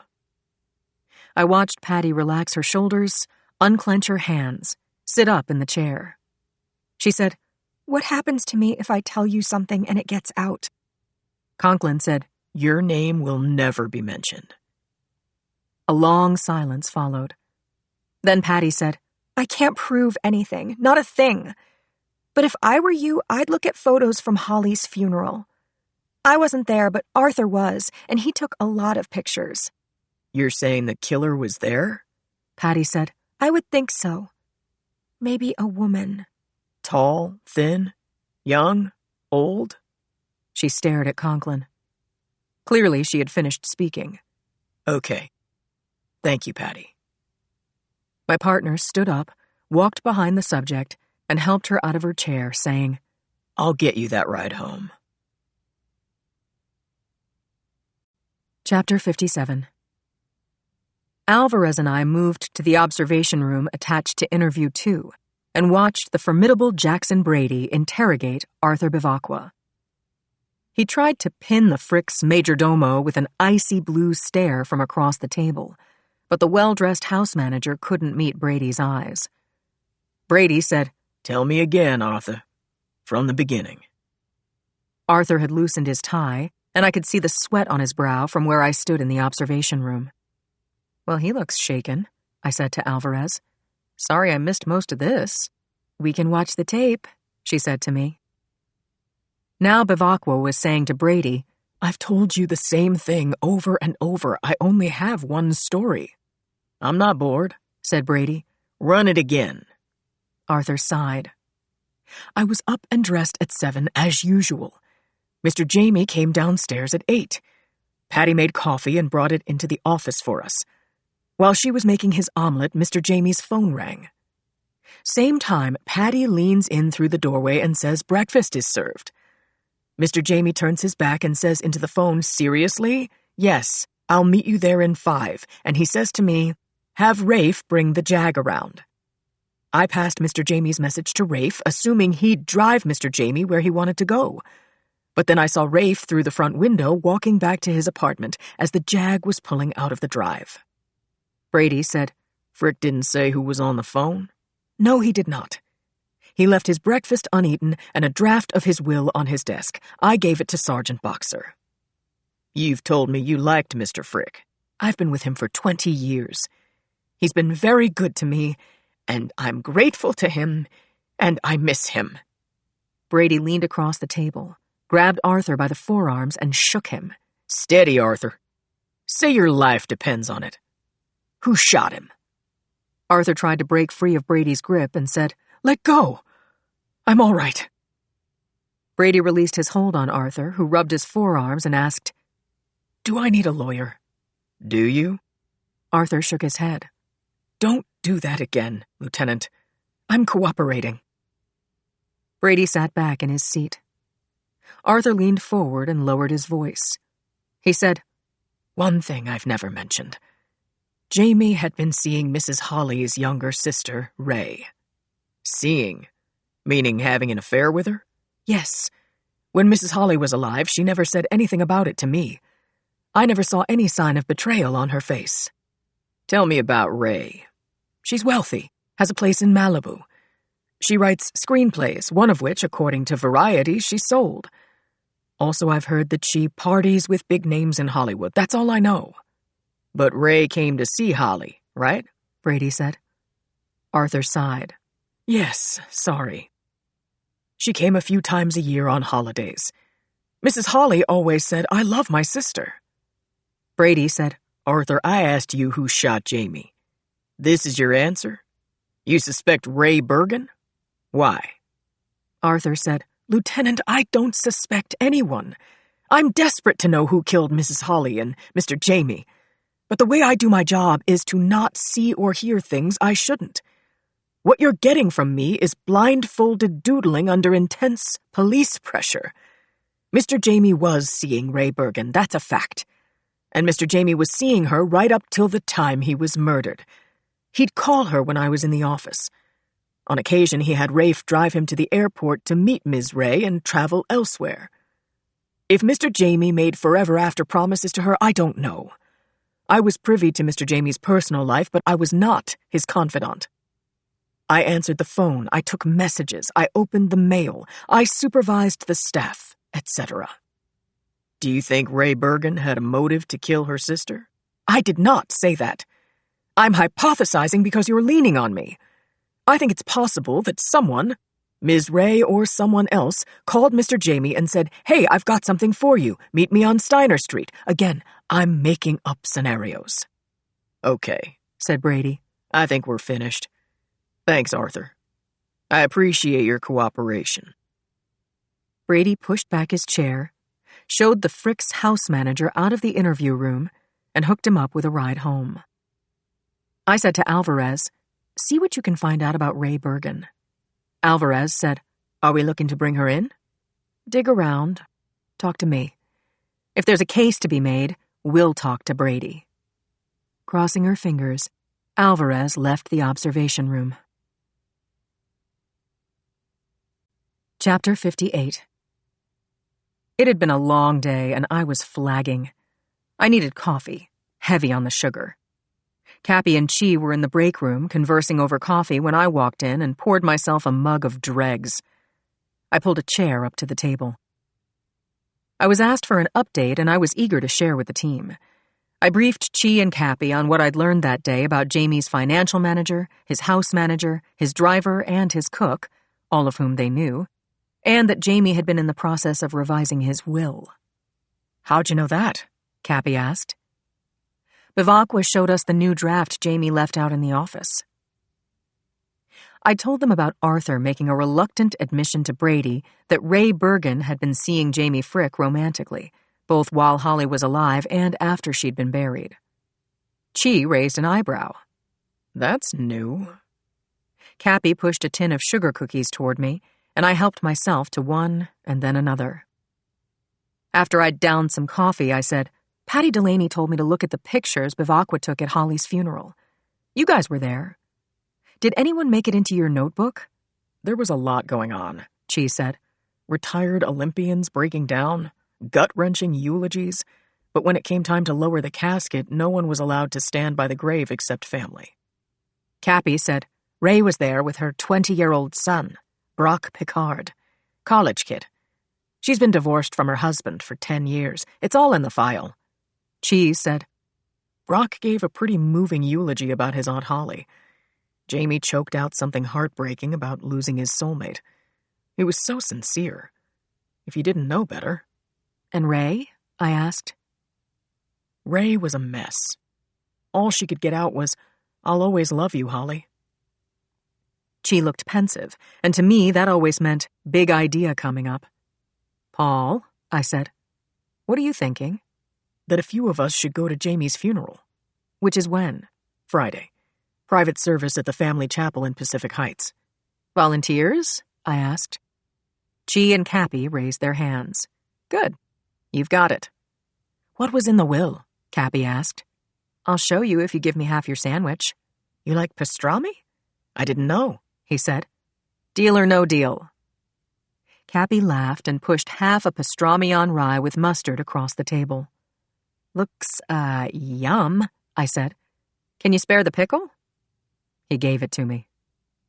When I'd finished my half of Cappy's sandwich and my past-dead coffee, Chi handed me the whole Frick family file, 2 thumb drives and a 3-hole binder of tabloid clippings. I gave him the draft of Jamie's will and took the files down the hall to begin reading up on Holly Bergen Frick's family. Chapter 59. I was determined to find a hook, a clue, something that looked wrong that would lead me to a double murderer. But the material in the files was meant for popular consumption. Party photos, award ceremonies, the material all fell under the heading of Inquiring Minds Want to Know. Cappy's notes were on one of the thumb drives, Chi's on the other. I'd seen most of this information before when we'd been working daily on Holly Frick's murder, but some of Chi's notes were new to me. Holly and Ray's parents, Bill and Suzanne Sassy Bergen, had both come from old money going back 3 generations in New York. They served on a number of not-for-profit boards, had a few hospital wings named for them, but also were rumored to party in shades of gray. Chi's notes included a crisp, professional photo of the Bergen sisters at a Hollywood Award after-party. It had been taken no more than 2 years before. Ray wore a thigh-high, gauzy white dress, and Holly was standing beside her in a sleek gold catsuit with a low neckline. Chi had attached Ray's thin arrest record as a photo file. She had been caught and released with a few ounces of marijuana when she was in high school. She'd later been pulled over for speeding several times and cited once for having an open glass of vodka in her car. I found other photos of Ray Bergen, party and award show photos where Ray was with A-list movie stars, looking happy and beautiful in every shot. The only exception was one that had been taken at Holly's funeral. Ray's mascara had run below her lashes, her black dress clung to her thighs, and her hair was unruly. She was still beautiful, but resembled a rose that had been caught in a late snow. If there'd been a clue in Holly's murder book, Chi and Cappy would have found it. Still, the last photo in the book seemed promising. A party photo of a number of well-turned-out guests posed on the Frick's back lawn. Chi had listed the guests, typed their names on a separate sheet. I spent some time learning the names of people I hadn't met or who hadn't yet come up in the investigation of Holly's death. For the same reason Patty had said that we should check out the mourners at Holly's funeral, I felt I might see someone in this shot who might take us off square one. I was still scrutinizing the photo when Alvarez appeared in the doorway. She looked distressed. I asked, "You spoke to Brady?" "Lindsay, Ray told Brady she's not coming to San Francisco unless he has a warrant. She has nothing to say about Jamie's death. She just wants to be left alone. The end." "You have her number?" "I sure do." Alvarez wrote it down on my notepad. When Alvarez had left the room, I made some calls. Cindy, Claire, Yuki. I needed to schedule a women's murder club dinner at Susie's with bottomless pitchers of beer. But first, I wanted to talk to another of Jamie's recent lovers. I needed to speak with Ray Bergen.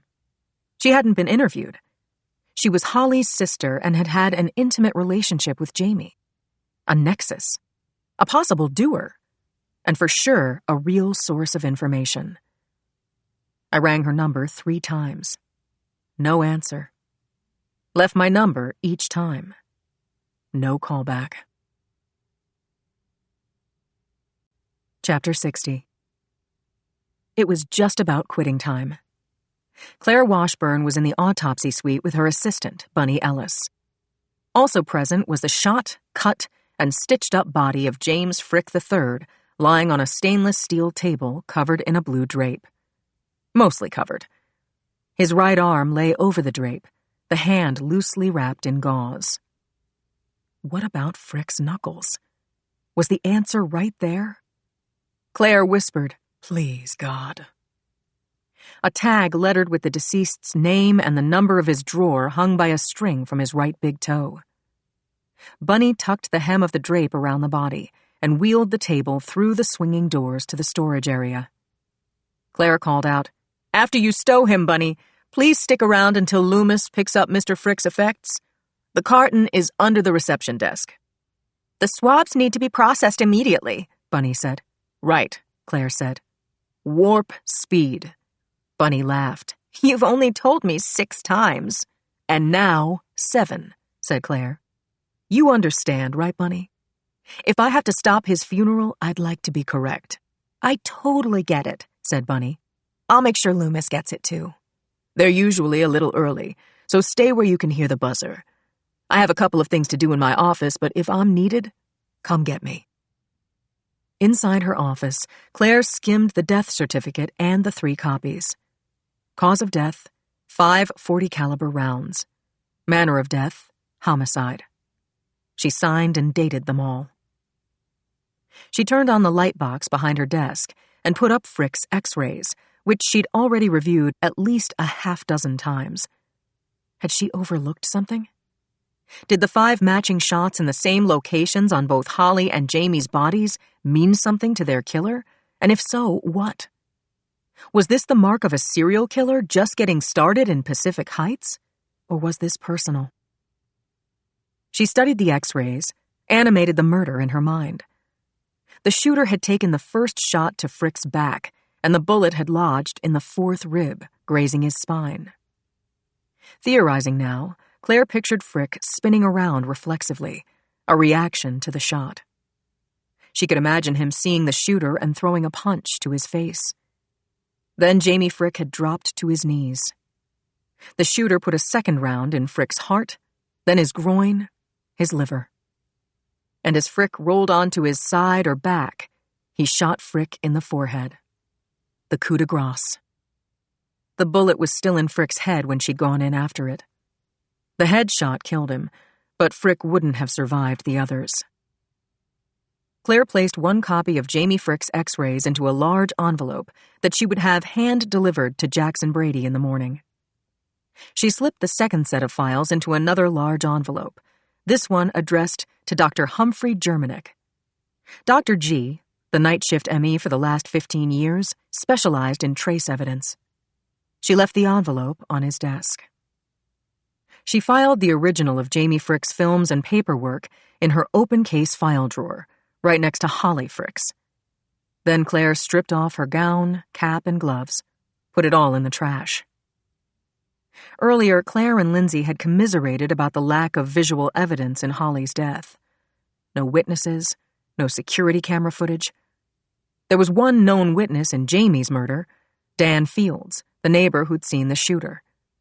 His view was partial, seen from 3 stories overhead with some obstruction from trees and the corner of the building next door. Fields had not seen the shooter's face. He'd said that the killer was wearing black, and he'd seen no identification on the clothing. And he hadn't seen if the victim had punched out at the shooter. Fields had been shocked by the killing and didn't move until after the shooter drove off in Jamie's black Jaguar. It wasn't much, but it was something. Claire changed from her rubber-soled shoes to street shoes and was ready to go. She found Bunny straightening up in the autopsy room. "Bunny, have you seen Dr. G?" "He just texted me. He's parking his car." "Good." Claire was eager to compare notes with the good doctor. Chapter 61. Dr. Humphrey Germanick was not just a highly regarded medical examiner, but he'd taught at UCLA Medical School before joining the medical examiner's office. After retiring from teaching, he came back to the ME, night shift, and he and Claire were friends. He was just coming through the ambulance bay when Claire said, "Thanks, Bunny. Put in for overtime. Dr. G will take it from here." Bunny didn't have to be told twice. She went to the ladies' room and came out shortly in street clothes, hair loose around her shoulders, lip gloss. As she left the ME's office, Claire and Dr. Germanic both wished Bunny a good night. Claire gave Dr. G a couple of minutes to gown up, then open his office door and ask her what was lying in wait for him. She got right to it. "I left Jamie Frick's files on your desk. $1 million for your thoughts." He said, "You look tired, Claire." "Is that your professional opinion or a little help from my friend?" "Both," said Dr. G. Claire nodded. "I hear you. I'm a brain wreck. Come with me, Dr. G, if you don't mind," she said, going through the swinging doors to the cold storage room. She opened Frick's drawer and slid his body out. "What do you think of this here?" Claire asked Dr. G, unwrapping Frick's hand with great care. Dr. G cleaned his thick, black-rimmed glasses, and when James Frick's right hand had been entirely freed from the bandage, peered at the dead man's hand. Claire told him her theory of the injury, and Dr. G looked closely at Frick's skinned knuckles. It sure looks like he got a punch in before the curtain dropped. You swabbed it?" "I swabbed the hell out of it," said Claire. "I've got the swabs packaged, and I called Hallows to make sure he gives it priority treatment. Rapid DNA could be back tonight." Dr. G nodded approvingly. Claire went on. "Contents of the box for the lab. Fluids from the tox screen, clothes bagged, fingernail scrapings, slugs, all in the carton under the reception desk with the swabs, 5 of them in individual tubes. Loomis is careful. I just hope they come early tonight." "I'm taking over, okay, Claire?" "Triple okay," she said.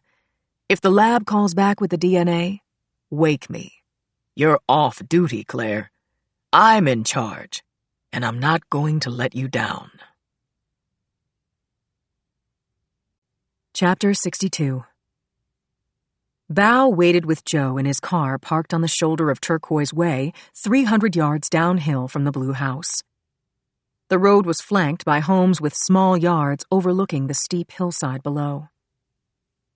Bao was focused on Thorderson and Wooten's threat catcher program.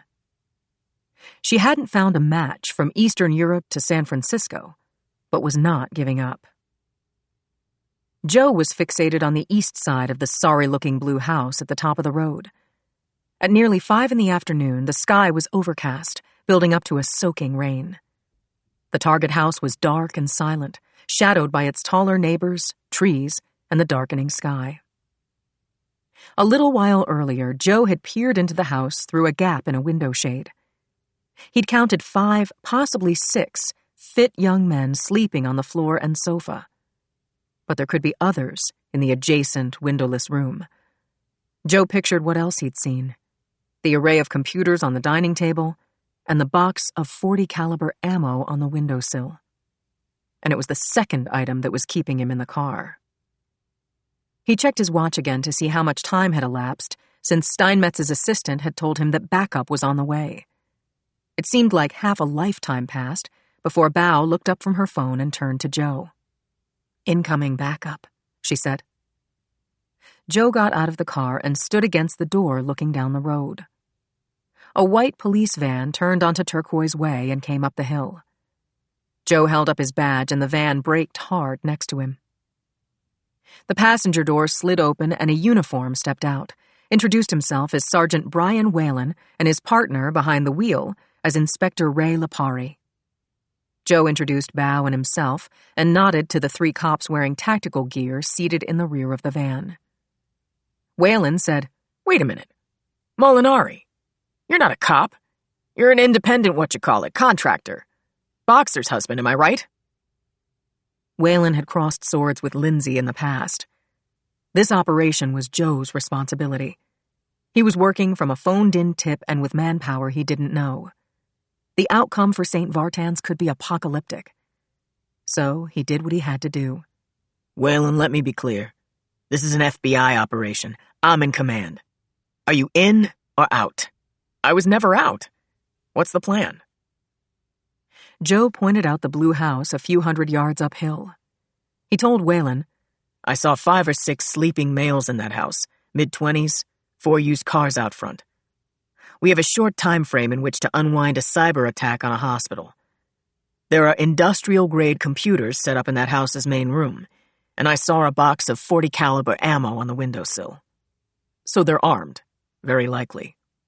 At the moment, they're camping in a property that's not theirs. We can bring them in on trespassing alone.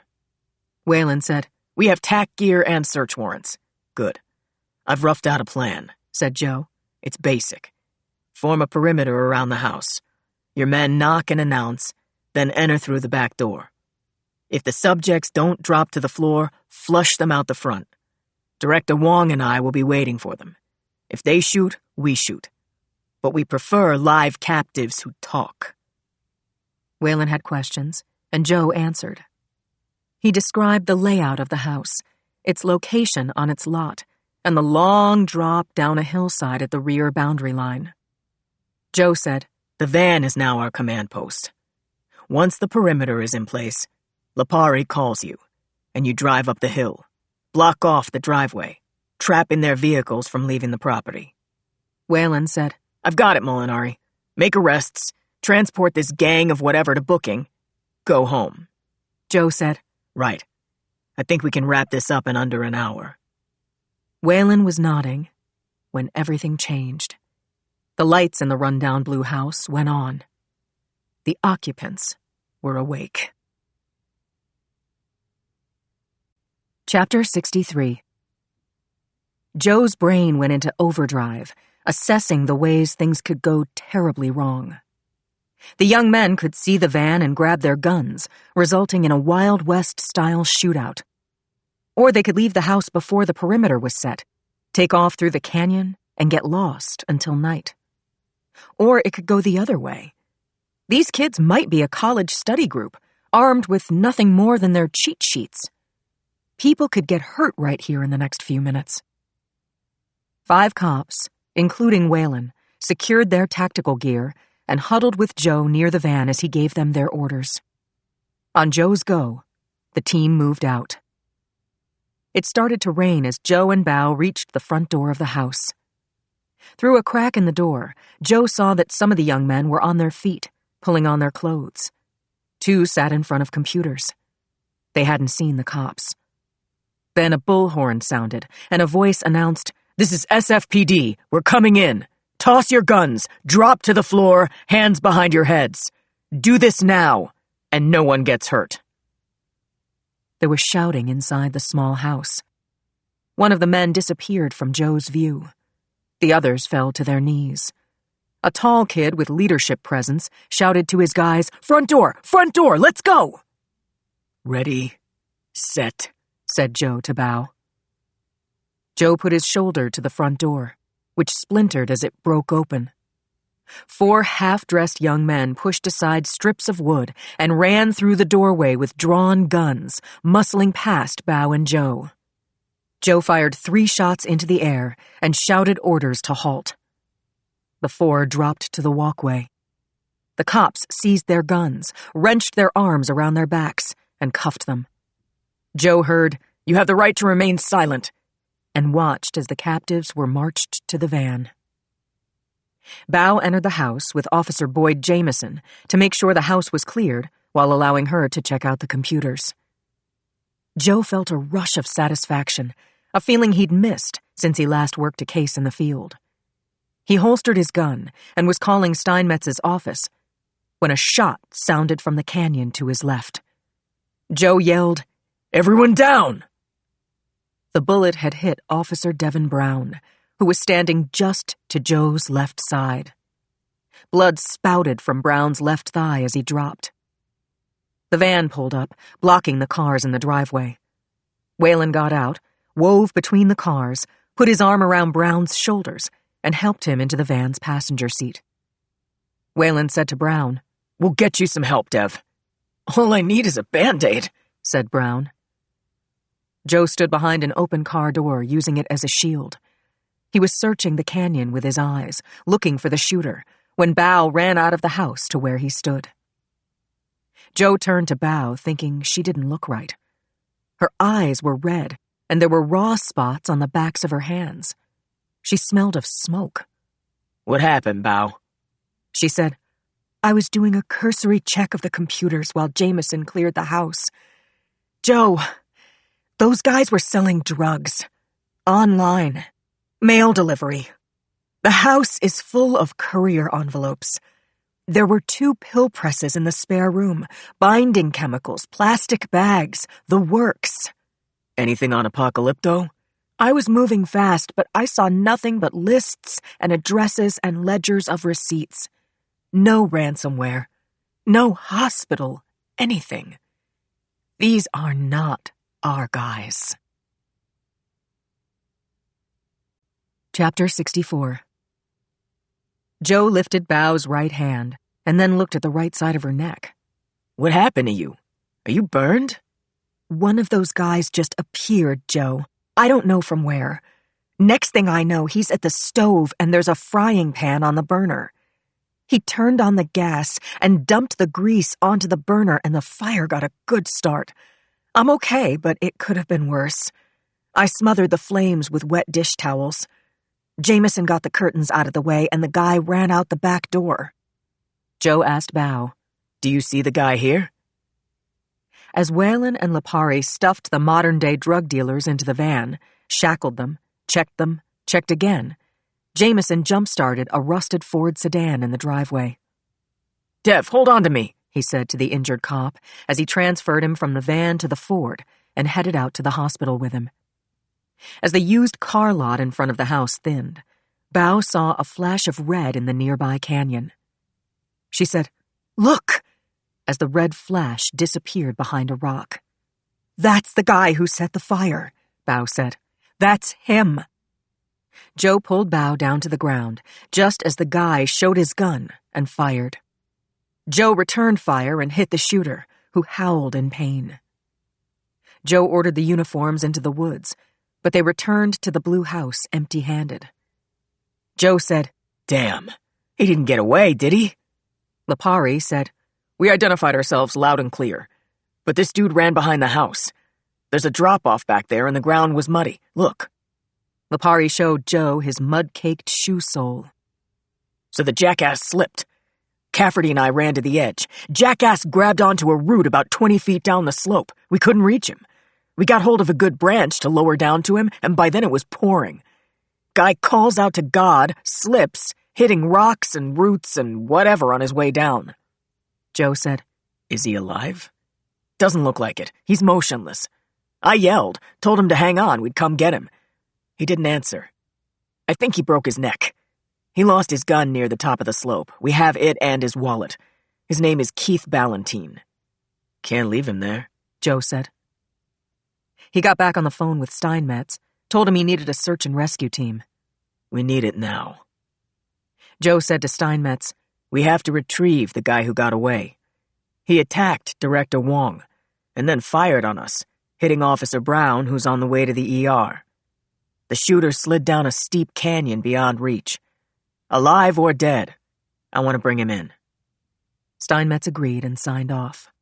Joe saw Bao picking out cops by name, telling them she needed help getting the computers out of the house. Joe called out to her, Wait for me. I'll be back. He didn't hear her say, I'll be right here.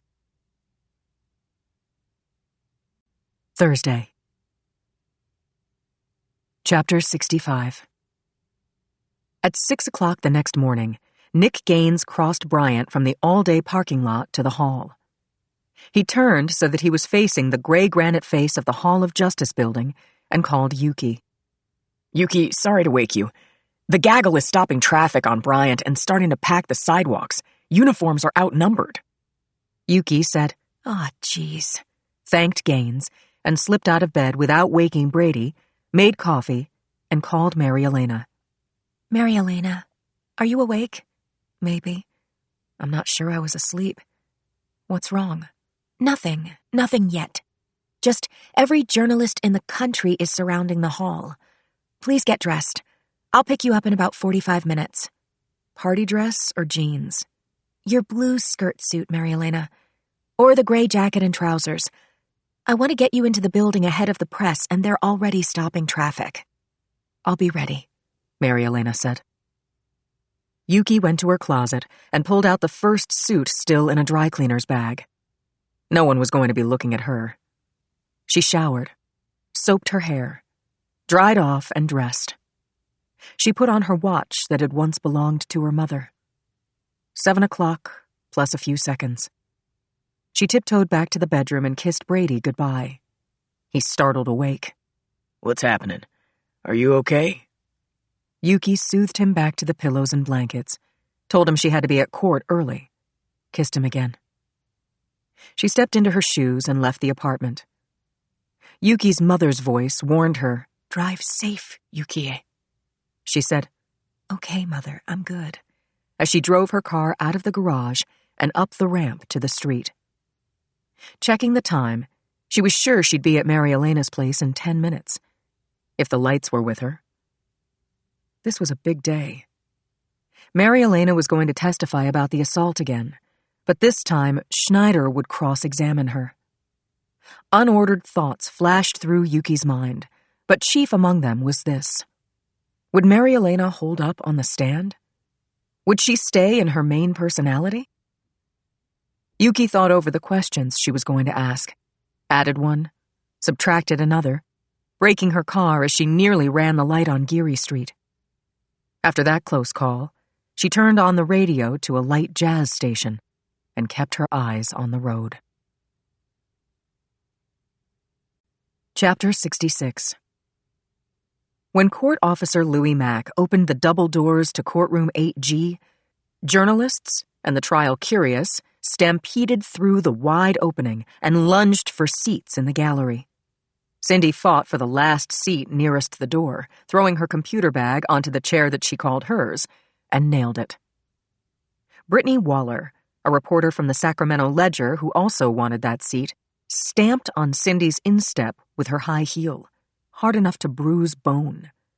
Cindy yelped and cursed at Waller, who was taller, older, and heavier than Cindy. Still, Waller saw something in Cindy that caused her to back off. Once seated, her computer cord plugged into the socket behind her, Cindy opened her laptop.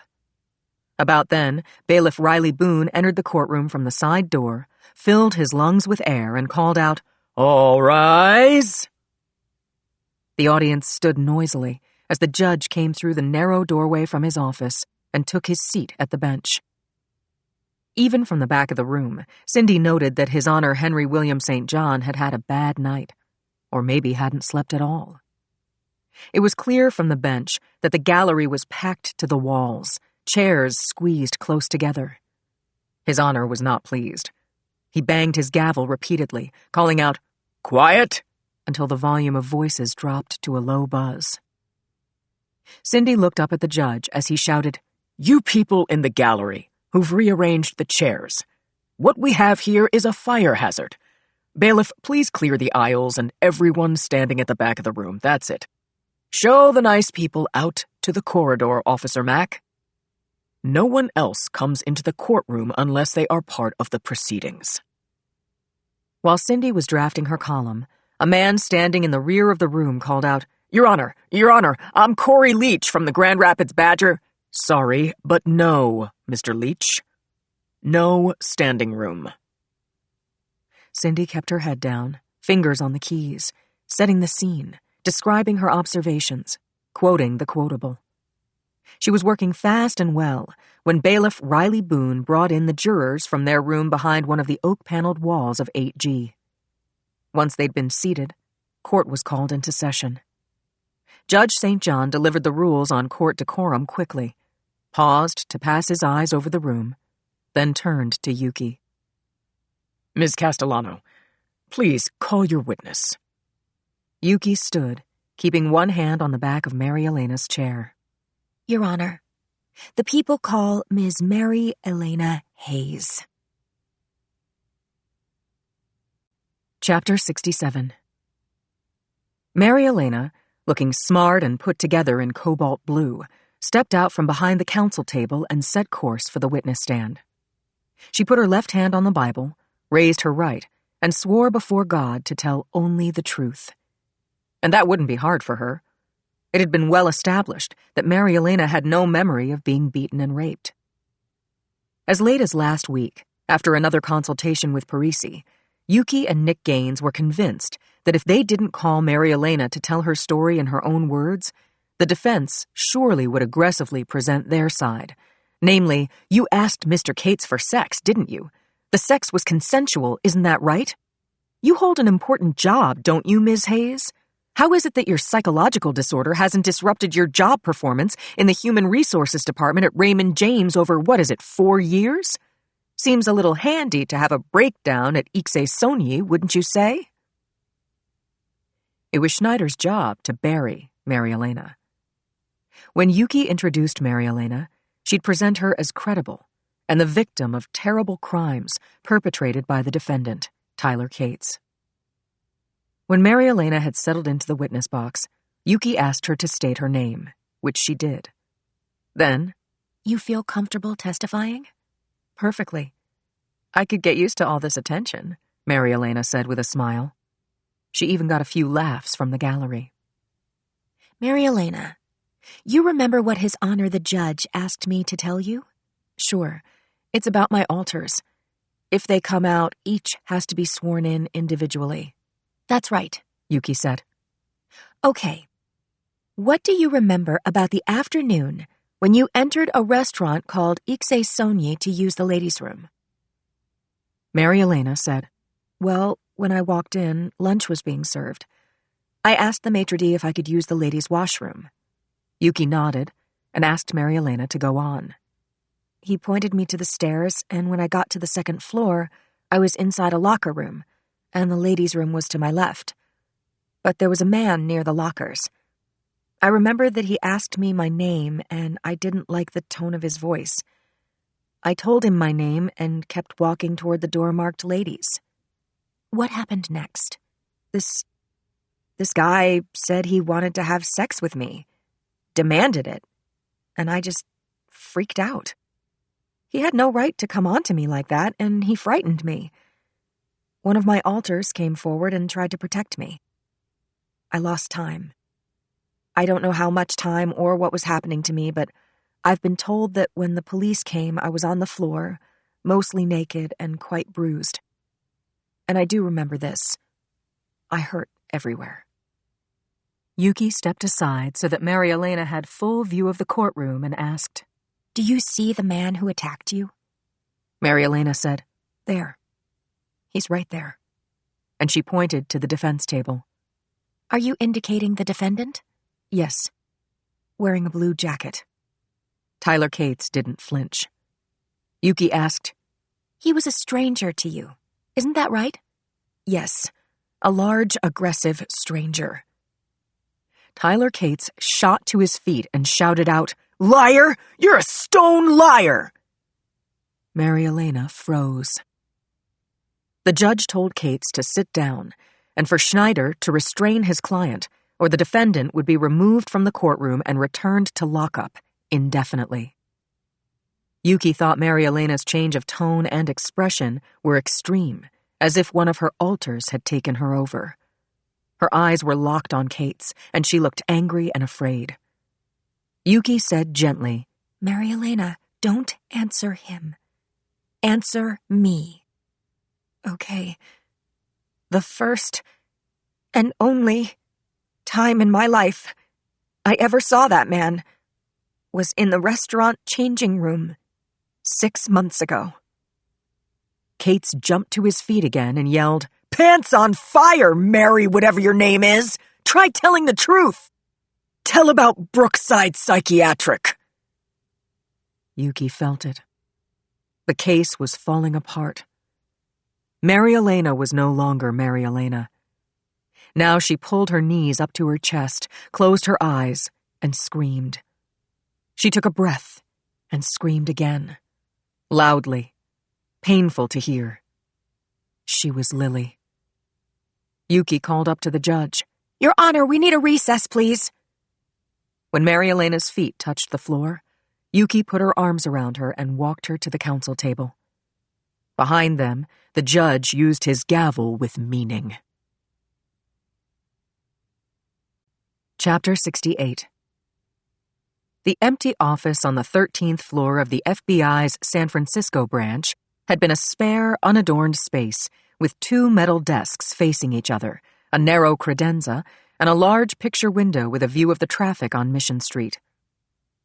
Since taking over the office, Joe and Bao had spread out to the 4 corners.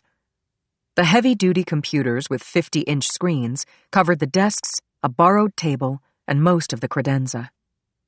Since they had returned from the blue house on Turquoise Way, the sun had risen over the city skyline. Joe got up, adjusted the shades. Coffee, Bao? Thanks, no. I'm still working on the last one. Her phone tootled, and she picked up, said, Hey, sweetie. Joe left the room to give Bao privacy, and as he headed toward the vending machine alcove, he thought about how rare it was to fit this well with a new partner. He and Bao had maximized every minute, going from a hospital meeting to a shootout, a gas stove fire, a cop down, a dead perp, and 4 arrests. But while that was all good, they were no closer to putting St. Vartan's back in business than they had been at minute 1. And they were still on it. They'd scrolled through uncountable gigabytes of files as time ambled by. They'd found nothing in all those hours about ransomware, hospitals being held hostage, or apocalypto. Patients at St. Vartan's were still in danger.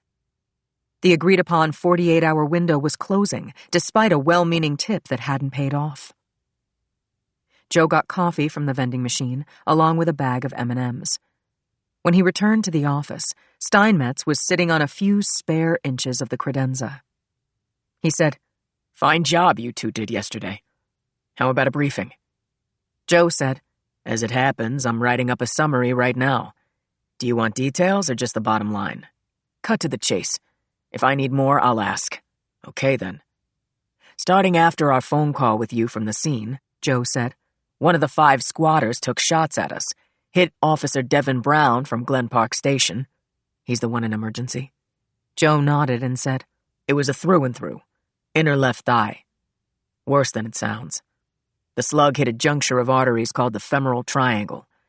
We tied off the wound at the scene and, still, Brown nearly bled out. As of now, he's out of surgery, but he's still in critical. It's not on you, Steinmetz said. Joe nodded, but he thought it was. He said, The shooter is at the morgue. He's the one went over the drop-off? Has the body been ID'd? Keith Ballantine, 28. Technically unemployed. Glen Park Station contacted his parents. Bao, you're up. Bao swiveled her chair so she was facing Steinmetz. These are the 6 computers that were in the house, and they each have enormous storage capacity. I've strip-searched 4 of them so far. There is nothing in them referencing apocalypto or ransomware. Nothing about hospitals at all. So what did you find? Bao said, Well, the young entrepreneurs in the house were in the drug manufacturing and distribution game. All of their business records were on their computers. Drugs? Steinmetz asked. You're sure? Bao said, I have another 2 computers to go through, Craig, but we found pill presses and the chemicals needed to fabricate the pills and package them in the house.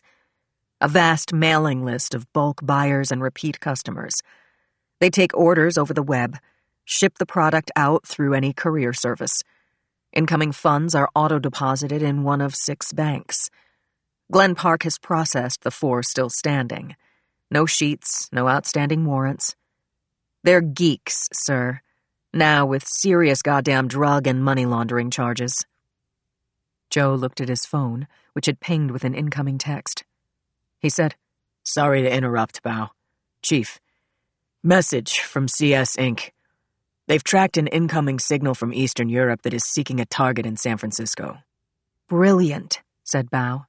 The IP address of the target should belong to an apocalypto-operated computer.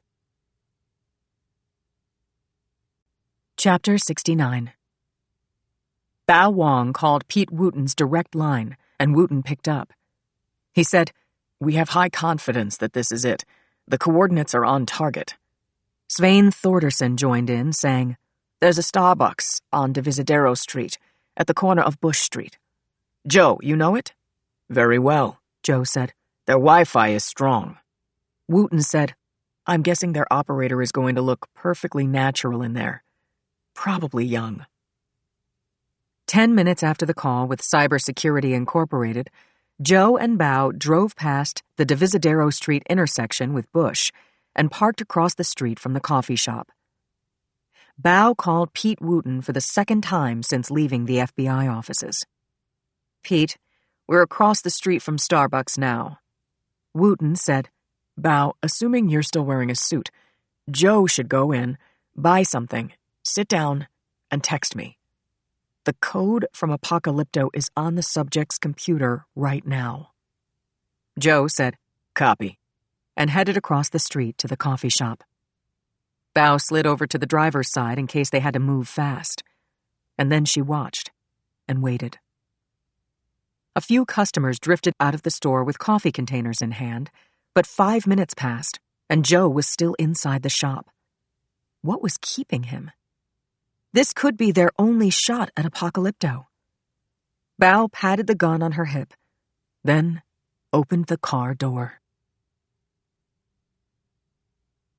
Chapter 70. Bao was waiting for a break in the traffic so she could dash across Divisadero Street when she saw Joe moving rapidly toward her. He was carrying something under his arm. Once he reached Bao, he showed her a laptop. "You've got it? That's the one?" "Better be," Joe said. "But we still need the operator." He got back in the driver's seat and buckled up, as did Bao. She said, "I'm dying, Joe. Talk to me." "I'll tell you everything. But first we have to find the owner of this laptop." Joe flipped on the flashing emergency lights and pulled out onto the road. When the car was in the clear, he turned the wheel hard and headed slowly up Divisadero toward Pine Street. A soft light filtered through the trees that lined the wide 2-lane street. Traffic was sparse. "Joe?" "So when I walked toward the front door, I see through the window that there's a laptop sitting on a table by itself." "No." I head for the laptop, but someone beats me to it and takes it up to the barista on the other side of the room. Now there's another person between us in the line. So when I get to the front, I pull my badge. I signal for the laptop and ask the barista, does she know the guy who left it? Could she describe him? Yes, she could. What was his name? She didn't remember what name he gave for his order, but she described him. White male, 5'10" or so, chunky build, in his early 30s, wearing jeans and a green windbreaker. I realized I saw that guy leaving Starbucks as I was coming in. I saw him, Bao. But since he wasn't wearing an Apocalypto sweatshirt, I didn't think anything of him. Now we're going to look for him. A driver behind them honked his horn. "Bao," said Joe, "flip that guy the bird, okay?" She snorted and said, "Joe, slow down, in case we pass a 30-something in a green jacket." Joe smiled. "Have faith." After I got the laptop, the barista, her name is Sophie, said, "There's a note inside." Bao picked the computer up off the floor, opened the lid, and saw a Post-it note with a couple of lines of handwriting stuck to the screen. She read it out loud. "I was here. Where were you?" Chapter 71. Yuki and Gaines sat at the prosecution table with Mary Elena in the chair between them. She was quiet and as cold as stone. His Honor Henry William St. John had once again adjourned court for the day, excused the jury, who were returned to the deliberation room. He offered Mary Elena his chambers until this mess is resolved. Gaines wrote the word mistrial on Yuki's pad, and she put a check mark next to it. Yuki asked Mary Elena, "Would you prefer to wait in my office?" She nodded her head vigorously. "If the judge agrees, I want you to sit in my office until he is through with me. Then I'll drive you home." With permission, Yuki approached the bench and told His Honor her plan. Moments later, Yuki's assistant, Deirdre Palmer, was at the double doors. Deirdre was a kind and resourceful person, and Mary Elena had met her before. The transfer was handled quickly, and as soon as the doors closed, Yuki returned to her table. That's when the judge called Tyler Cates, Schneider, and Castellano to the bench. His Honor stared 50 caliber rounds through the defendant, saying, Mr. Cates, this is where your presence in the courtroom ends. With one condition. You swear you will make no more comments unless you are on the stand and under oath. Do you understand? I understand, Your Honor, I promise. Judge St. John wasn't finished. If I continue this trial, you will spend the rest of it in a holding cell. No lunch break, no visitors except your attorney. You are dog meat until the jurors have made a decision. Or I will determine that we will have to start all over again. If so, back to jail with you until a new trial is scheduled. So count the months on your fingers. And no discount for time served if you are found guilty. I have a lot of cleaning up to do before I arrive at trial or mistrial. The judge turned his head a few degrees and said, Mr. Schneider, you've been a criminal defense attorney for as long as I've been a judge. Today, you risked a contempt citation by not shutting down your client and removing him from the court. I'm very sorry about this, Your Honor. Sorry doesn't cut it. My staff is going to look into this charge your incredibly reckless client has made. We should know by tomorrow if there is such a place as Brookside Psychiatric and whether or not Ms. Hayes was a patient there, and the same for Mr. Cates, and if so, at the same time. The results of that research will help me determine how we proceed. Cates said, Your Honor, I'm sorry I blurted out what I did. She's making horrible accusations. Schneider pinched Cates's arm. The judge turned his back on the sorries and excuses and disappeared through the door to his chambers. As guards took Cates to holding, Gaines and Yuki gathered their things, left the courtroom, and headed toward the DA's offices. At the same time, Red Dog was coming toward them in the corridor. In Yuki's current state, Len Parisi looked like a bristling, rust-colored heart attack.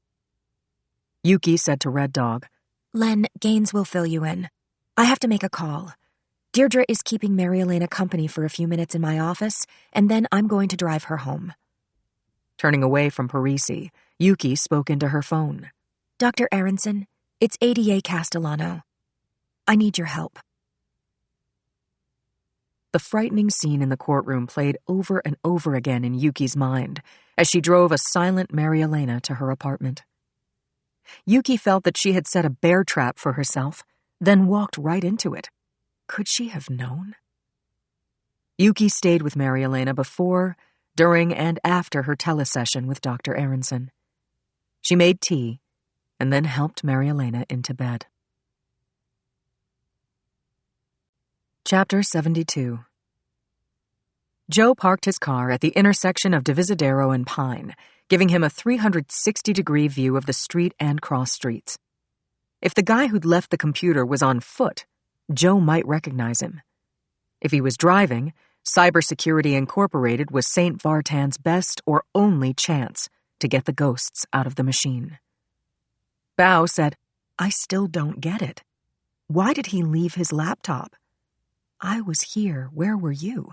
What's that? What do you think? He was stood up. Joe laughed. Thanks. I needed that. He really did need a laugh. He was tense, tired, hungry, and exhilarated. If they succeeded, they'd be elated. People would live. If they failed, St. Vartan's was going to have to find millions, and Apocalypto would still be in business. Bao leaned toward him. Joe, see that? What? Where?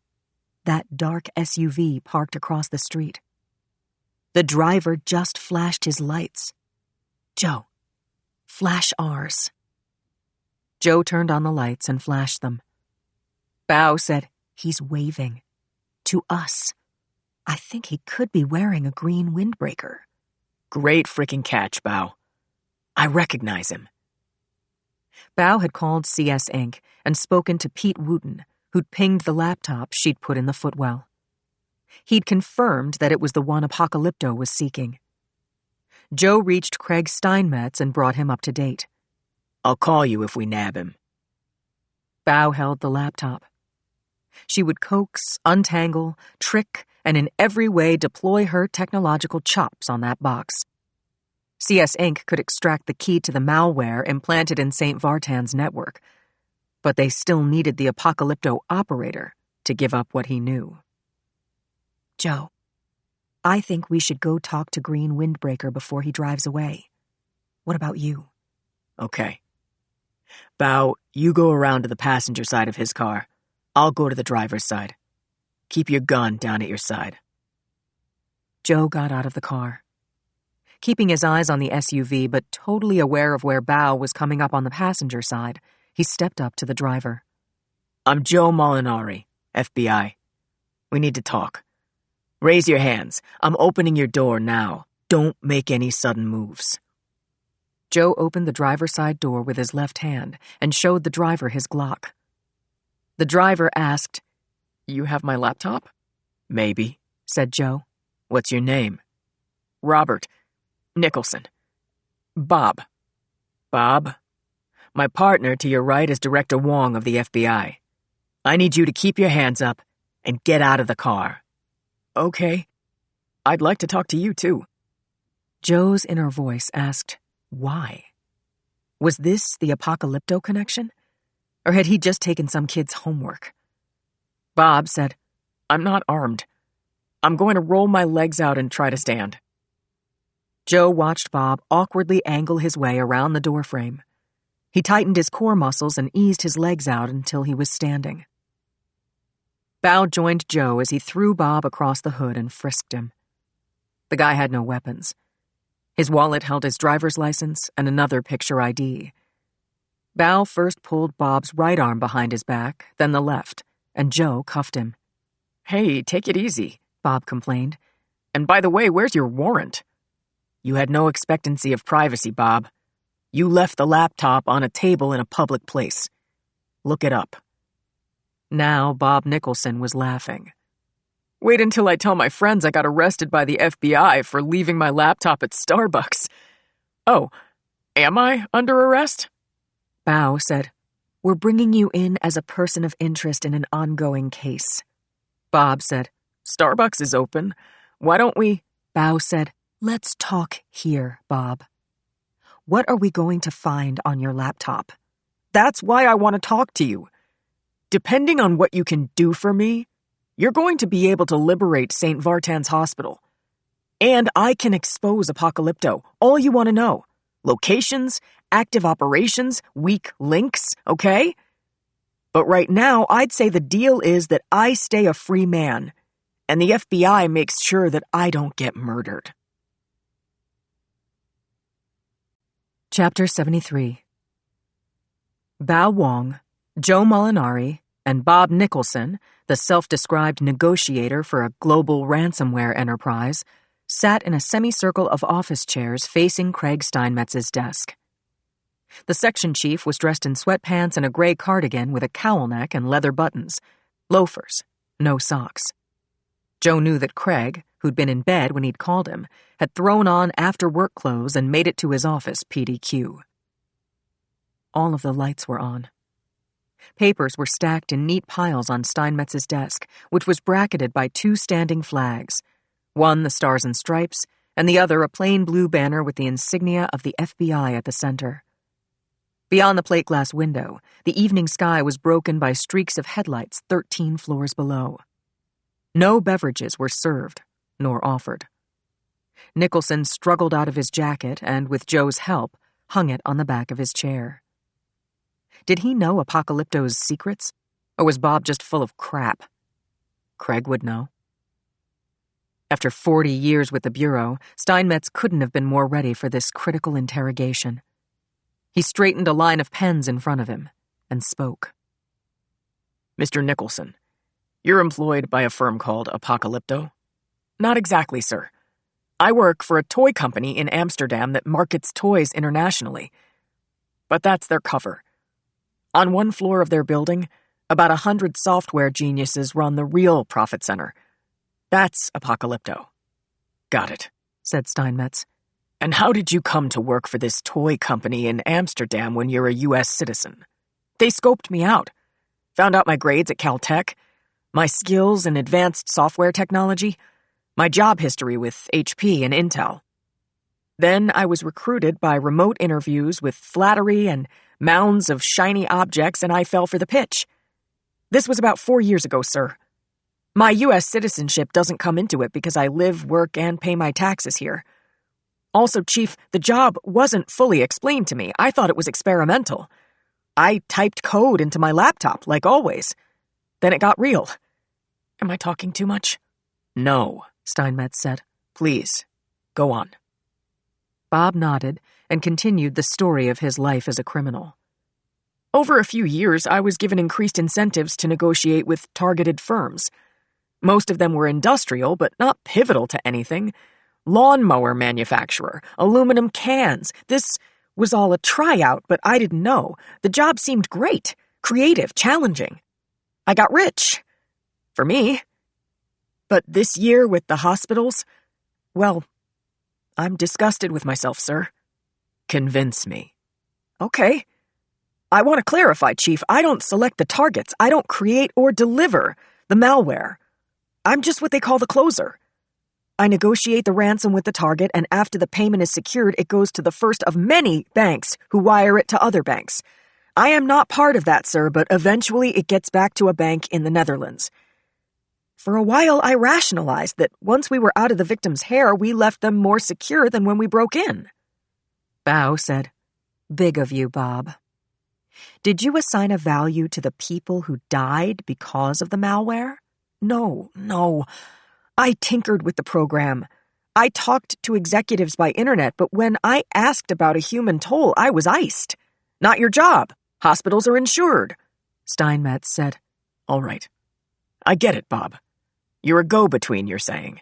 An upstanding citizen with computer skills who got duped by terrorists. Joe was watching Bob carefully. It seemed to him that Bob had never imagined a moment like this. He was scared. Leaving his laptop at Starbucks hadn't prepared him to confess to the Federal Bureau of Investigation's top man in San Francisco. He wiped his eyes with his sleeve. Steinmetz rooted in his center drawer, found a packet of tissues, and slid it across the desk. Bob was stammering now. Sir, I was willfully blind, and I don't forgive myself. But for context, this was very heady stuff for a fat kid from a factory town who got scholarships and grades and a way out of Nowheresville. I want to earn a clean reboot. Steinmetz said, So you're going to quit your job, whether or not you get protection from the FBI? Yes, sir. But without protection, I'll be killed. An apocalypto will live. Chapter 74. Claire and I drove separately to Susie's and parked about a half a block away. Just the sight of those windows blazing with light was enough to buck me up. I linked arms with Claire as we walked toward the entrance. I did all the talking, as Claire was unusually quiet. Something eating you, Butterfly? Talk to me. Claire's sigh was long and deep. Claire? Sorry. I was thinking about some results I'm waiting on. I was collecting scrapings from under Jamie Frick's fingernails yesterday and noticed that his right hand was a little swollen and the knuckles were slightly abraded, like he'd punched someone. Probably just before he dropped dead. Claire, this is huge. You're thinking he slugged his killer? Or he scraped the sidewalk? All I know right now is that he skinned his knuckles. Anyway, I swabbed each knuckle, segregated the swabs, covered his hand with gauze, and asked the lab to rush it through rapid DNA. Maybe it'll match to his killer. I asked the air, how did we miss this? Lens.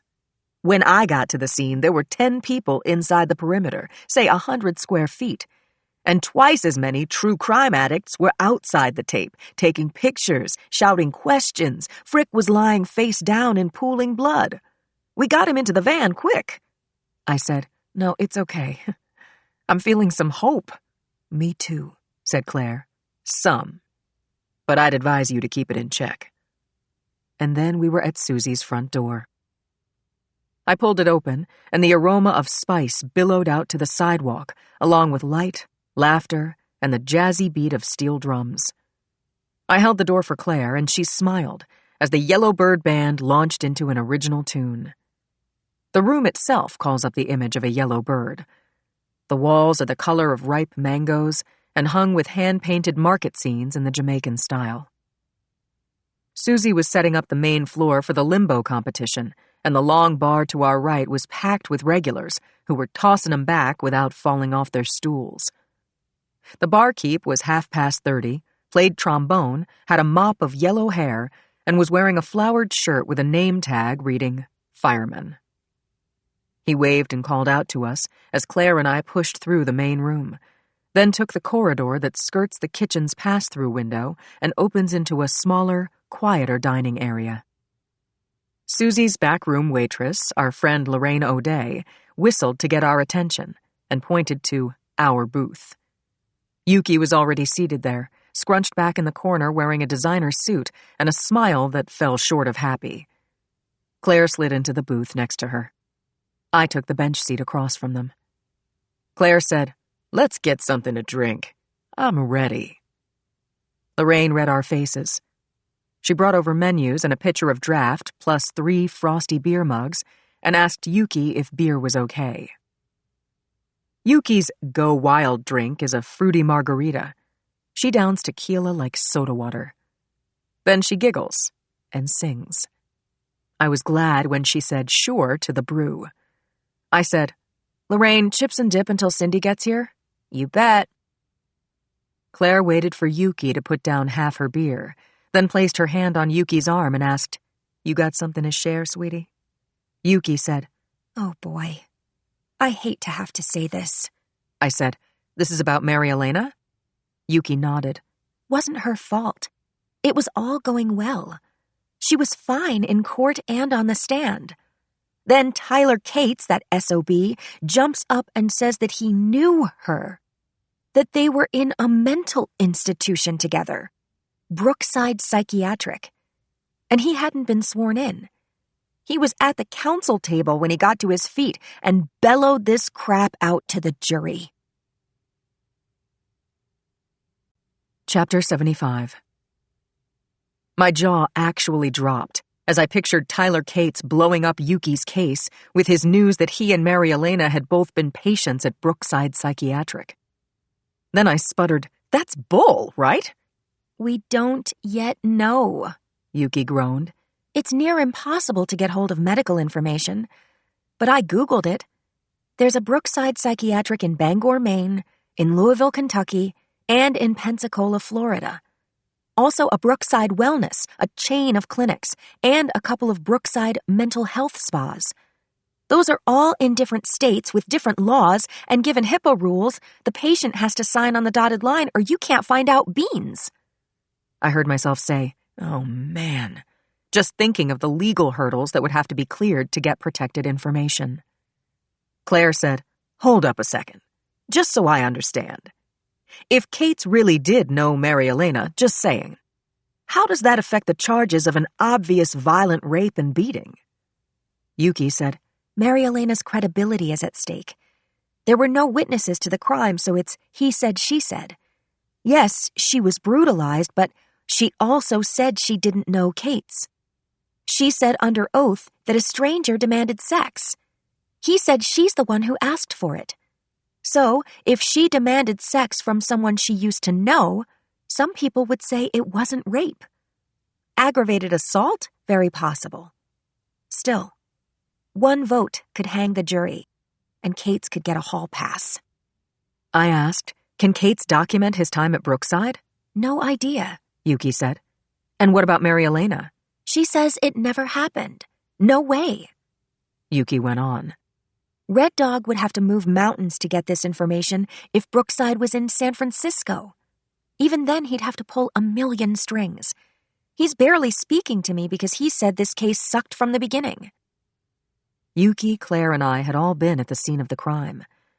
This was a case that had to be tried and won, and I said so. Yuki continued, "Our best chances are with Judge St. John.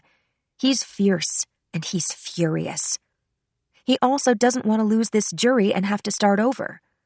We're hoping he instructs the jurors to ignore all references to Brookside, as there's no actual evidence or sworn testimony. Or he can call a mistrial. Even Red Dog would rather get a mistrial and forget it. We'll find out in the morning. I wish Cindy was here to give you the eyewitness journalist's version. Where is she, anyway? In an exception to the no phones rule, I turned on my phone, as did Claire. There was a text for me from Joe. I'll be home late, Blondie. I called Mrs. Rose, and she's got the kiddo and the doggo. That's when Claire called out over the restaurant racket. Here she comes. I turned to see Cindy dressed in a pretty floral dress coming down the corridor and into the room. She wasn't alone. Chapter 76. Cindy had brought her mother. Darcy Thomas was right behind her daughter as they entered the Women's Murder Club's special dining room. We'd all met Darcy before at a party for Cindy's first book, Fish's Girl. We'd had dinner together with paper plates in hand at Book Passage in Corte Madera and had unanimously liked her. The family resemblance was there. Darcy had the same bone structure and curly hair, and she also had an easy laugh over stubborn determination. Lorraine moved a chair to the end of the table so we could all fit at the booth. Darcy slid in next to me and reached out for a hug, which I was glad to give and receive. She reached across the table and bumped fists with Yuki and Claire. So good to see you all. Am I interrupting a serious murder club meeting? Claire spoke up, saying, Not at all, Darcy. We were summing up. We know the menu and can make recommendations. No time to eat, she said. Time for a drink, maybe. Lorraine had her pad in hand and took our dinner orders, Darcy's order for a glass of Chardonnay and Cindy's request for a mug of beer, then disappeared as if in a puff of smoke. Darcy said to the table, This was a one-day turnaround trip. I'll have dinner on the plane.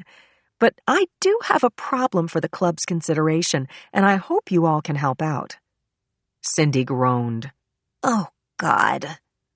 Lorraine brought wine for Darcy, a mug for Cindy, and I used the moment to call Joe. He picked up. Can't talk now, Linz. Sorry. Later? I said. I'll be home in an hour or so. Don't wait up, he said. I've got no idea when. I gotta go. He clicked off, and I hung up on dead air. Lorraine came back quickly with our food, and as Darcy was dipping chips, I said, Darcy, you wanted to brainstorm with us? When Cindy's mug was topped up, Darcy said, Let me say first, no guns are involved. No one gets injured. No ambulances are needed. Chapter 77. Darcy was a natural comic, and the three of us laughed, of course, until Cindy said, Mom, spit it out, will you? You're being overly dramatic. Cindy, you tell it, okay? I'm exhausted, said Darcy. We went shopping, Cindy said. For wedding gowns. Oh, 2 or 3 of us said in unison. Darcy jumped back in. There are 3 semifinalists down from 30. Cindy is not even committed to a type of dress. You need to write a column about this, Cynthia. Find out how other women deal with the life and death decision of buying a wedding gown. Yuki started to laugh, her bell-like chortle so full of glee it was impossible to hear without joining in. Even Darcy, who was clearly all worn out, blew wine out of her nose, and Claire slapped the table repeatedly as she guffawed. When we were all breathing normally again, Claire asked the table, Where's the rub? Cindy looks good in anything. And for the something borrowed, where are my pearls? Yuki said, Please put me on the gown jury. Do you have pictures of the contenders? Why, yes, we do, Darcy said. While we dug into our dinners, Darcy passed around her phone with its picture gallery open to the 3 top choices. Cindy peered at the time on her phone, then asked her mother if she should call her an Uber. That would be great, honey, Darcy said. Cindy requested the ride and got a confirmation. She wasn't in the mood for fiery food or more interference in her gown selection, but she bore up and made comments about the last 3 standing. That one, she said, makes me look pregnant, and I am definitely not. Number 2, she said, looks like it was made on the cheap in a sweatshop. Darcy said, designer gown, by the way. Cindy ignored her mother. She said, This, the third loser, looks good on Mother, but it's a closeout and it's 2 sizes too big for me. Darcy scoffed. Just then, Cindy's phone pinged. Cindy said, Your ride is here, Mom. I should go too, I said. I gave Claire some folding money to cover my share, said goodnight to her and Yuki, then Cindy and I walked Darcy Thomas out to her ride. I gave Darcy a good hug, told her I'd see her at the wedding. Cindy will be wearing white, I said. I guarantee it. Cross your heart? No. Cindy gave me a soft punch in the arm. I was laughing again as I opened the car door for Darcy and waved goodbye. I hugged Cindy, too, saying, Let's talk tomorrow. We kissed cheeks, then I jogged down the block to my blue Explorer, the third nearly identical model I've had in the last several years, due to on-the-job gunfire. Yes, this is truly what I do for a living. Skipping past that, I focused on how in 20 minutes I'd be bringing Julie and Martha home from daycare with their nanny, our neighbor, Mrs. Gloria Rose, and that I'd be home for Joe when he came through the door. Whatever time that was. Chapter 78. Joe watched Bob sweat. Bob Nicholson was speaking from his heart, but he hadn't seen around this corner, and the consequences had just gotten real. He asked for a glass of water, and Steinmetz shook his head no. Keep talking, Bob. I see it like this, Bob said. I can show St. Vartan's protection team how to put the hospital behind a virtual wall. I can destroy the Apocalypto program from the root, and I can tell you how to shut down the decision makers, all tonight. Steinmetz sat forward in his chair, said, Did you negotiate with Oakland Pediatrics? Yes, sir. Sorry to say. I saw the headlines and the photos. Before you ask me, then why St. Vartan's, there was no way to turn down the assignment. One guy I know did that, and I heard that he'd gotten a bullet and a wood chipper funeral. Steinmetz grunted his ambivalence, but Joe knew that he had decided. Steinmetz said, And what you want from us is a new identity and location in exchange for putting the hospital's computer network back together, protecting it, and destroying Apocalypto. Yes, sir. Steinmetz said, Okay, Bob. I've had you checked out. Quantico. Interpol. Seems you are who you say you are. He turned his chair a few degrees and said, Bow, call Wooten and Thorderson, and have them get Labreche down to the hospital. Joe said, And the IT guy, Walters. Steinmetz said, Fine. Joe, U.S. Marshals are waiting downstairs to take you 3 to St. Vartan's. Call me when you're on site. Marshals will be responsible for Bob. You and Bow stick with him until CS Inc. confirms that the hospital is in the clear. I'll be here and available. Joe, I need a few minutes with you alone when the job is done. Bob, if you fail, you'll be detained and charged, understand? Yes, sir. Steinmetz took a sheet of paper from a folder on his desk and offered it to Bob, saying, This agreement protects both parties. You do your part to our satisfaction, and you get a new ID and relocation to a small town in Bulgaria. Bob laughed. Let me see. Steinmetz handed him the agreement. Joe saw by Bob's nods and ahas that he accepted the terms that he would be relocated to a city in the USA with a new identity. Bob picked up a pen from the line of them on the chief's desk. He signed the document, Steinmetz signed, and Joe witnessed the signatures. Steinmetz put the document back in his drawer. Steinmetz said, Take care of this tonight, Bob. Save some lives. Redeem yourself. Friday. Chapter 79. At 2 a.m., 5 hours after the meeting with Steinmetz, Joe was back in the chief's office with vending machine coffee and cinnamon rolls in front of him. Steinmetz said, Bow called. She says it all went like quicksilver. St. Vartan's network has been repaired, tested, and approved. You agree? Joe said, Craig, I watched.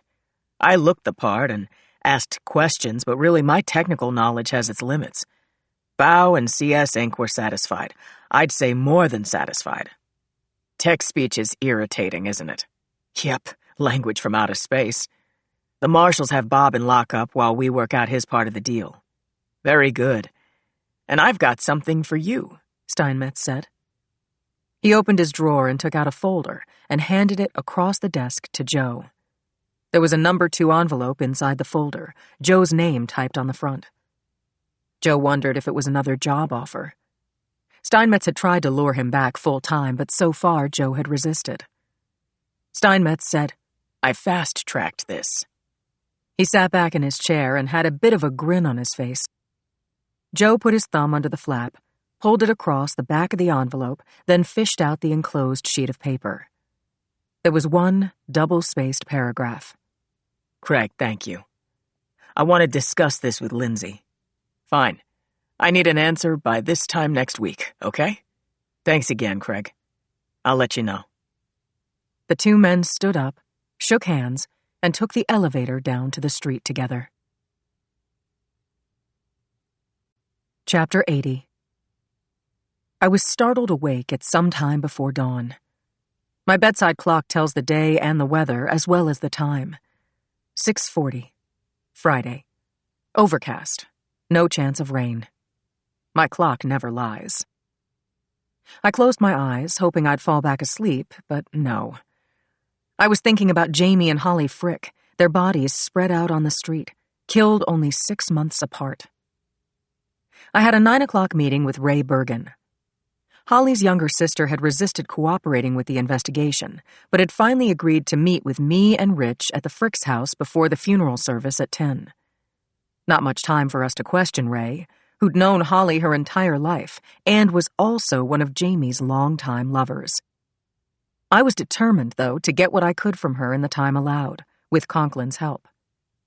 We had under an hour to put a dent in the case, but Rich was an ace at interviewing women. I rolled over and reached for Joe. You awake? I whispered. No, he said. What day is it? Friday. How'd it go? Laptop guy. He saved the day, hun. He wants to make good. For St. Vartan's? Sure. He was apocalyptos. Man, with Oakland. Pediatrics, too. Seriously? And you caught him? He grew a conscience? Joe? He had slipped right back to sleep. I kissed my fingers and touched his cheek and whispered, I've got to hustle. Got a funeral to go to. Joe smiled and held up crossed fingers without opening his eyes. Then, Gloria's coming at 8. Excellent. I gave him a full-body hug and got out of bed. Getting a too short explanation of how or if Joe had closed the apocalypto business down was like having the power go out while watching a thriller. Joe had said that the ransomware guy had saved the day. Good to know, but I could have used a few more details. Where did things stand now? I was still thinking about the possibilities, trying to solve the crime with nothing to go on as I got ready for the day. I spent 5 minutes in the rain box, then blow-dried my hair. I stepped into pointy shoes for the first time in so long my feet protested. I slid my smart black dress over my head and hung a gold cross on a chain around my neck. I was brushing my hair when the doorbell rang. I greeted Gloria Rose, our saving grace. She was early. We had one of our shorthand conversations where I ticked off the few items on the Molinari to-do list. I wrote a note to Joe, and when Julie stumbled out of her room with Martha, I was grinning. Julie's curls, black like Joe's, fell over her blue eyes. She put her arms around my waist. I kissed the top of her head, ruffled Martha's ears, and last, asked Mrs. Rose how I looked. Like you're going to a funeral. We laughed, and sandwiching Julie between us, I hugged Mrs. Rose. I kissed Julie again and told her how much I love my little girl. When Daddy wakes up, I'm going to teach him a new game, Julie said. Make sure he's had his breakfast first, Bugs, okay? Put on some lipstick, said Mrs. Rose. Copy that. Chapter 81. Once I was buckled up in my Explorer and headed to Pacific Heights, I replayed my waking thoughts around and around on a closed loop. The Frick conundrum. The Holly and Jamie executions. The clueless house staff. Claire's sharp observation of Jamie's skinned knuckles. She'd pulled a rabbit out of her scrub's pocket. And I thought about Ray Bergen, divorced mother of one, seen in Los Angeles' hottest playgrounds, known as a party girl with writing talent that might eventually pay off. I was dying to meet this woman who'd been having a long-term affair with her sister's husband. It wasn't unheard of, but it was uncommon. Is that why Ray had put me off until now? I reached the Frick's house about 15 minutes after leaving home. A moment later, Richie's old Bronco rolled up the house's curving driveway and braked behind me. He got out of the car, handed me a container of coffee, and I smiled.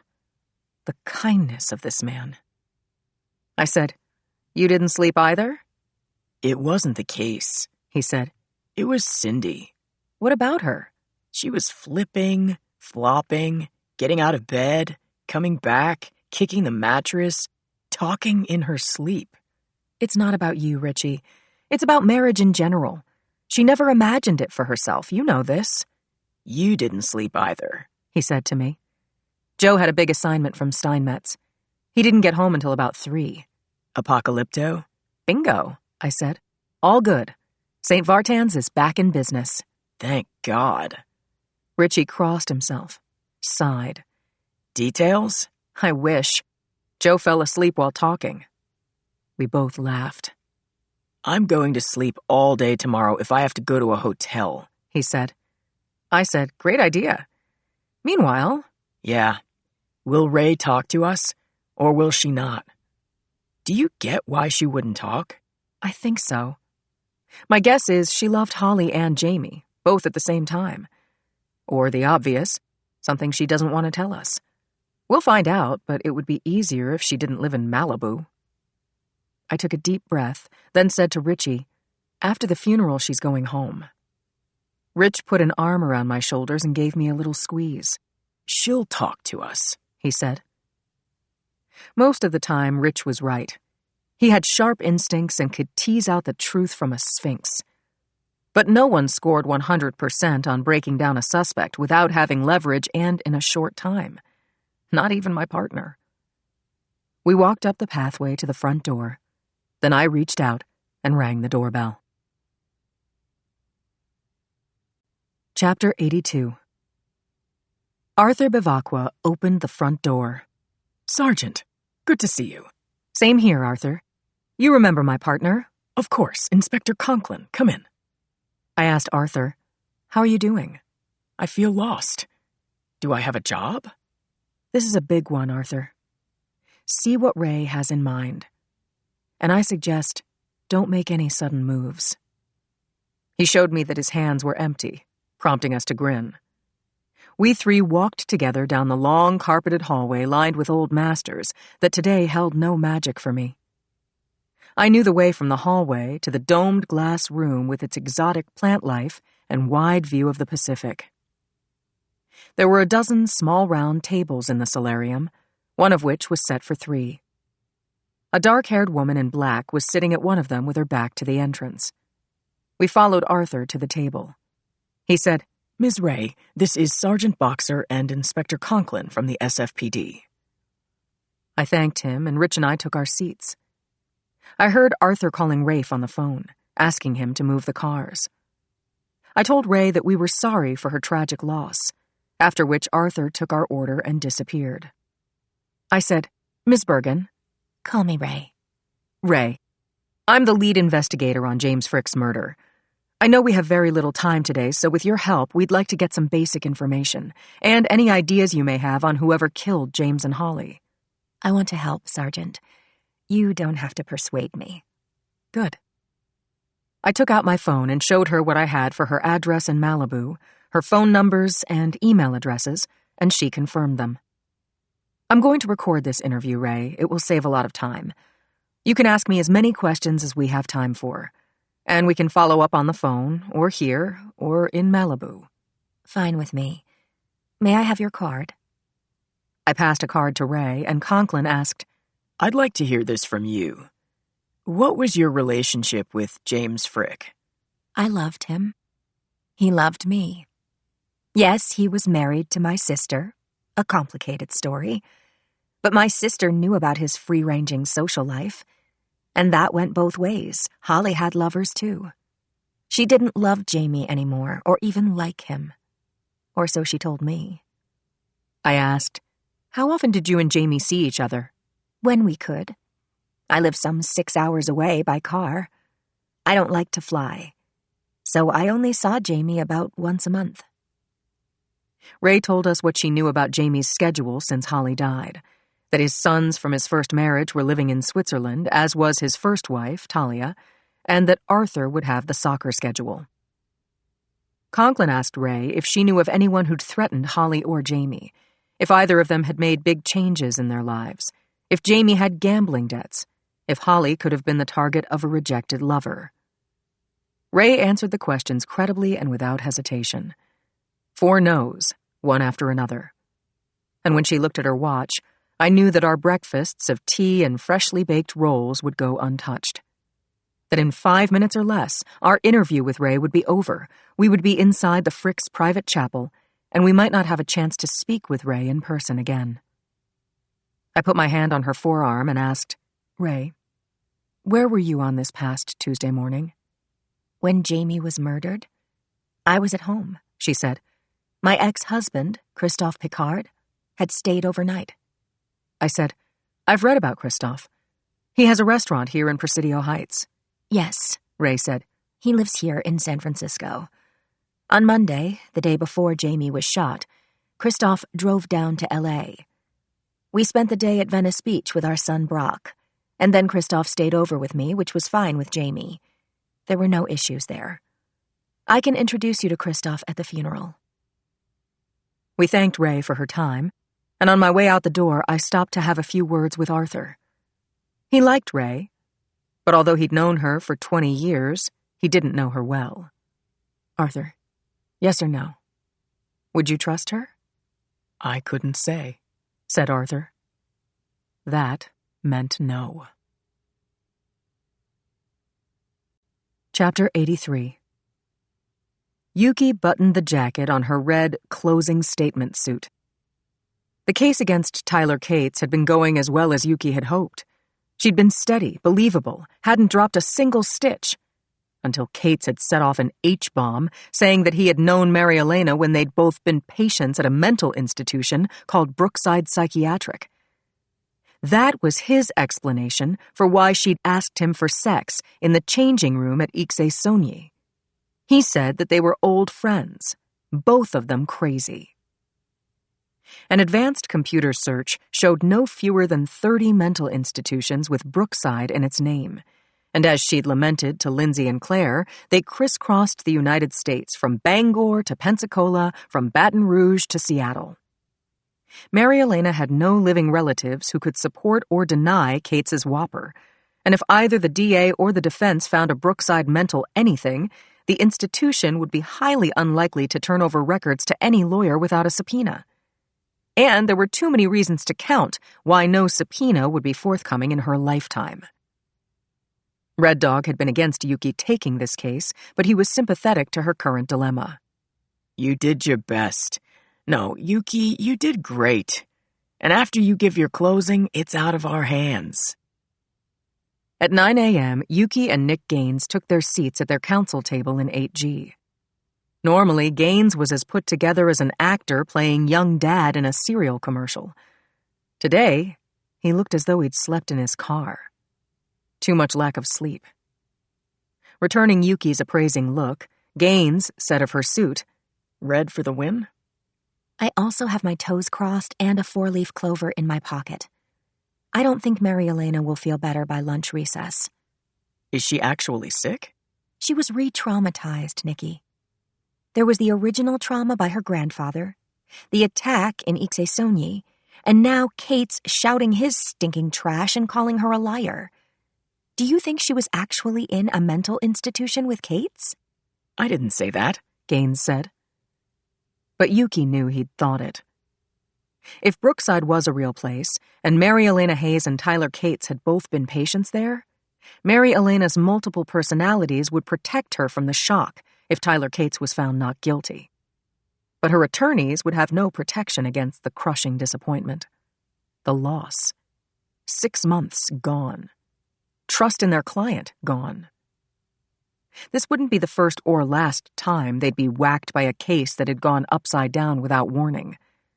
The feeling was certainty that you'd screwed up, despite the facts and the hard work, and it never got easier. Hell. But Yuki believed in that woman. She'd put her money on Mary Elena over that shit Cates any day. Chapter 84. The courtroom was packed, just shy of standing room only. Officer Louis Mack signaled a guard to close the double doors. Then he escorted the jurors into their box and swore them in. When they were seated, the door cracked open between the courtroom and the judge's chambers, and the Honorable Henry William St. John entered and took the bench. Yuki turned her head a few degrees to the left, surprised to see that defense counsel Ed Schneider wasn't yet seated, when every other day he'd been early. She said so to Gaines. He said, "Maybe he's talking sense to Cates." said Yuki. So what's he saying? "Retract this Brookside garbage, or you're going to have a lifetime in a cell to regret it." Yuki said, Maybe. Cates is vile, but to this day, I don't think he gets it. Gaines said, "Makes him a psychopath, doesn't it?" Just then, their conversation was derailed by a rising buzz in the gallery. Judge St. John slammed his gavel down, demanding quiet, which he got. Everything about him, from his precise haircut and trimmed mustache to his controlled scowl and the neat pleat of his robes, said that this judge meant what he said. Quiet. When the room was silent, the judge cleared his throat and the bailiff called the court to order. Yuki and Gaines turned their heads at the sound of the double doors opening. Louis Mack opened them wide, and Ed Schneider stumped through, unapologetic as he took his seat at the defense counsel table. The judge acknowledged him with a nod, then called on Yuki. "Are the people ready with their closing argument?" We are, Your Honor. Yuki got to her feet and stepped out into the well to face the jury. At the same time, the counsel for the defense stood and asked if he might address the judge at the bench. "Mr. Schneider, Ms. Castellano, please approach." 2 minutes later, the judge ordered the courtroom cleared. Chapter 85. During the recess, Cindy grabbed 2 cans of sparkling water plus a sandwich and a fruit salad from the snack cart outside the hall and brought them up to Yuki's office. Chicken and bacon with mayo, okay? She asked. If not, I'll trade you for my fruit salad. Either way, said Yuki. I don't think I can taste anything. Yuki seemed to have no appetite, but looked glad to have Cindy as company. Cindy was thinking of the Chronicle's 6 o'clock deadline and had hopes she could update the Hayes v. Cates story in time. It was rare for Yuki to give her exclusive news on the record, but today might be one of those days. Cindy passed a can of sparkling water to Yuki, pulled the tab on hers. She slid the sandwich to Yuki's side of the desk and unsealed the container of fruit salad, took a bite of melon, and dialed down whatever feverish expression might be giving her real hunger away. Yuki took a bite of her sandwich, apparently determined not to let Cindy bully her for any front-page tidbits. Cindy, sitting across the desk from Yuki, was finding it hard not to interrogate her friend. What did Yuki know? And would she tell her?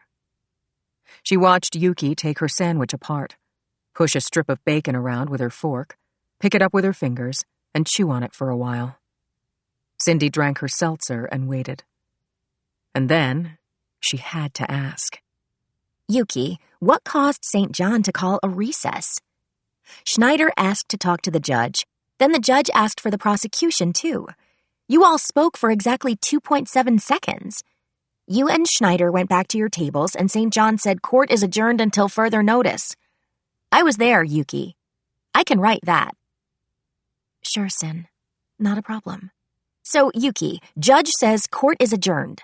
But you and Schneider don't leave when the room is emptied, so I think there's some story here. Yuki said. Sin, I would give you a kidney. But this is, Cindy said. Let me guess, off limits. But what if I give you one of my organs? How about my liver? Yuki laughed, and Cindy was laughing too, when Len Parisi's shadow crossed the doorway. Yuki looked up. You need me, Len? Judge wants to meet in chambers. Now. Chapter 86. The Frick family chapel, circa 1853, had been built on a treed quarter-acre lot behind the Frick's house. The white wood-frame structure was hidden from the road below by the house and a large copse of trees. There were stained-glass windows on the long sides, a red-painted front door, and a simple cross at the top of the steeple. By 9:45, Frick friends and family had gathered on the freshly mown chapel lawn, while Conklin and I stood at the edge of the tree line. I had brought Cappy's annotated photo from Holly's funeral, and we were attaching names to faces and getting a feeling for the gathering. Some of the mourners were dabbing at their tears or crying out loud. Some were enjoying themselves. Looked like they were at a class reunion or party of old friends. After scanning the crowd, I put the photo away in my bag and we waded in. Conklin went over to Patty Delaney and cut her from the herd. I couldn't hear their conversation, but she wasn't hysterical the way she'd been a few days ago. I found Judy Borenstein, looking smart in a navy blue suit and gold accessories. She was speaking to a tearful woman I recognized as Marilyn Stein, a.k.a. Marley, Holly's assistant and another of Jamie's lovers, now living in New York City.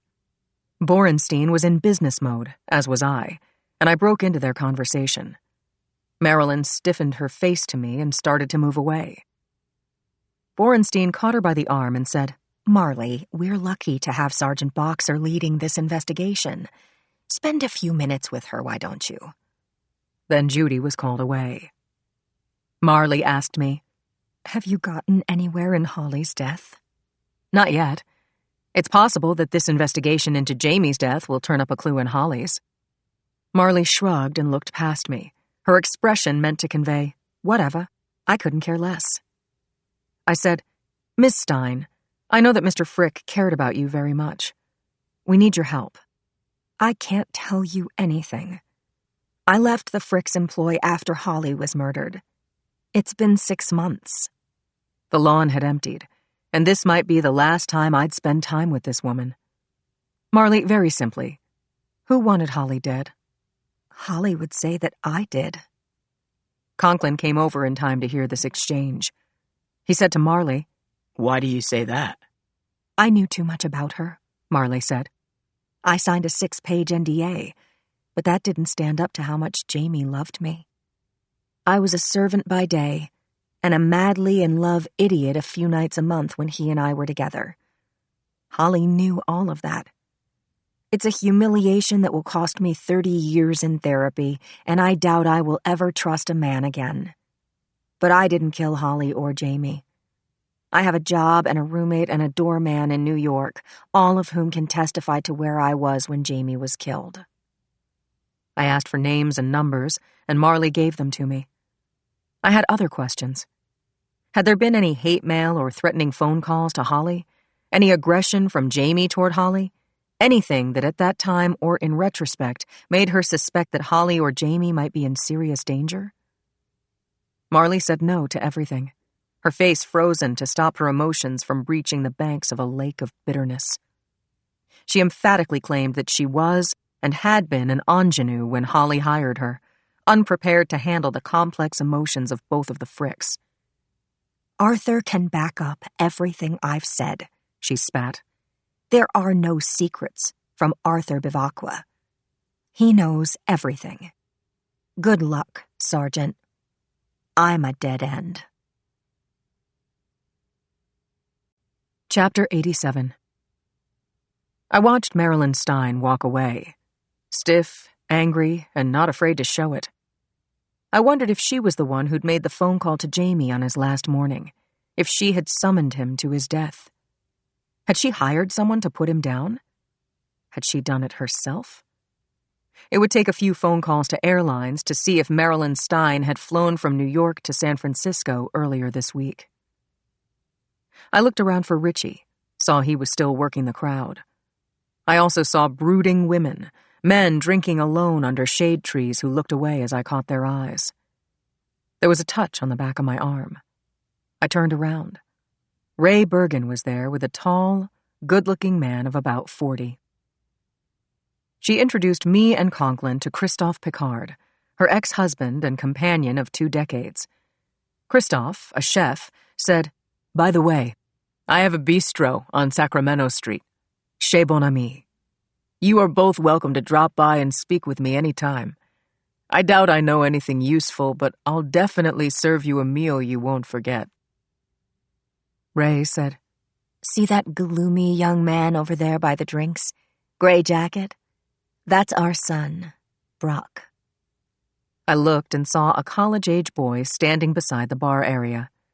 Brock was taller than Ray, had an athletic build, and had a look on his face I couldn't read. I mentioned wanting to speak with Brock, get his impressions of his uncle. Ray said, Good luck. Brock barely even talks to us. I had to plead with him to come to the funeral for my sake. Don't be offended if he just walks away from you. Christophe said, Sergeant, Brock's generation would rather text than talk, and he's in his own world at school. 4 hours from here. The door to the chapel opened, and the guests filed inside. I took Richie's arm and followed the mourners into the chapel, where we took 2 seats on the aisle at the rear. The service was ecumenical. The officiant was Judge Susan Anderson. She had not known James Frick III, but she spoke as a woman who understood the loss felt by those saying last goodbyes to the dead. Anderson exhorted them, us, to think of the good life Jamie Frick had lived. She asked who would like to speak, and hands went up.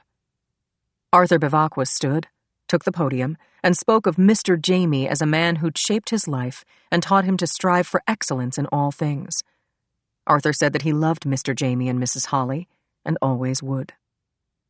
Most of the eulogies were given by people I didn't know well. I noted that neither Jamie's first wife nor his sons had flown in to attend his funeral. Not even by Zoom. Ray took the podium to say that she'd known Jamie since before she'd been maid of honor at his and Holly's wedding.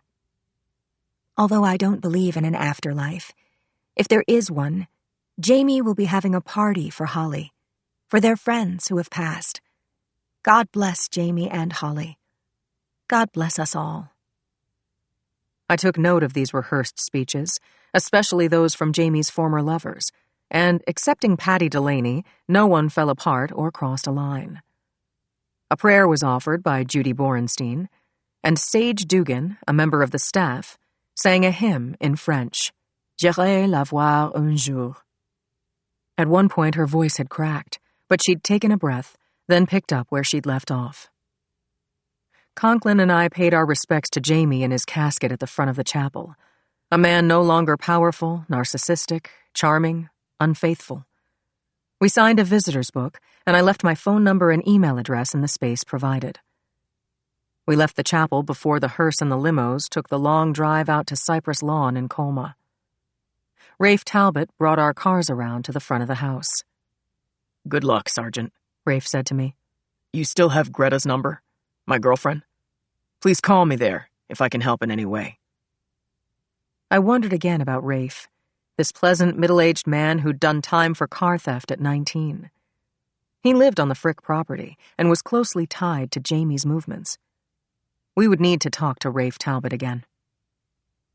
As Conklin and I walked down the path to our cars, I composed a short email on my phone to Team Frick, copied Brady, and pressed send.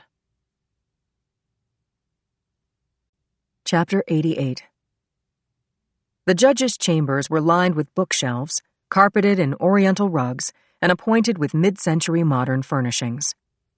Judge St. John himself looked as though he'd stepped off the cover of a plump 1955 Life magazine featuring the California Department of Justice. He sat behind his desk, facing the door, with the window behind him looking out on Bryant Street. Red Dog sat to the judge's right. Yuki Castellano and her deputy sat at right angles to Parisi. Schneider sat across the room from the prosecution, with an empty seat beside him for Cates. Also to the judge's right was a 32-inch TV on a stand, Tyler Cates's image on the screen. Cates was sitting on a metal slab bed with a blanket, no mattress. His head was in his hands, and his body language told all. The young man was depressed or worse. On the screen, Court Officer Robert Wells, who was well known around the hall, approached the holding cell. Cates asked, "What's up?" Wells said, "You, your attorney, and the prosecution are meeting with the judge now. If I were you, I'd behave." "Who asked you?" "Do as you wish," said Wells, and unlocked the gate.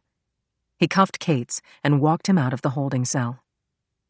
His Honor turned off the CCTV and phoned his assistant. "Susan, when Wells arrives with Cates, ask them to wait outside with you for a few minutes. I may ask you to take them to conference room A." Chapter 89. The judge turned back to the attorneys in his chambers.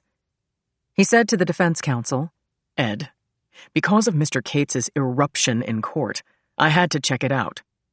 I put every free hand in the Justice Department on duty yesterday, last night, and early this morning. They made calls to every mental institution with Brookside in its name. There are 30 in the country. And we hopped over the Canadian border while we were at it.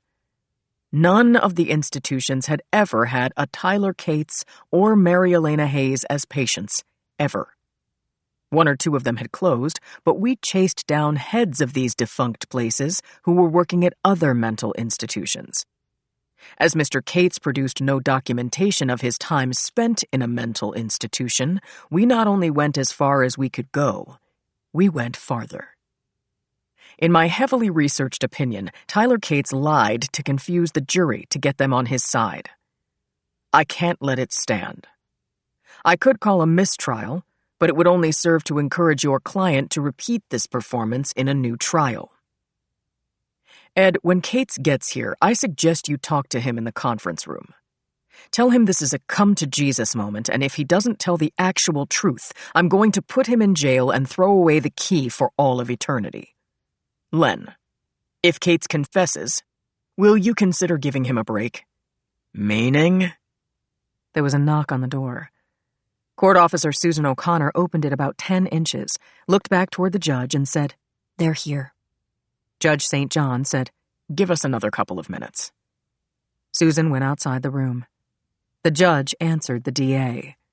"Len, I'm suggesting that the rape and aggravated assault sentences run concurrently, so we can lop a few years off if he satisfies you with his full-throated, 'I did it, and accusing Ms. Hayes of knowing me was a vicious thing to do to her on top of the other vicious things I did to her.'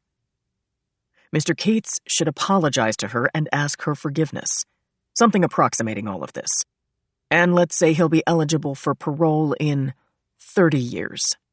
Sound all right?" Red Dog said, "I'm open to it." Chapter 90. Defense counsel Ed Schneider left the judge's chambers and followed Susan O'Connor to the conference room to have his stern talk with Cates, repeating what the judge had offered almost verbatim. Tyler Cates, having had a brief taste of life in a cell, wasn't convinced that his lawyer was fairly representing his interests, and he said so. Schneider said, "Tyler, this is the point of no return. Confess. Apologize, and you'll be eligible for parole sometime in the very distant future. Otherwise, life in prison is your future, with a life sentence for rape and the additional sentence for aggravated assault. If you don't confess, you will never be free again. I'm going back to the judge's chambers where I will try to keep that deal in place. Ms. O'Connor will bring you back to chambers in 2 or 3 minutes, so think fast." Schneider returned to the meeting, took his seat, and a few minutes later, Susan brought Officer Wells and Cates into the judge's chambers. Cates looked defiant. Even the last few hours in a cell hadn't softened him. Still cuffed, He took the chair beside his stern and florid attorney. Wells sat on a window ledge behind Kate's so that he could reach him instantly if needed. Yuki and Gaines sat opposite Kate's and Schneider. Red Dog Parisi sat in the side chair beside the judge's desk. The table was set. Tyler Cates was on the menu. Judge St. John said, "Mr. Cates, you've had time to reflect on your actions. Do you have anything to tell the court?" "Like what?" "Like, do you take responsibility for your actions against Ms. Hayes?" "I have nothing to say that I didn't already tell everyone in court and probably on national news. Were you listening?" "Yes, I was, Mr. Cates." "Mr. Wells, will you please take Mr. Cates back to his cell?" The attorneys remained in place, and when the door was closed, His Honor addressed the room. "Court will resume Monday at 9. Chapter 91. I'd hoped that by going to Jamie's funeral, his killer, or a lead to that person, would reveal himself, but the opposite had happened. I'd cleared no one, while adding additional potential suspects. Marley, Ray, and Christoph to name 3, and possibly Rafe to add another. I thought about Arthur, his attachment to Jamie, his 20 years of loyal service, his access to all things Jamie, and not least, his inheritance of more money from Jamie Frick's estate than he would earn in 3 lifetimes as house manager. I was so absorbed in reviewing the funeral attendees that the 15-minute drive home felt like it had only taken a minute. Lake Street was just ahead. I parked around the corner on 11th and entered our building, hoping that Joe was awake, his feet on the ground, watching World News Today. Inside our place, I locked my piece in the gun case in the foyer, and by then Martha had found me and greeted me with wagging and slobbering and shoving me backward by planting her front feet on my waist. I told her she was a good girl and called out to Joe. "Help!" Julie shouted back. "Mom, I'm giving Dad combat training. We need to concentrate."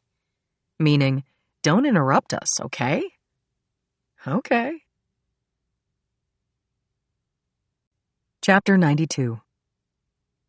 Inside our bedroom, I stepped out of my black, silky everything and changed into jeans and an SFPD t-shirt.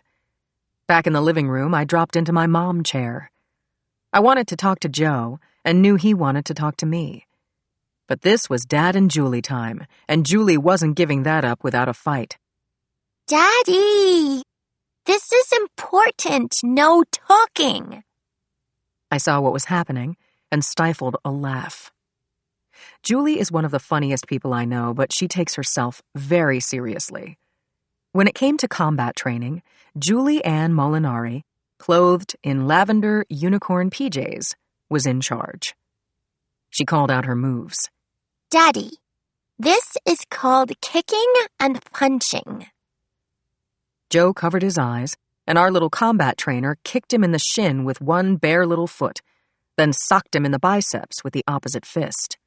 "Ooh, ow, Julie!" Joe called out in mock pain.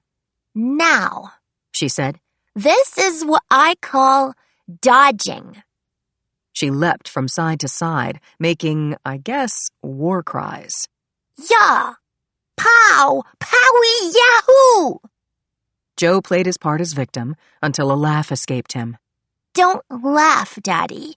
These moves could save your life. Now this one is karate chopping." "No, no more, Julie," Joe said, falling over sideways. "You've killed me."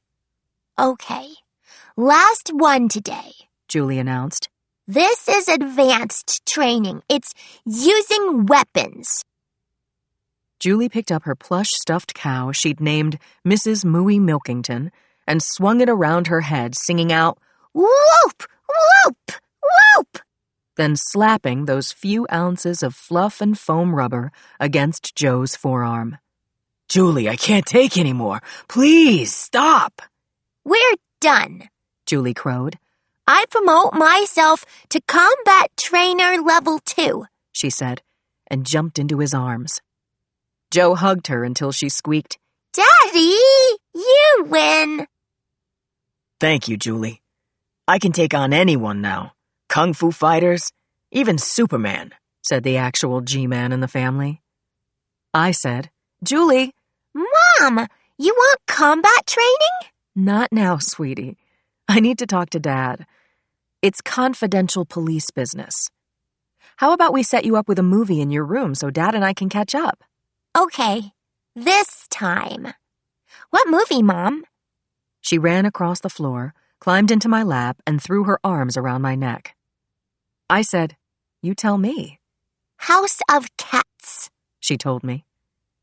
Done. Chapter 93. I set Julie up in her bed with Martha, a glass of milk, and the extended 2-hour version of a cartoon musical filling her TV screen. When she was calling out advice to multicolored dancing cats, Joe and I went to our bedroom and got into bed. We hugged and rolled around, and I got up to check that the door was locked. Then I got back to bed. Joe was quiet for a full minute. I thought he may have gone to sleep. I shook his arm, and he said, Steinmetz offered me a job. Again? This time in writing. And it's a great offer. Oh my God. What did you say? That I wanted to talk to you. And here I am, listening. Well, there'd be a very decent raise, other perks. It's a full-time job, which doesn't mean 9 to 5. You remember. Vividly. I remembered, too, gunfights, touch-and-go nights in the ER, the Chinese wall between us, meaning talking about our cases was forbidden, Joe's absence for days at a time, and the worst, still animated in my mind, the evening when a museum made of glass and steel had exploded, with Joe inside.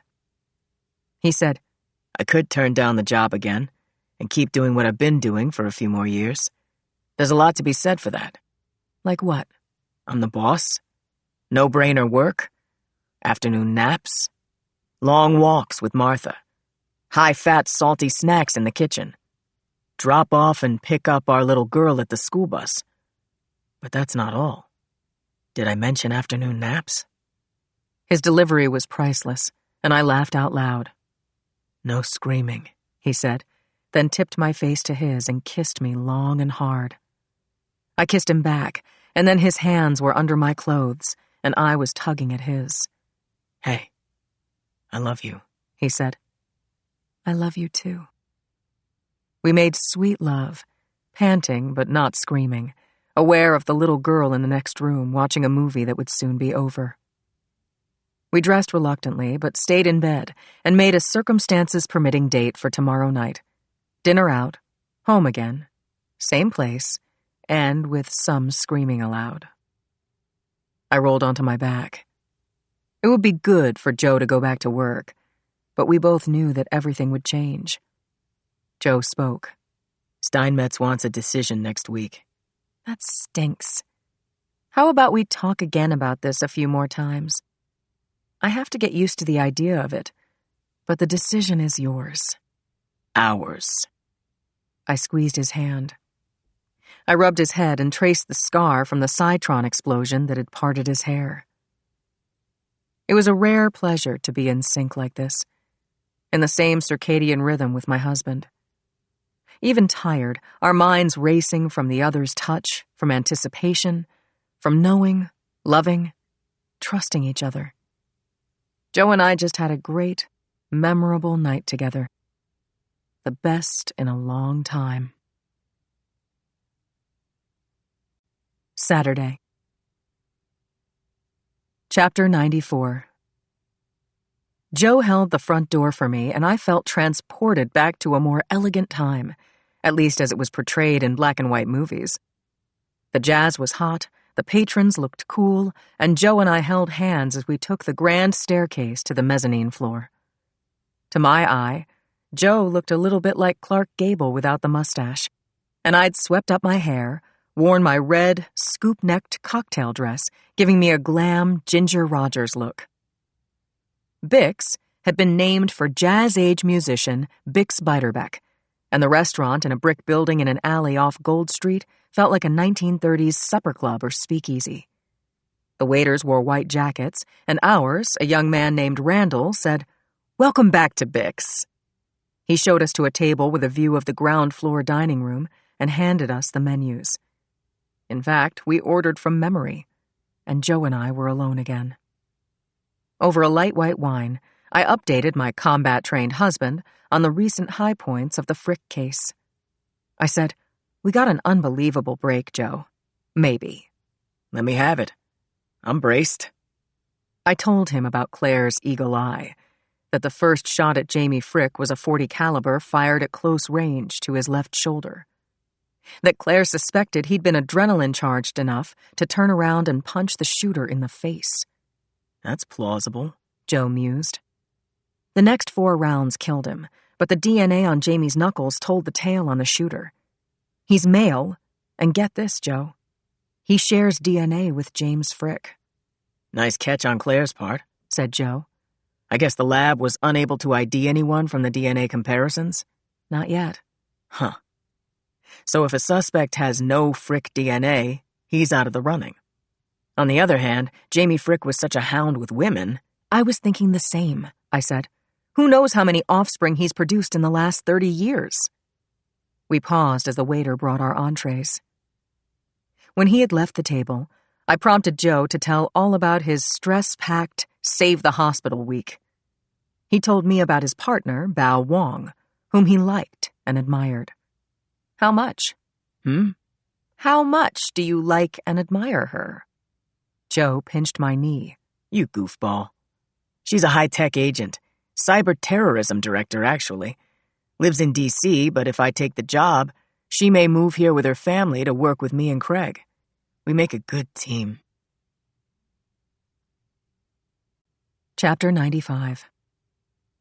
Over Dungeness crab and sautéed asparagus, Joe described the shootout at the Blue House, and then described the 30-something coder with the green windbreaker who'd left his computer for the feds, then helped save St. Vartan's hospital. Joe said, I really like that guy. I hope I'm right about him. And then said nothing for a full minute. I shook his arm, and then he gave me his straight-on, blue-eyed gaze and said, So, I'm thinking I should take the job. Here are the whys and why nots. Joe, it'll be good for you. Not so good for you, though. Here's how I see it. If it makes your life more interesting, challenging, and you don't get killed, I'll be happy enough. We'll offer Mrs. Rose a full-time job. Well, I'll be getting a good raise, more than enough to cover Gloria's salary and fun for the kiddo. As for the job, it's full-time, which doesn't mean 9 to 5, you remember. I sure do, I said.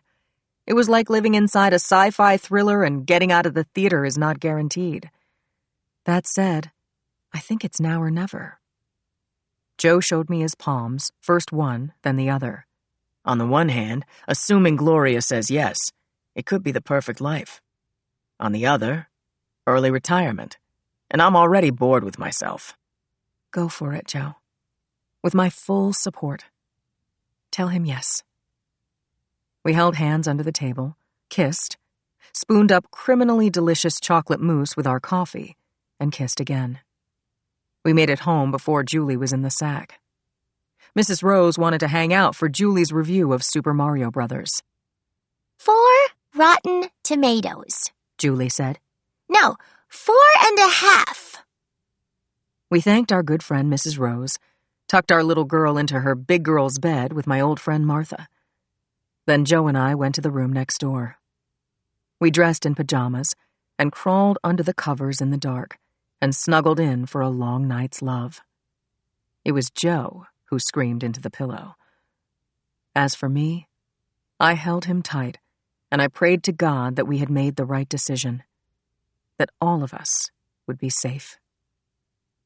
I fell asleep remembering nights when Joe hadn't come home, but we were together now. Amen. Monday. Chapter 96. I sat at the head of the scarred oak conference table, Jackson Brady to my left, Claire Washburn to my right, 8 homicide inspectors filling the remaining chairs. The Frick's autopsy photos were taped to the far wall. There was also a list of suspects tacked to the adjacent corkboard. Although our persons of interest list had dropped in number, the energy in our shabby war room was high. By process of elimination, we might be getting closer to Jamie's killer. And maybe Holly's. Brady said, "Claire, why don't you start us off?" Dr. Washburn was ready. She opened the folder in front of her, then told the group about the Frick DNA/Knuckle connection. "So far, it's just a good idea," she said. "Which it will be if we have a viable suspect with Frick DNA. The samples I took from Jamie's hand are now at Quantico. The FBI's database might spit out a name." It looked to me like Claire's explanation hit Sergeant Paul Chi like a shot of adrenaline, straight to his brain. "I want to be in on this, Doctor," he said. "Let me know how I can help." Then Cappy, wearing his undercover leather jacket, denim cap, and jeans, reported that Holly's Bentley had been discovered, sold to a dealer in Acapulco. Jamie's Jag had also been found, demolished. He took off his cap, placed it over his heart, and said, "Every window was broken. The upholstery slashed with a carpet knife. The electronics were gutted. The VIN numbers had been burned off, but one was legible enough to identify it as Jamie Frick's vehicle. The $100,000 sports car was deliberately run into a brick wall and totaled. Looked personal to me. I'd call it a hit, by proxy. Or to make sure it was really dead." She added, "The perp was wearing gloves. There were none, zero prints in the remains of the car." Conklin then spoke for a couple of colorful minutes about Frick's funeral, and when he paused for a sip of coffee, I stood, apologized, and said that I had to dash off for what might become an important interview. I said, "I'm having lunch with Christophe Picard. Like Arthur Bivacqua, he's been entwined with the Frick family for over 20 years, through his former marriage to Ray Bergen, their son, and his friendship with the Frick clan. Plus, he wants to talk." "Free food, Sarge?" That was Cappy being a wise guy. I said, "I hope. I skipped breakfast this morning." I get the sense that Christophe likes to talk. So he's either going to give me a lot of bull or steak frites. Folks laughed, wished me luck, and soon I was in my car headed northwest on 7th Street toward Christophe Picard's trendy 4-star rated Chez Bon Ami. At a stoplight, I opened a text from Claire. "FYI, 3 new homicides came in this week. Unrelated to Frick, but still murders." Feeling time slipping away, I burned some rubber when the light turned green. Inevitably, new homicides would drag us away from Jamie Frick, just as had happened with Holly. New cases had come in with an urgency that had turned Holly's case cold. A week in, Jamie's case was still fresh. But every day that passed would lower the odds of finding his killer. That much was clear. Chapter 97. Cindy was in her protected seat inside the doorway of courtroom 8G. The placement of furniture and people, the time court was due to go into session was all normal, but at the same time it didn't seem normal at all. The room was packed, and the tension in the air gave Cindy goosebumps. Something was about to happen. Yuki was at the prosecution table just beyond the bar, with Gaines, and Mary Elena Hayes in the seat between them. Red Dog entered the room, and a split second later, Bailiff Riley Boone called court to order. The door behind the bench opened, and Judge St. John entered his court as Boone called out, "All rise!" The 100+ people in the gallery and the lawyers came noisily to their feet. The judge took his place at the bench, looked across the oak-paneled room, and asked the gallery to be seated. The bailiff ushered in the jury, all 12 of whom looked somewhat dazed, as if they'd been sleeping in a closet or under their beds. Cindy focused her eyes on Mary Elena Hayes, but her face was turned toward the front of the room. Cindy typed a silent note on her tablet that the victim in this case seemed at ease. Mary Elena had information about what was to come while court was in session that Cindy could only guess at, so she typed a line of question marks across the midline of her electronic page. Judge St. John asked for quiet.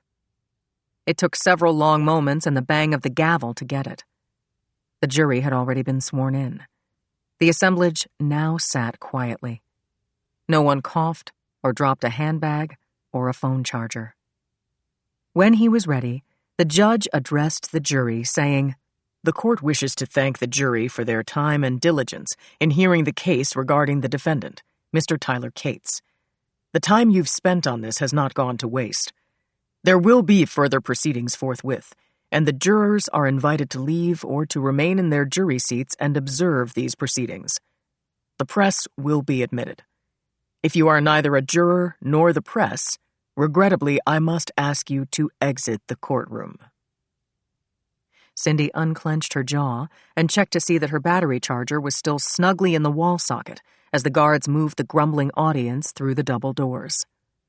When the doors were closed again, the judge said, "The defendant, Mr. Cates, has confessed to both the crimes of rape and aggravated assault. Mr. Cates and Mr. Schneider, please stand. Mr. Cates, to the charge of rape, how do you plead?" "Guilty, Your Honor." The judge asked the defense counsel to verify his client's plea, which he did. Judge St. John addressed the defendant again.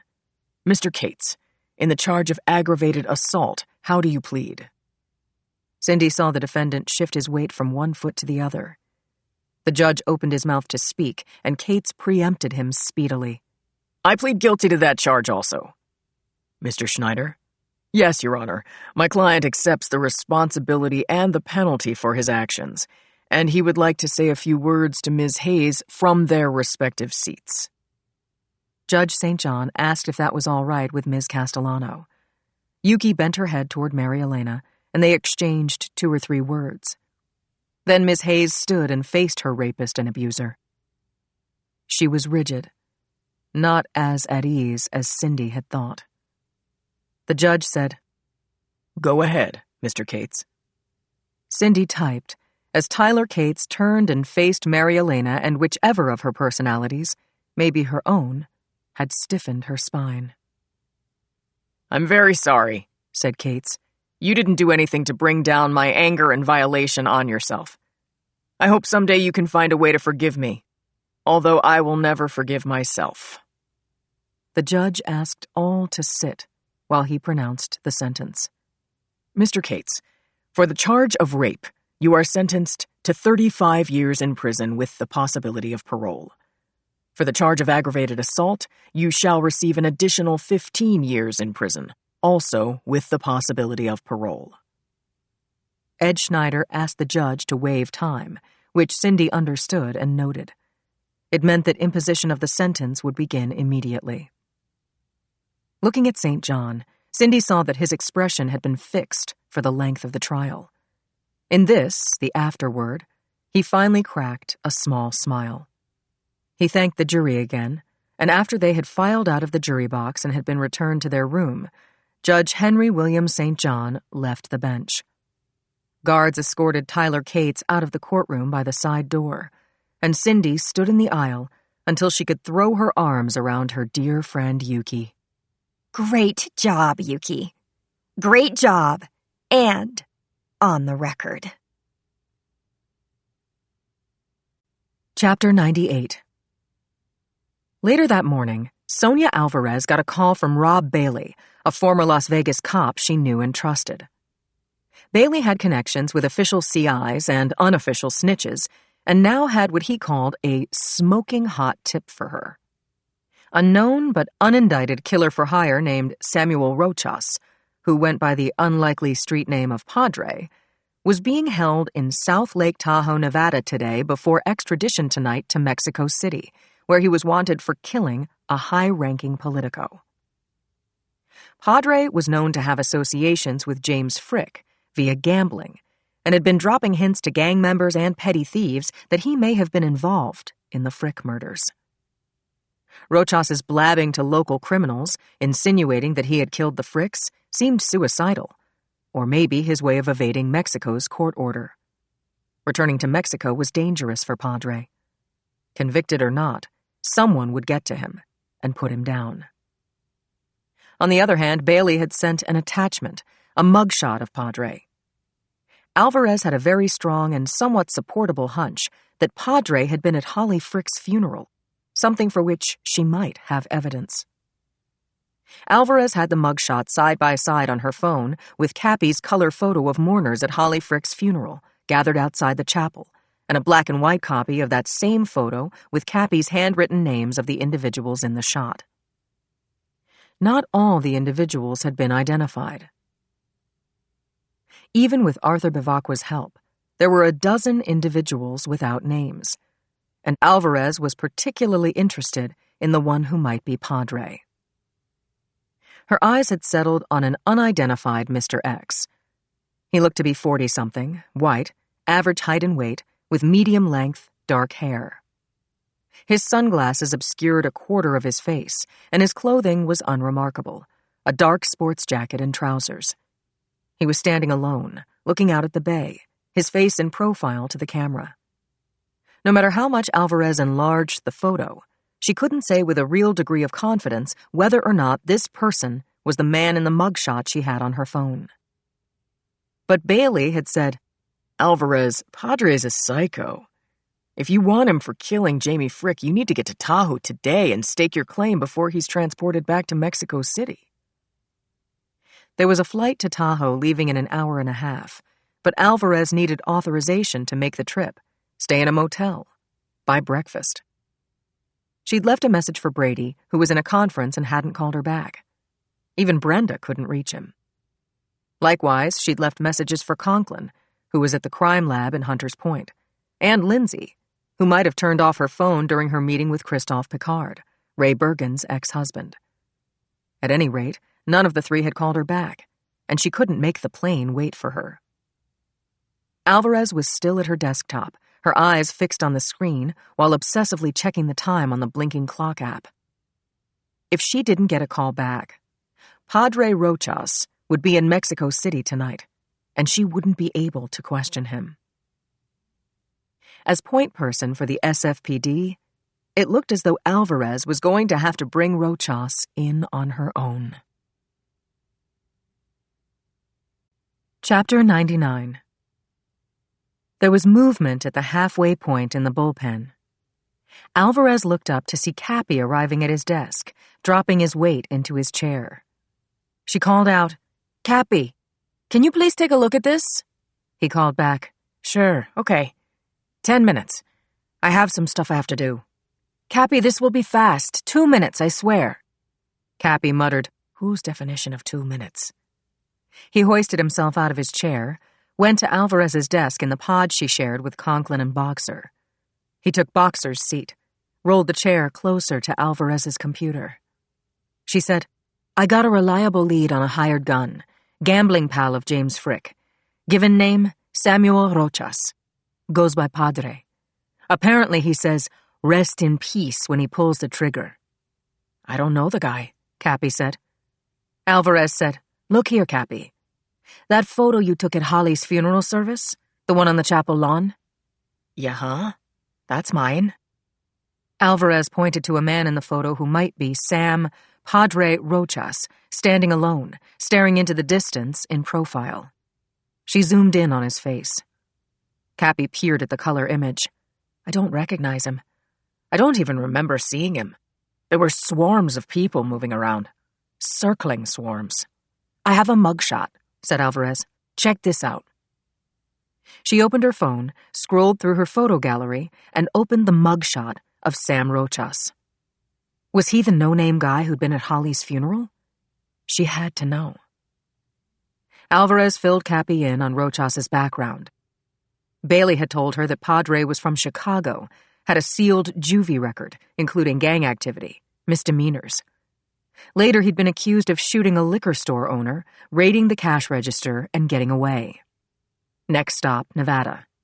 More shootings, and although no one had made a successful case on him, the Mexican police wanted him for killing a popular politician. Extradition papers had been submitted and signed up the line, and this shooter, with a reputation as a first-class silent killer for hire, Cappy said loudly, Alvarez, are you saying this guy shot the Fricks? Cappy, I'm going by this. A close source of mine from Vegas PD, now in Tahoe, told me that Padre hung with Jamie when they did a tour of the hotels and casinos. That Padre was a big fan of the Blues and bet on Jamie's team to win. He went all in and lost big time. And Padre held a grudge. Cappy said, I want to look at some of the other shots I took of the funeral party. Find a different angle on this guy's face. Can you do it now? Alvarez asked. There's a flight leaving any minute. I've got to meet with some cops I know about whether Padre was the last person Jamie Frick saw before he died. Cappy said to Alvarez, How would anyone know that? I guess he said so. Fine. Let's see that mugshot again.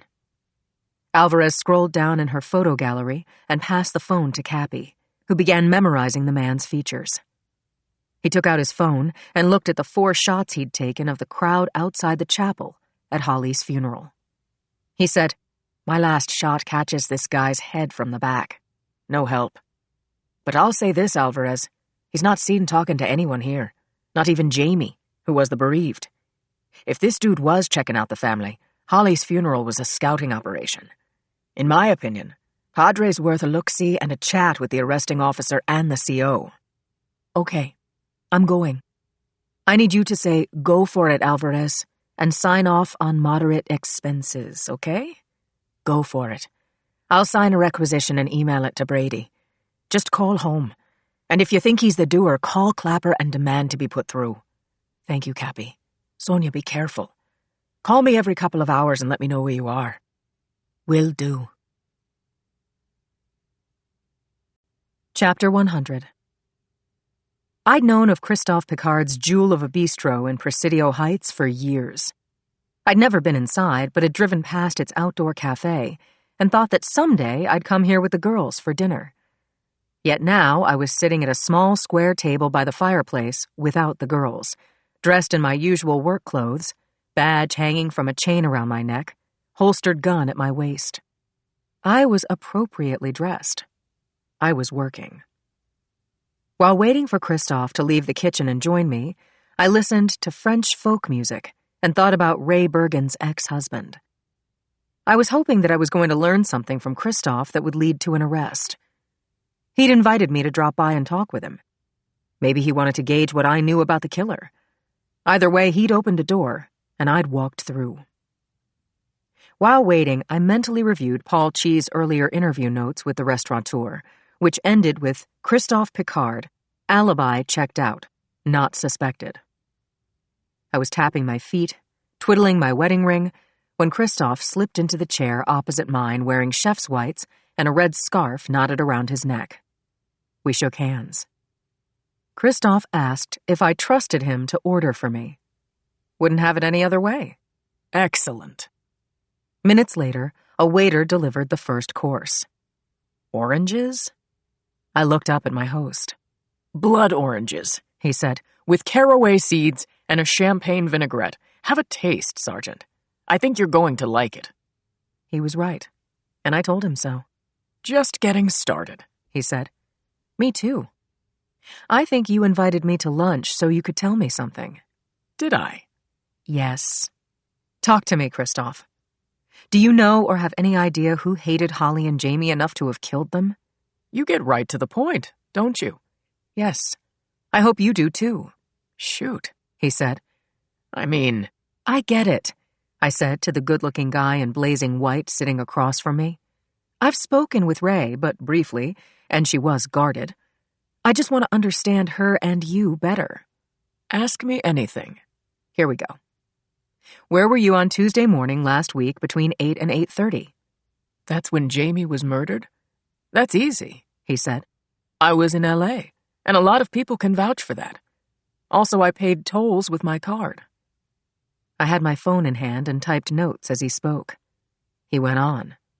I drove down to L.A. on Monday night and stayed with Ray in Malibu. On Tuesday, we picked up Brock on campus at Pepperdine University and went to Venice Beach for the day. Look. He removed his watch so I could see a tan line. I didn't look impressed. And then? Then we all went out to dinner.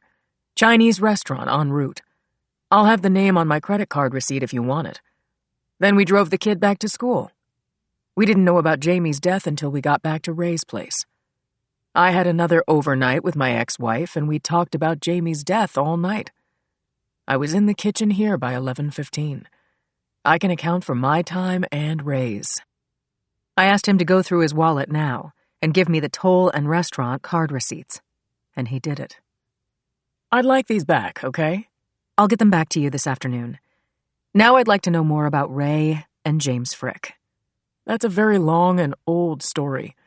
Let me put some more food in front of us before I start talking. He called the waiter over, spoke a dozen words in fluent French, and turned back to me. Christoph said, Sergeant, most of what I know about Jamie comes from Ray. We were brothers-in-law, of course, but I didn't socialize with him, especially after the divorce. It's, hearsay, Sarge. Personal stuff through Ray or what I read in the media. Theory seems to be that the same person killed both Holly and Jamie. Is that true? It's still a theory. We have no proof. A waiter removed our dishes, then put down more surprise food from Christoph. It was a baked ravioli dish. What is it? Go ahead, Sarge, taste it, he said. Then you tell me. I took a taste and guessed. Ravioli stuffed with some kind of squash. Very good. Butternut squash. Delicious. So, Christoph, Chris is fine. So, Chris, what do you know about the relationship between Jamie and Ray? Chapter 101. Christoph said to me, Too late for that long, old story now. See that pretty woman who just came in? Short print dress? Long wavy hair? That's the one. Moira Benet. She was coming toward us, right up to the table, when Chris stood up, gave her a good hug, and introduced us.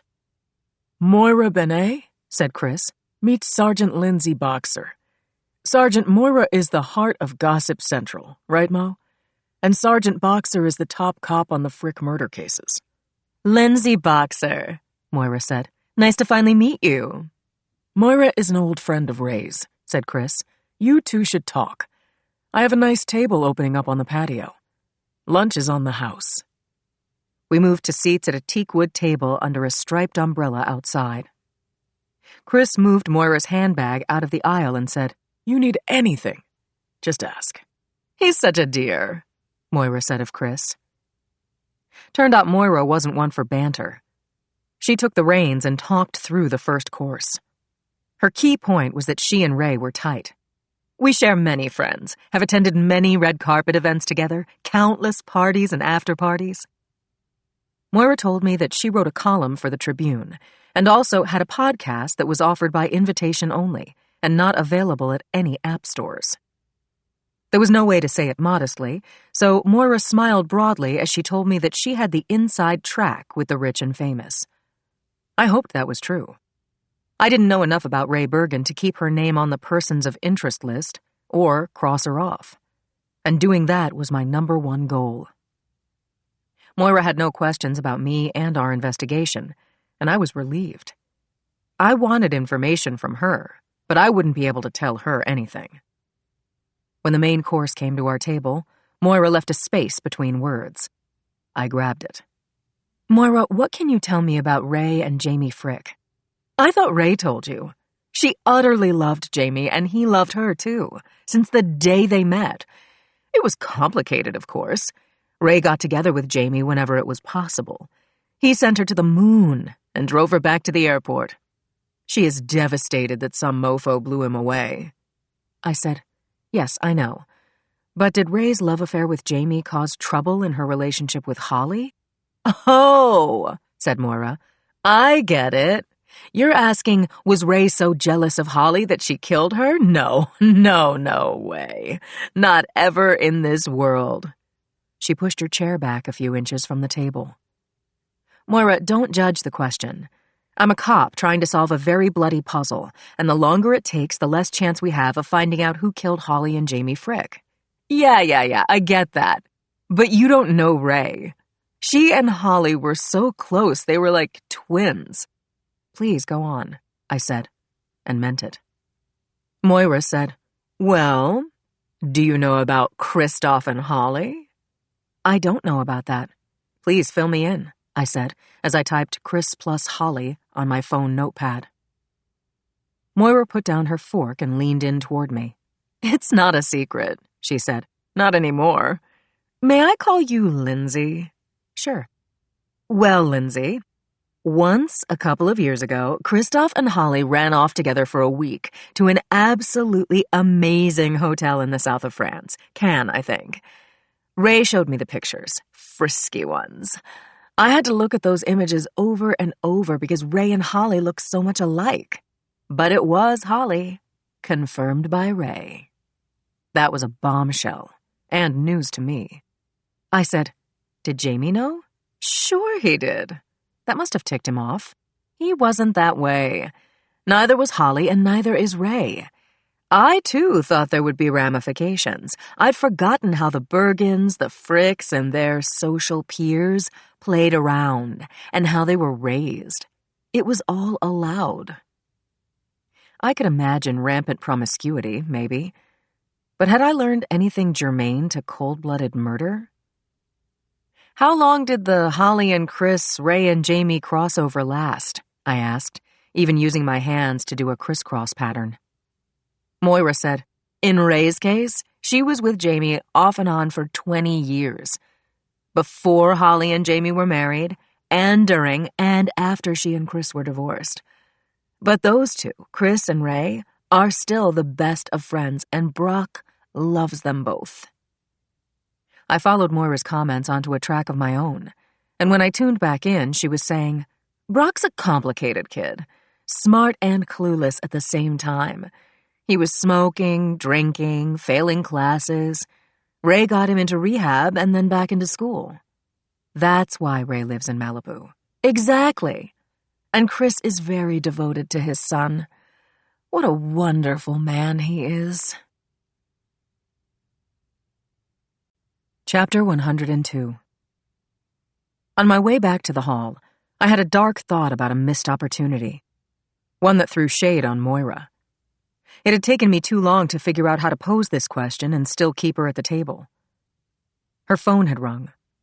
She'd answered and had gotten into a lengthy conversation with her producer about people I didn't know, movie people, events, and designer names that hadn't even grazed my consciousness. Meanwhile, I was wondering how well Jamie and Moira knew each other. Sexually? And if so, what would that mean? I tried to imagine Moira as a double murderer. I couldn't picture it. Moira had said over her phone, "Thanks, Peggy. I'll call you after I do the podcast." Then she clicked off, saying, "Lindsay, I have to go. Here's my card. Send me your contact info." She gathered her bag, phone, sunglasses. She blew me a kiss and waved down the driver of her smart-looking car. She opened the back door and, with a flip of her skirt, a kick of her heels, disappeared into the back seat. The door closed. And Moira was gone, leaving me with a headache and a lot to think about. Chapter 103. I had just parked my car in the all-day lot off Bryant across from the hall when my hip pocket chirped out my ringtone. I looked at the screen. Arthur Bivacqua calling. "Arthur?" "Sergeant, I'm walking on Bay Street. Heavy traffic." "Same here," I said, locking my car, picturing the former Frick house manager I'd talked with so many times in the last year. "You okay, Arthur?" "Pretty much, Sergeant. Feeling sad about, well, you know. Listen, I got a call from Ms. Borenstein this morning." "Something wrong?" "Mr. Jamie's will. The draft I gave you when we were in his office." "Uh-huh. What about it?" "Well, Ms. Borenstein and Mr. Jamie both signed the original, and she's a notary. So it's stamped. It's good." "Arthur, may I call you back? I'm going into the hall." "Mr. Jamie left the house to Ms. Ray." I paused a few beats to take in this news, and it surprised me. That Jamie had loved Ray had been established. But how did that affect Arthur? I asked, "Arthur, how does that affect you?" Did you think Jamie would leave the house to you? Hold on, Sergeant. Garbage truck. Okay, I'm here. I was just surprised, that he didn't want it sold. Money for his sons. Or turn it into a school or a soccer camp. Is Ray at the house now? No, she's back in Malibu. She'll be coming next week to look around. I'm just letting you know in case this changes anything. I wonder if Christoph knows. He didn't tell me. And I haven't spoken with Ms. Ray. It's all so sudden. Call if you want to talk about this, he said. Arthur, you sound worried. Why? So many questions. No answers. Welcome to my world, Arthur. I don't think I would have guessed Ms. Ray was his principal heir. Well, Mr. Jamie always did follow his heart. I climbed the steps, pulled open a decorative steel and glass door, and walked toward the security station. I was still on the phone with Arthur. Please keep your ears open and your phone charged. Call me anytime, day or night. Yes, night's okay. Then we signed off. I had known Arthur for 6 months, and strangely, I both cared for and mistrusted him. He was distressed. I didn't know why. And he hadn't really told me. Chapter 104. Detective Sonia Alvarez sat across from her former colleague, Sergeant Robert Bailey, at a plain metal desk on the second-floor squad room of the Tahoe police station. Bailey was 40, shaggy blonde-haired, steel blue-eyed, a former middleweight boxer, high school math teacher, undercover cop with the Las Vegas PD, and now at the police station in Tahoe. He had called her this morning with a lead that went straight to the front of the line. According to Bailey, Samuel Padre Rochas was a known contract killer who'd been dropping hints just short of taking credit for the Fricks murders. Why? Was he the doer? Did he want to get caught to forestall his imminent extradition?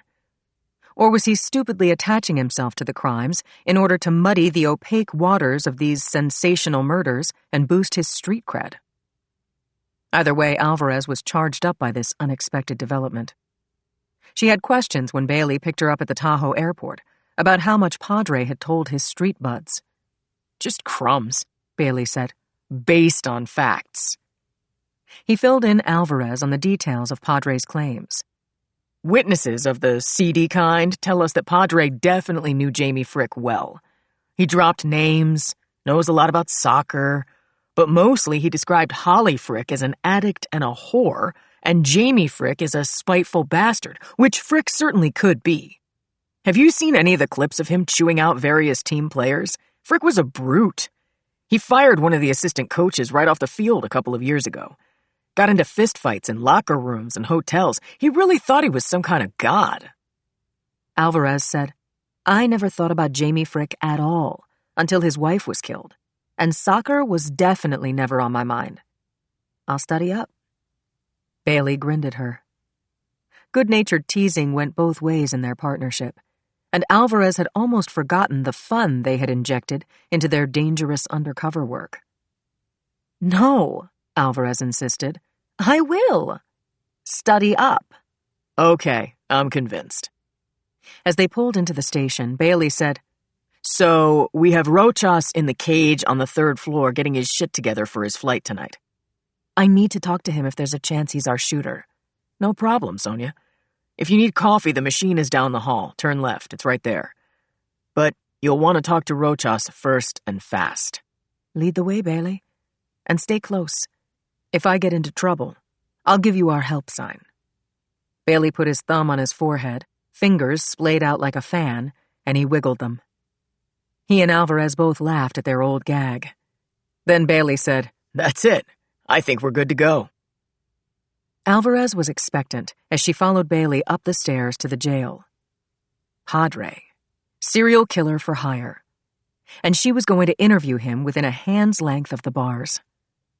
When they reached the landing, Alvarez caught up with Bailey and grabbed the crook of his arm. You okay? He asked. Good to go, she said, smiling into Bailey's face. I really am. Chapter 105. The interview room was a 10-by-10 screened cage at the far end of the cell row.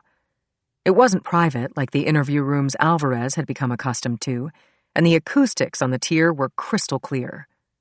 She walked alongside Bailey, and as they approached the cage, Alvarez glimpsed the prisoner. Bailey said to Alvarez, "I'm armed, and he's not. He's shackled, and we're not. He's ruthless, but you'd never know it. His charm is charming, but, well, you'll figure him out, Alvarez."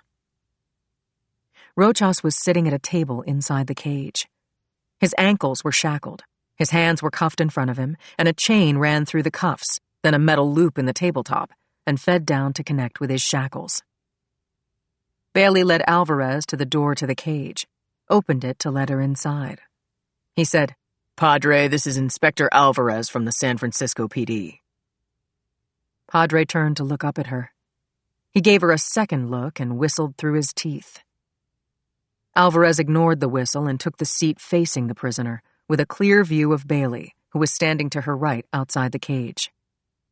"Mr. Rochas?" "You can call me Padre." "And you may call me Inspector Alvarez," she said. "Cómo está?" he said with a smile. "Pretty good, Padre. And you?" "I guess we'll both know after we talk.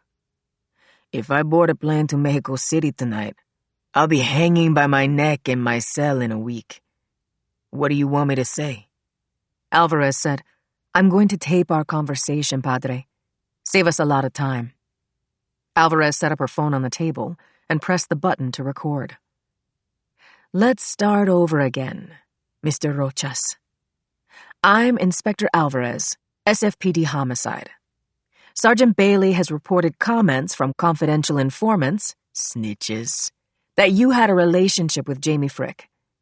Did you go to his wife Holly's funeral service in Pacific Heights about 6 months ago?" "Says who?" Alvarez picked up her phone, went to the photo gallery app, and opened Cappy's photo of someone who may have been Rochas.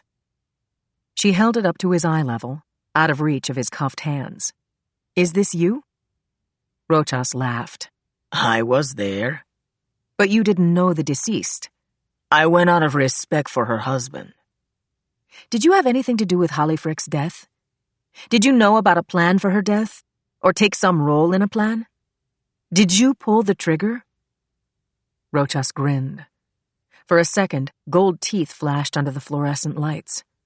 "Inspector, you think if I had anything to do with that whore's death, I should tell you?" "Up to you, Padre. If you took part in her murder, you might not be going back to Mexico and life in prison. Life might be as long as a few days." Rochas laughed. "What you might call an interesting proposition. I have a better one. Take me back to the city by the bay for questioning. See what I say." Alvarez said, "Answer the question, Padre, or I'm saying vaya con Dios." Okay. I had nothing to do with Holly Slut's death. Nothing. Not word, not deed." "Thank you," Alvarez said. "Same questions about Jamie. The street is talking, saying you feel James suckered you into a sports bet on the Blues while you were cruising around Vegas.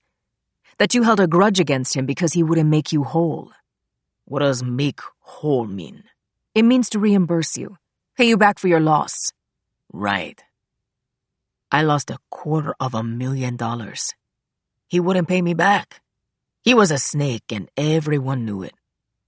You want me to confess to killing him so we go back to Frisco? I await trial. And maybe go free? Maybe take you to a good restaurant to celebrate?" "Did you have anything to do with Jamie Frick's murder, Padre? Yes or no? If yes, tell me your role." I wish I had seen his face when he knew he was about to die. I wish I could have caused him mortal pain. I heard about it on the block." "On which block?" "This one, cell block. I was here when he was gone down, babe. I mean, Inspector. I was in a cell when Jamie Frick was killed, and I had no foreknowledge or nothing. Snitches were playing a game with Detective Bailey. I think so." Alvarez looked up at Bailey, who came over to the cage and said, "Padre, You shitting me? You weren't here, Padre said. But I was. Corcoran picked me up the night before. Estúpido. Bailey opened the cage door and said, Come on out of there, Alvarez. To Rochas, he said, Be right back. Alvarez followed Bailey down to booking on the first floor. The desk sergeant opened a computer file, said, He's right, Rob. Checked in on Sunday.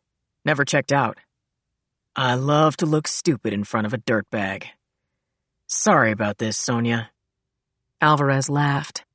She said, Tell Padre I said it was good meeting him, and he has a perfect alibi for Jamie's murder. What about you? What are you going to do? Ask you to run me out to the airport.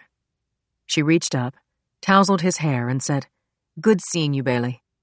Going home without a suspect, a confession, any kind of evidence, or even lunch. But it's been great. We'll have to do this again, he said. Just before Alvarez boarded her plane, he kissed her goodbye. She stowed her carry-on bag in the overhead rack. She thought about Padre. There was nothing, not even circumstantial evidence, suggesting that he'd killed Holly. He hadn't killed Jamie either, having the perfect alibi. He was in jail at the time. Now he was going to jail in Mexico, where he would surely get jailhouse justice. Tuesday. Chapter 106. Christoph texted me the following morning, inviting me to lunch again, saying he needed to talk to me. The word need hooked me. I was 95% sure that the restaurateur had fobbed me off on Moira the day before so that he could avoid telling me something I had to know. I hoped we would have time alone without distraction and bull.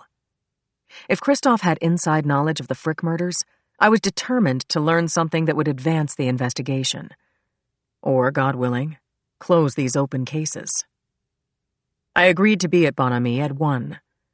I spent the morning meeting with the team, a somber group of detectives who had nothing to bring to the war room but hope. Even Brady was pinning hope on me getting the name of a killer from Christophe Picard. I arrived at a crowded Bon Ami on time, and Chris greeted me at the door. He looked different than he had a day ago. The ebullience was gone. His face was drawn, and he had dark smudges under his eyes. He led me to an inside table in a nook between the kitchen and the dining room. The table was up against the wall, and the light was low. Chris opened a bottle of wine. I refused the drink, but encouraged him to go ahead. Not a problem. Once Chris had downed his glass and poured another, I crossed my arms on the table, leaned in, and said, Chris, I need you to tell me the truth. What do you know or surmise about Holly's and Jamie's killers? No ping-pong. Ping-pong? No games, no diversions. I need information. Understand? He nodded miserably. Filled my glass with something I'm sure was rare and wonderful, but I pushed the glass aside and waited. If I knew, he said, I would tell you. I placed the flats of my palms on the table, pushed off, and got to my feet. That's too bad, Chris. If something comes to you, call or write. I edged out of the privacy booth and was heading to the exit when he said, Wait, please. I turned and looked into his sorry hound dog face and walked back to the booth. When we were both seated, Chris said, I don't know who killed them, Sergeant, but this I know. I loved Holly. I've loved her for decades. What happened to Holly destroyed me. Thinking how she was gunned down, that she had time to realize she was going to die. I wake up every morning wanting to kill myself. His voice broke, and tears came. He covered his eyes with his hands and cried. I didn't speak. I just waited him out. After he mopped his face with a cloth napkin, he said sorry 3 times. It would be a relief to join her in death, but I can't, Chris said. People depend on me. A waiter put a charcuterie board of cheese and sausage in front of us. Aromas from the kitchen filled our small space. I quashed my hunger pangs and did a gut check. I believed Chris had told me the truth about his feelings for Holly and his grief at her loss. But I felt just as strongly that he was leaving out the answer to who killed her and Jamie. I tried him on as the killer. If Chris had killed Holly for rejecting him, if he'd killed Jamie for winning the prize so long ago, it was hardly even a theory. I had nothing to support it. That really ticked me off. Chapter 107. I stopped off at McBain's for a takeout BLT and cursed myself for declining a meal at Bon Ami. I had a small brown bag with the sandwich in hand when I breezed through the gate to the squad room. I said hey to Bobby Nussbaum, our gatekeeper, as I passed his desk on my way to our pod just beyond him, but he stopped me. Sarge, I've got a message for you. I turned and he told me, Anonymous tip. I groaned. Great. He said, I think this one's good. Hit me, I said. It was a woman. Her voice was muffled, like she was whispering or blocking the receiver with her hand. She asked for you, then gave me a message but not her name. Says she saw you at Bon Ami and won't ID herself. I'll take any old scraps, Bobby. He said, I know, Lindsay, so I took it down verbatim. I didn't hear every word, but... He handed me a sheet torn from a message pad. The handwritten note read, Chris is shielding his son, who's threatened people at school. You should check him out. Bobby asked me, Does this help? Maybe. Is Brady in? He'll be back in 5. I thanked Bobby and set course for the pod, where Alvarez and Conklin were having sandwiches together. I squeezed in behind Alvarez and claimed my spot between them. Is Christoph the man? Alvarez asked me. I leaned back in my chair and rocked a little. I can't nail him and I can't clear him, I said, but a tip came in for me while I was out. I handed it to Alvarez and she passed it across the desks to Conklin. Check out Brock, he said. As our killer? Why? Christoph gave him an alibi for Jamie's shooting, didn't he? Right, said Alvarez. Christoph told you that he and Ray and Brock were together. Venice Beach. I said, Yep. So says Chris. I'm sure Brock was at Holly's funeral, she said. He gave a eulogy. Conklin said, He was also at Jamie's funeral for sure. Ray pointed him out. I agreed, saying for Alvarez's benefit, Ray said he attended only because she asked him to be there. Conklin said, I'll run his name. Brock Picard? This is like my Padre lead, said Alvarez. It almost fits, but doesn't fit at all. She passed me her favorite snack, the family-sized bag of truffle oil potato chips. I snatched it before she changed her mind, and that's when a scuffle started at the front desk. Bobby was tackling someone who'd tried to charge past the desk. Bob had been a court officer before coming to the homicide desk, and he still knew how to jujitsu a man. Through the shouting and thudding of bodies hitting the floor, I heard my name being shouted from under Bobby's thick body 20 feet away. Sergeant! I launched myself toward the sounds of men fighting and saw that it was Christoph, red-faced and struggling to get out from under Bobby's weight. I was joined by Conklin, and then Brady appeared, coming through the bullpen entrance. He told Bob to step aside. Brady is instinctively battle-ready. He grabbed a frenzied Christoph Picard with both hands, jerked him to his feet, threw him against the wall, and pinned him there. Then Brady stared around furiously until his ice-blue eyes found me. Who is this man, boxer? Christoph! I didn't finish the introduction. Chris interrupted me, pleaded to talk only to me, and in a fashion he did. His voice was a hoarse, paralyzing scream. Ray is dead! She was murdered! Chapter 108. Christoph's screams nearly stopped my heart. I'd seen him less than an hour before, and he'd told me how much he loved Holly. And now he was here reporting Ray's murder. Was it true? Or had he mentally skidded off the rails into a ravine? No one moved. His next directive broke the spell. I sent you the video, Chris shouted at me. Open it! I shifted my eyes first to Conklin, then Alvarez, then Brady. Christoph was keening. Brady said to me, Go ahead. I'll keep him here. A torrent of dread washed over me. I went to the pod, took my chair, and opened my inbox. I stared at the long stack of email on my screen, but I made no move to open any of them. Alvarez got up and walked behind me. She reached over my shoulder and found incoming mail from CP@Bonami. She clicked on it with a forefinger. Alvarez is fearless. The email was blank, with a video attachment. Alvarez stood beside me as I opened it. I was looking directly at Ray Bergen's face, full screen and animated. She was alive, in what looked like a home office, speaking to Christoph, visible in a small window in the corner of the screen. Chris was saying, You can't baby him anymore, Ray. There was movement behind Ray's image. It was the camera's eye view of a male torso, from waist to right shoulder, coming into the frame. The figure pointed a .40 caliber at the back of her head and fired. Ray's eyelids flashed wide open for a split second as the bullet sped from the back of her head through her forehead, blowing out a hole the size of a golf ball. Instinctively, my eyes slammed shut, and when I opened them a second later, Ray's head and upper torso had fallen forward across her laptop. I heard Chris's voice coming over Ray's computer. He screamed, Ray! And the picture went black. The image of Ray's last breath had burned into my brain, and I couldn't blink it away. I heard Alvarez repeating my name. Christoph bellowed from the wall beside the front desk. He killed her, Sergeant.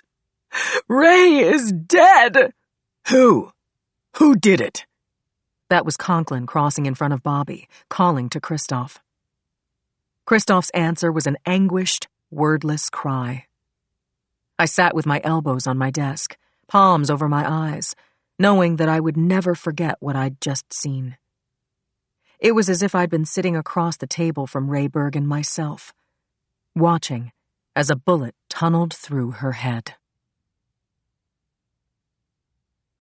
Chapter 109. Brady said, Boxer, I'm calling the L.A. Sheriff's Department. Get ready to move out. I snapped out of it as Bobby called for medical assistance and Brady dialed the LASD and asked for the sheriff. He waited as the desk sergeant hunted him down and then explained what he wanted to do. 10 minutes after placing the call, Brady hung up the phone. He came to our pod and summarized ground zero for me and Conklin. He'd reported the murder to the L.A. sheriff, who knew Clapper and was happy to cooperate with us. L.A.'s CSU would leave the scene intact until we arrived. Then they would process it, give us the results. Uniformed officers were being dispatched to Ray Bergen's apartment now. I told Brady I wanted to see Christoph while we waited for transportation to the airport. I took the elevator up to the 7th floor jail, where I asked desk sergeant and old friend Bableen Waters where I could find Christoph Picard. I'll let you see him, Lindsay, but EMTs just gave him a tranq to knock him out. He was hysterical, banging his head against the bars. He's unconscious? Yep. I know you're going to ask for how long, and I asked and was told that timeout differs from person to person. I said, when he wakes up, call Brady. Copy that, Sarge, she said, saluting me. It was the first time I'd smiled that day. I peeked in on Christoph, who was lying on his back on a slab inside a cell. He was out cold. I tried to rouse him by calling his name, but he was way under. Because Ray Bergen's murder was attached to the Frick murders, and all three had happened in California, the case was ours. Ray Bergen went on the board back in our squad room. A few minutes later, Conklin and I were in a patrol car speeding toward SFO, and from there we shuttled to LAX, where a pair of uniforms were waiting for us when we landed. They also had the keys to a loaner squad car and handed them to me.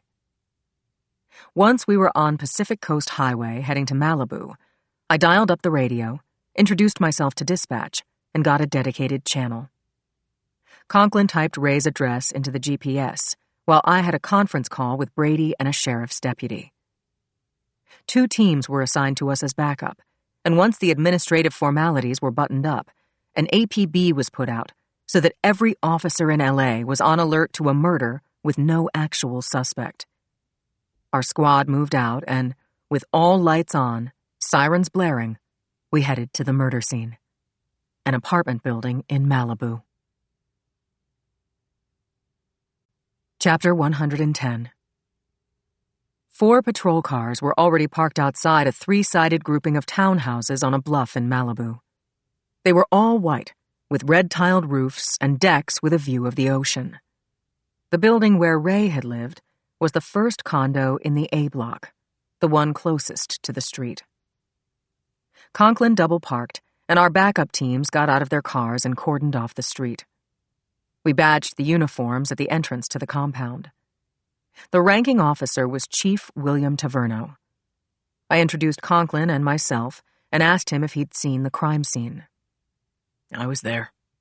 Left my lunch in the toilet. I nodded as he added, We're waiting for the ME.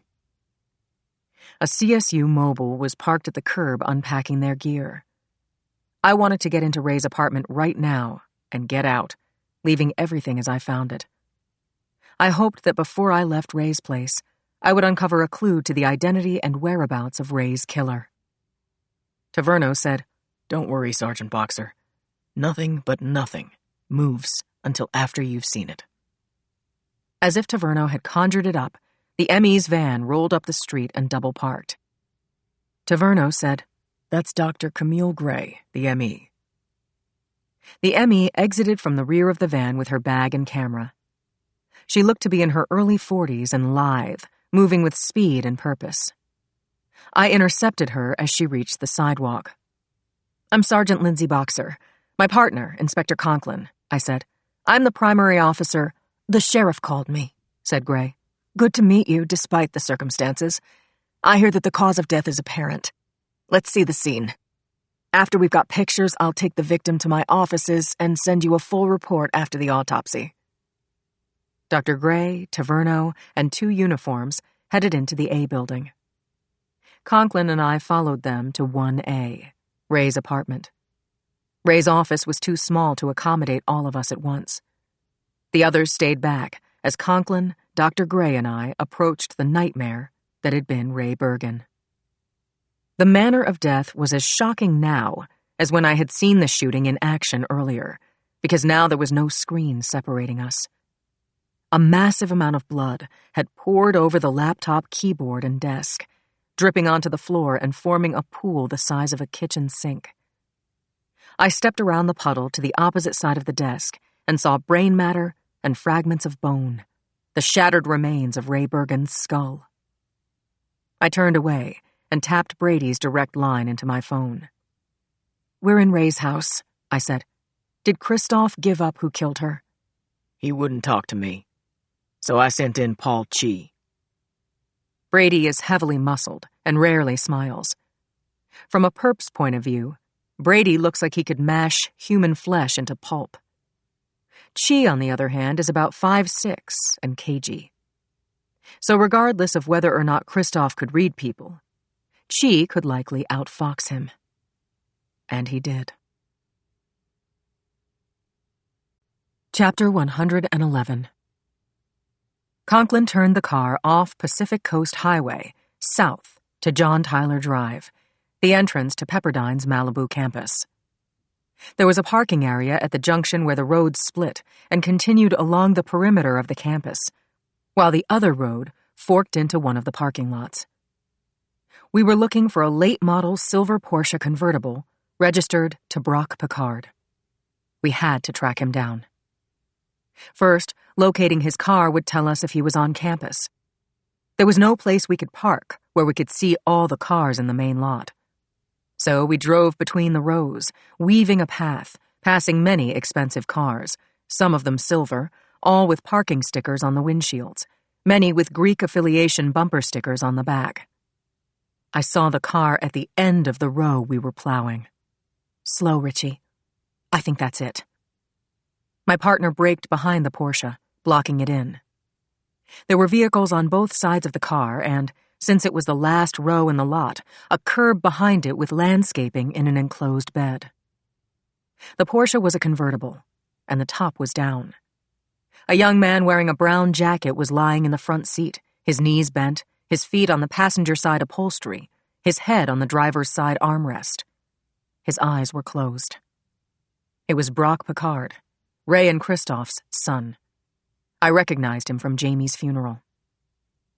Using hand gestures and one-word sentences, Conklin and I unlocked and opened our doors. Brock was a light sleeper, or maybe not sleeping at all. He bolted upright, saw Conklin, and vaulted out of his car. He ran alongside the Porsche, through the curb-contained plantings, and ducked under the branches of a sapling. And he kept going. My partner and I yelled at Brock to stop running, that we were the police, but a bullet whizzed past my ear as he headed uphill toward a block of buildings. We chased him up the twisting walkway from the parking lot, where he ran across the street and into a large building marked Administration. Conklin and I were of the same mind. We split up, Conklin following Brock into the admin building, while I circled around the right side of it in the hope of cutting him off, should Brock attempt to escape through the back entrance. It was a large building, and circling around it was no joke, but I forced myself to move as quickly as I could without stumbling and falling to the ground. As I finished circling the building, I saw up ahead to my right a semi-cylindrical building that looked like a large tube lying on its side. I spotted Brock running down the steps of what appeared to be a small amphitheater, with Conklin several lengths behind him. Brock was making for the semi-cylindrical building and was able to reach it before I could cut him off, or Conklin could overtake him from behind. Brock opened the heavy double doors in the tubular structure and entered just as Conklin and I converged a few steps from the doors and a few seconds late. Out of nowhere, 2 campus cops appeared. I flashed my badge and shouted, "We're detectives from San Francisco. The guy in the brown jacket, he's wanted for murder. Please clear students from the area." One of the campus cops dropped away. The other stayed with us as backup. I peeled off my jacket as I ran and left it on the grass nearby. The Kevlar vest I wore under my coat was stenciled SFPD front and back, ID in case of gunfire. As I turned to the campus cop and asked him what building this was, I was struck by the wall facing the amphitheater. It consisted entirely of stained glass. The policeman said, "That's Stauffer Chapel." Conklin asked him about ways inside. "There is a pair of double doors, heavy ones, inside the grillwork protecting the glass. But there are also a couple of service doors down toward the other end that open near the altar." "Please lead the way," I said. Conklin was quick off the mark. I was still breathing hard, and I had somehow turned my ankle. The pain was catching up with me. Even so, I ran toward the chapel with the campus cop and kept my partner in sight. Chapter 112. Conklin followed the path Brock had taken toward the glass wall of the chapel. I had fallen behind Conklin, and the campus cop, 20 years my senior, was jogging behind me. Hey, slow down, he called out. "Catch up," I shouted back. "I'm Jerry," the campus cop shouted to me. "Stay with me." "I'm with you," I panted. Jerry caught up, then took the lead. We ran along the length of the chapel. He reached the side door, opened it, and went in, and I followed him inside. We were standing on the dais at the far end of the chapel, facing the enormous wall of stained glass. There were 4 people in the pews facing us, praying, meditating. I told them to please leave quickly by the side door to my left, and that there was no time to answer questions. The students jumped up from their seats, whispering and clutching at one another, and quickly filed out the side door. I saw Conklin at the far end of the chapel from me, but I didn't see Brock. And then I did. One of the side doors was kicked in, and Brock entered, pushing and dragging a female student, a brunette with 2 braids, wearing a cardigan over a long blue skirt. She was one of the girls who'd been praying moments ago, and when she made her exit, Brock had scooped her up. His left arm had a vice grip around her neck. A gun was in his right hand. The girl struggled and cried out and begged him to let her go. Conklin, having hidden behind a pew, now came up behind Brock, his gun drawn, yelling, "Release her, Picard! Let her go! Drop your weapon and no one will get hurt!" Jerry and I had both pulled our guns and moved toward Brock and his hostage at the front of the chapel. Including Conklin, the three of us triangulated Brock Picard. He didn't look frightened. Rather, he had a 20-year-old boy's bravado. "Move back," Brock said. "Move back and drop your guns, or I will put a bullet in this girl and we won't need to talk." At that moment, and in these circumstances, there was only one thing to do. We backed off. No guns were dropped. Chapter 113. We were in a standoff with a killer who had blown his mother's brains out. Now he had a hostage in a chokehold. If we didn't pull a miracle out of our hats, more people were going to die. I called out to Brock down the length of the chapel. "Brock, I'm Sergeant Lindsay Boxer, SFPD." "Yeah, I know." "What do you want?" "I want you to release that young lady and let her walk out of here. She has nothing to do with any of this." Brock, haloed by stained glass, loosened his grip on his hostage, who was red-faced and gasping for air. "Get out of here, okay?" he said to the girl. "Sorry I had to do that to you, Becky." Becky stumbled for the door closest to her and pushed it open without looking back. The door slammed behind her, and for a full 10 seconds, no one moved or spoke. Then I said to Brock, "Thanks. Now, what do you want?" "I want to know why you're after me." I said, "Okay." "Christoph recorded his video conversation with your mother this morning. You know what I mean? Bloody, horrific, in real-life images of what you did to your mother." "Aw, geez, that's not good. I guess that's what you call direct evidence." I shot a glance toward Conklin. Had Brock really not known that we'd seen him fire a cannonball through Ray Bergen's head? Brock asked me, "Now what?" "There's no reason to keep Jerry here." Brock nodded, then said, "Go, Jerry. Hurry!"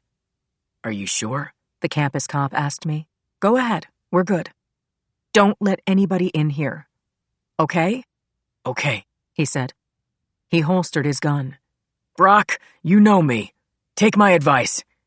Don't fire that gun." "Okay, Boomer."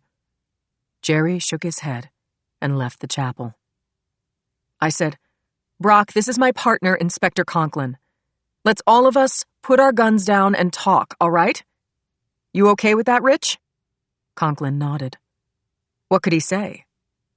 Disarming a volatile, violent killer could be done, but it was a calculated risk. I was showing Brock that he was safe, that killing us wouldn't get him anywhere. Would he surrender? Or kill us because right now he had nothing left to lose? I thought the odds were even.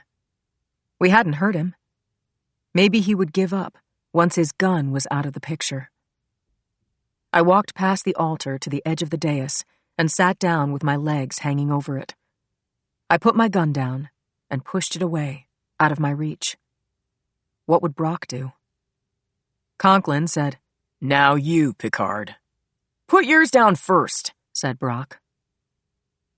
If this maneuver didn't work, my last thoughts would be about what I was leaving behind. My husband, our daughter, my partner, and how Brady wouldn't have done this in 1,000 years. Conklin walked to the first row on the aisle, 10 feet away from where I sat on the dais floor. He sat in a pew, with his gun still in his hand. Haloed again in a rainbow of many-colored glass, Brock Picard walked the aisle to the front of the chapel. He took a seat in the first row, across from Rich Conklin. From my position on the dais, backed by the altar, I had a 20/20 view of both my partner and a young man who, in the next few moments, could end both our lives. Brock said to Conklin, "Put your gun on the floor, then kick it over to me." Conklin's expression was clear. He didn't want to drop his weapon, but at the same time, Brock could shoot him dead where he sat, now or any time.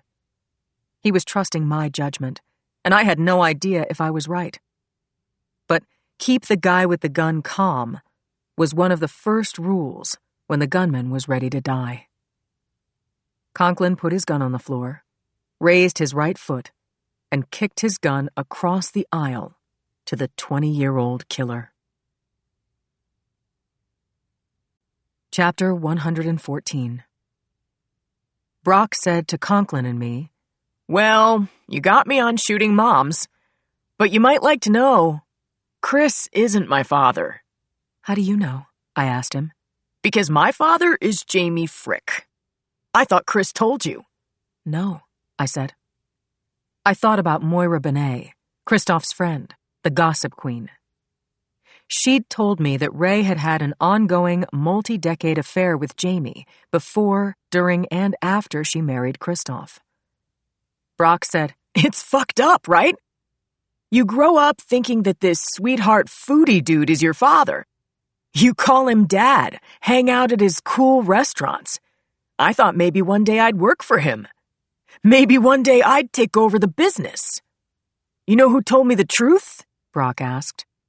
I shook my head no. He was passing his gun from right hand to left. I thought about reaching for my piece, just out of reach, firing on Brock. I was a good marksman. But unless Brock's gun was empty, he didn't have to reach. He could shoot me where I sat. My ride-or-die partner, he too would die. I tuned back into Brock Picard, who was talking easily to us. "It was Holly. Yeah, that Holly. I loved her to death. She was my beloved Aunt Holly, former Olympic champ. We played tennis together from when I was 5. Then when I was 16, she took me to bed. I didn't protest. I was the luckiest guy in the world, and Holly was my dream come true. One morning about a year ago, we were in bed at the Ritz Hotel. Holly says to me, 'You know, you should ask your father to take you to Switzerland, see if soccer appeals to you.' She was half asleep. I figured she misspoke. I joked around, like, 'I don't think my dad knows much about soccer.' Something like that, but funnier. Holly didn't laugh. She realized what she'd said and got dressed. She kissed me goodbye, and just like that, she dropped me.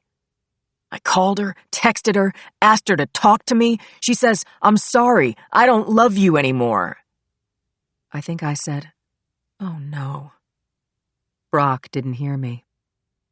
He said, "No more lovely Holly in my arms. No more funny food, Daddy. You getting this? Jamie Frick was my father."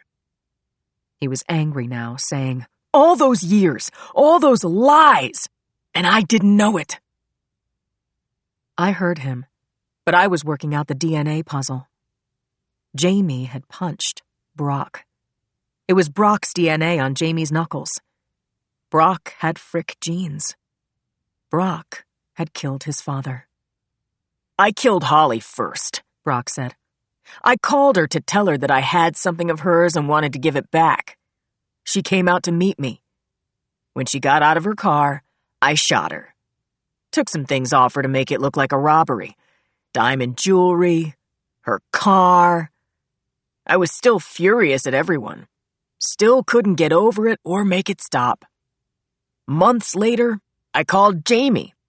Told him I was in town and Mom had a book for him, asked me to give it to him. He met me on the street and I gunned him down. Are you getting all this, detectives? These people played huge roles in my life but never gave a shit about me." Conklin said, "And your mother?" What can I say? She was loose and selfish. She kept Chris hanging all those years, and he's screwing Holly. I love Chris, though. Still, he was a dummy in a lot of ways. My mom told him Jamie was my biological father, but never told me.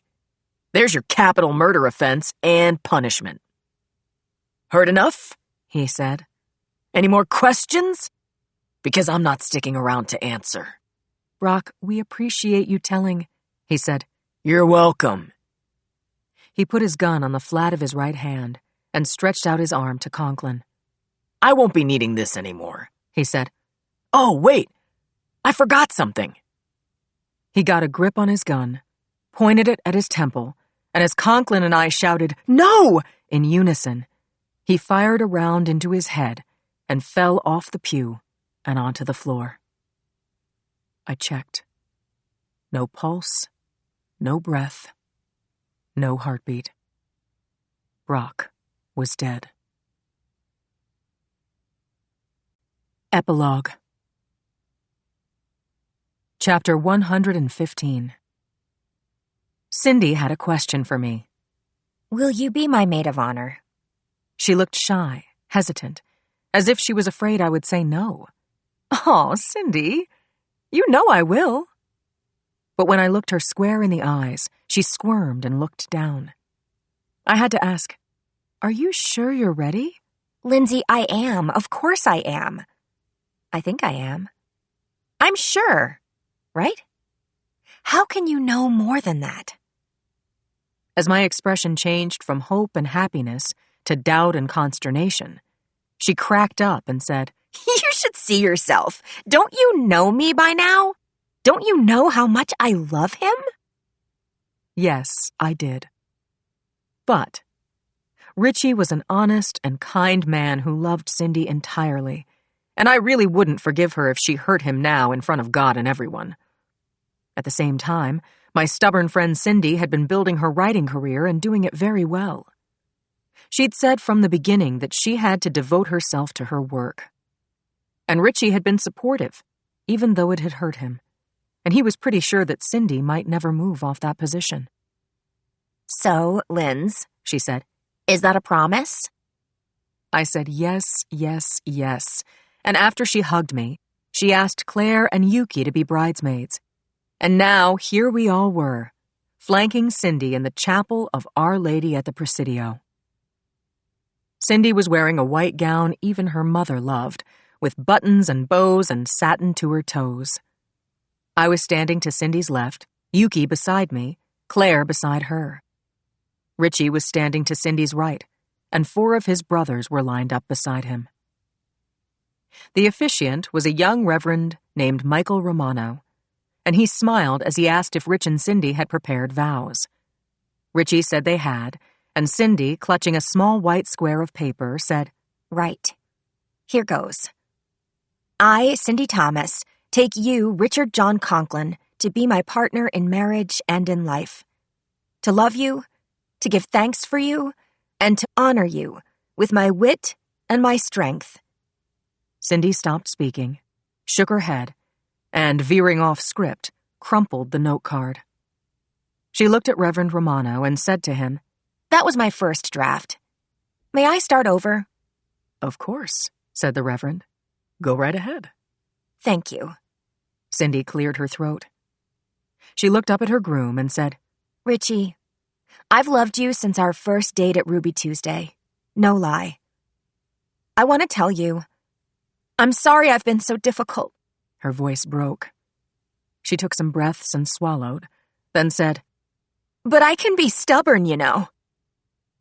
I laughed first, but not last. All the people on the left side of the aisle, Cindy's family and college friends and co-workers at the Chronicle, joined in.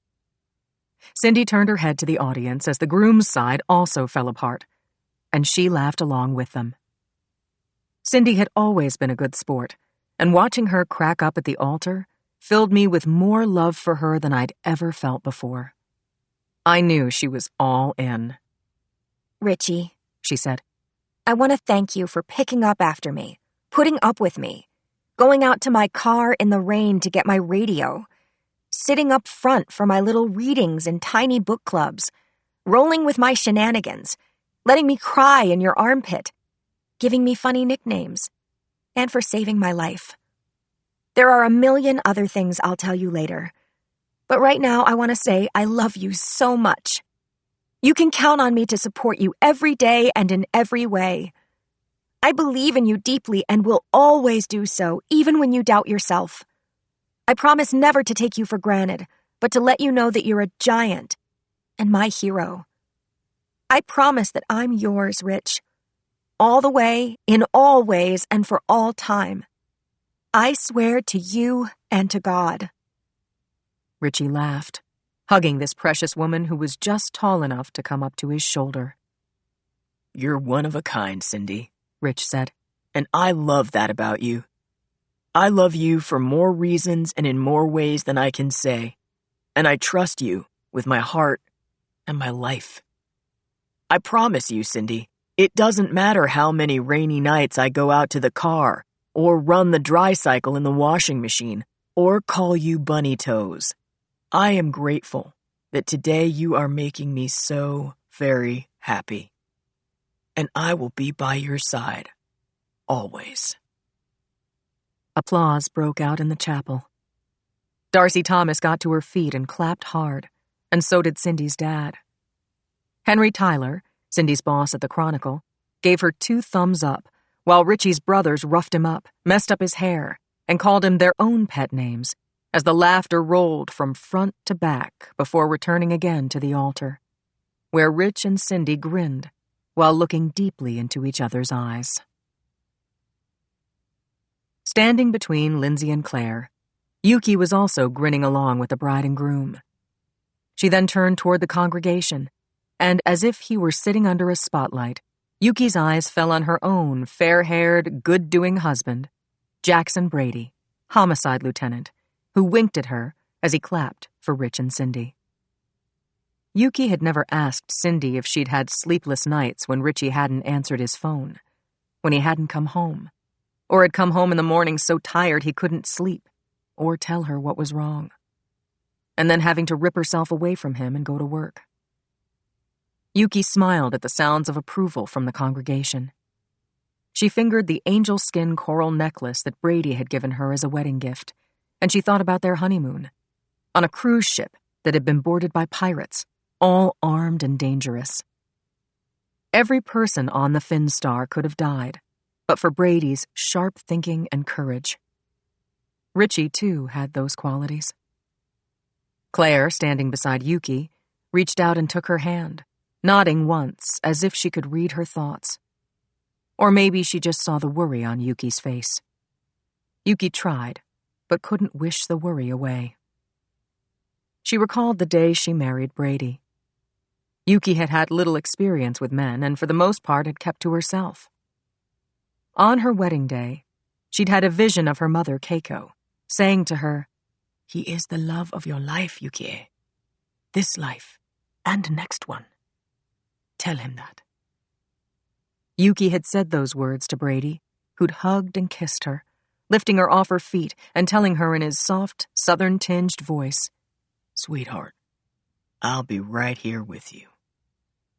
Now Yuki beamed those words and feelings at Rich and Cindy. Claire took in full sight of the handsome couple, her friends who were about to make official a marriage that had already put down deep roots during their years together. She thought that Cindy and Rich were more alike than they knew, courageous, committed to their careers, loyal to their friends. Cindy had never shied from anything. Claire remembered well when Cindy had fatally shot a killer who'd had Lindsay in her gun sights. Claire had done the autopsy. No charges had been pressed against girl reporter, who'd never looked back. Claire also remembered a time when Rich had taken a .38 caliber round through his right shoulder at close range. It had been a painful injury that could have cost him the use of his arm, or even killed him. But Rich had been stoic. Claire had conferred with his doctors and had spent 7 hours with Cindy in the hospital waiting room, while Rich underwent surgery and was still under anesthesia. When the surgeon had come out and asked for Mrs. Conklin, Cindy hadn't corrected him, but she'd been visibly shaken and had sobbed when she'd lost her fight to stay with Rich at Metro Hospital overnight. Now Claire watched Rich and Cindy stand together as the minister asked Eddie Conklin, best man and Richie's older brother, for the rings. She dropped Yuki's hand, covered her mouth as if to stop herself from shouting, "Woohoo!" Chapter 116. Reverend Romano now posed the two show-stopping questions. Do you, Richard, take Cynthia to be your lawful wedded wife, for richer or poorer, through sickness and in health, as long as you both shall live? Rich said, I do.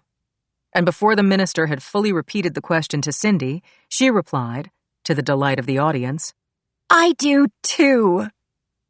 The rings were exchanged, and Reverend Romano said, I now pronounce you husband and wife.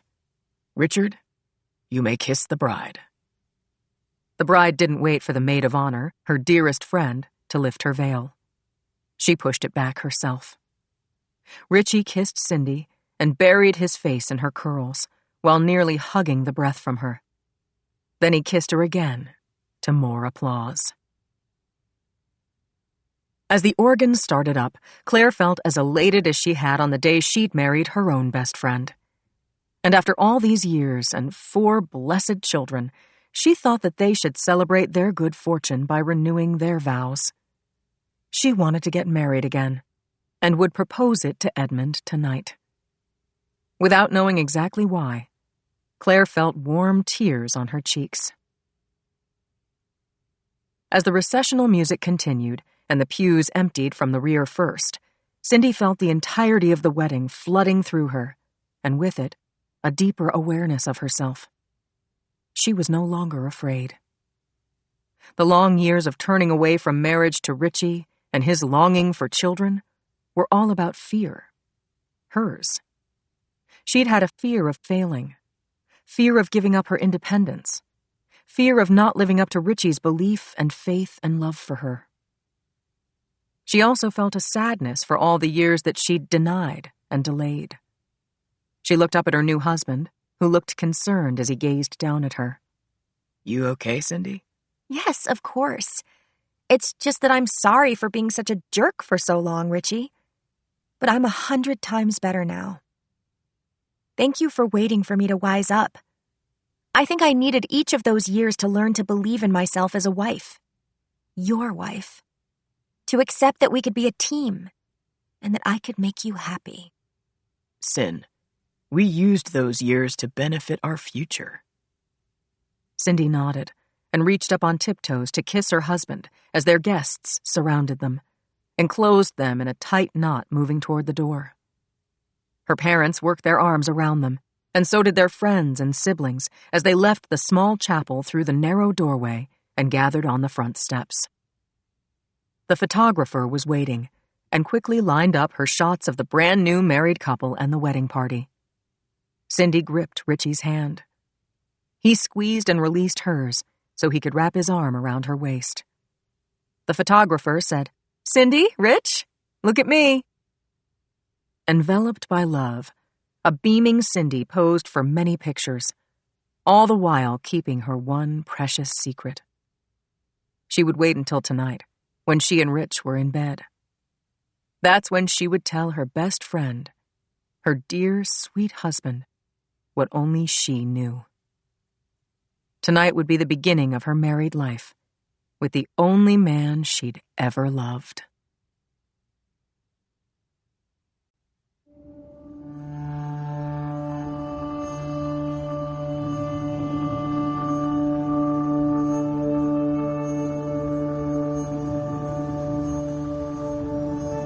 This has been a Hachette audio production of The 24th Hour, written by James Patterson and Maxine Paetro, read by January Lavoie, produced by John Marshall Media, production supervised by Lisa Kahn.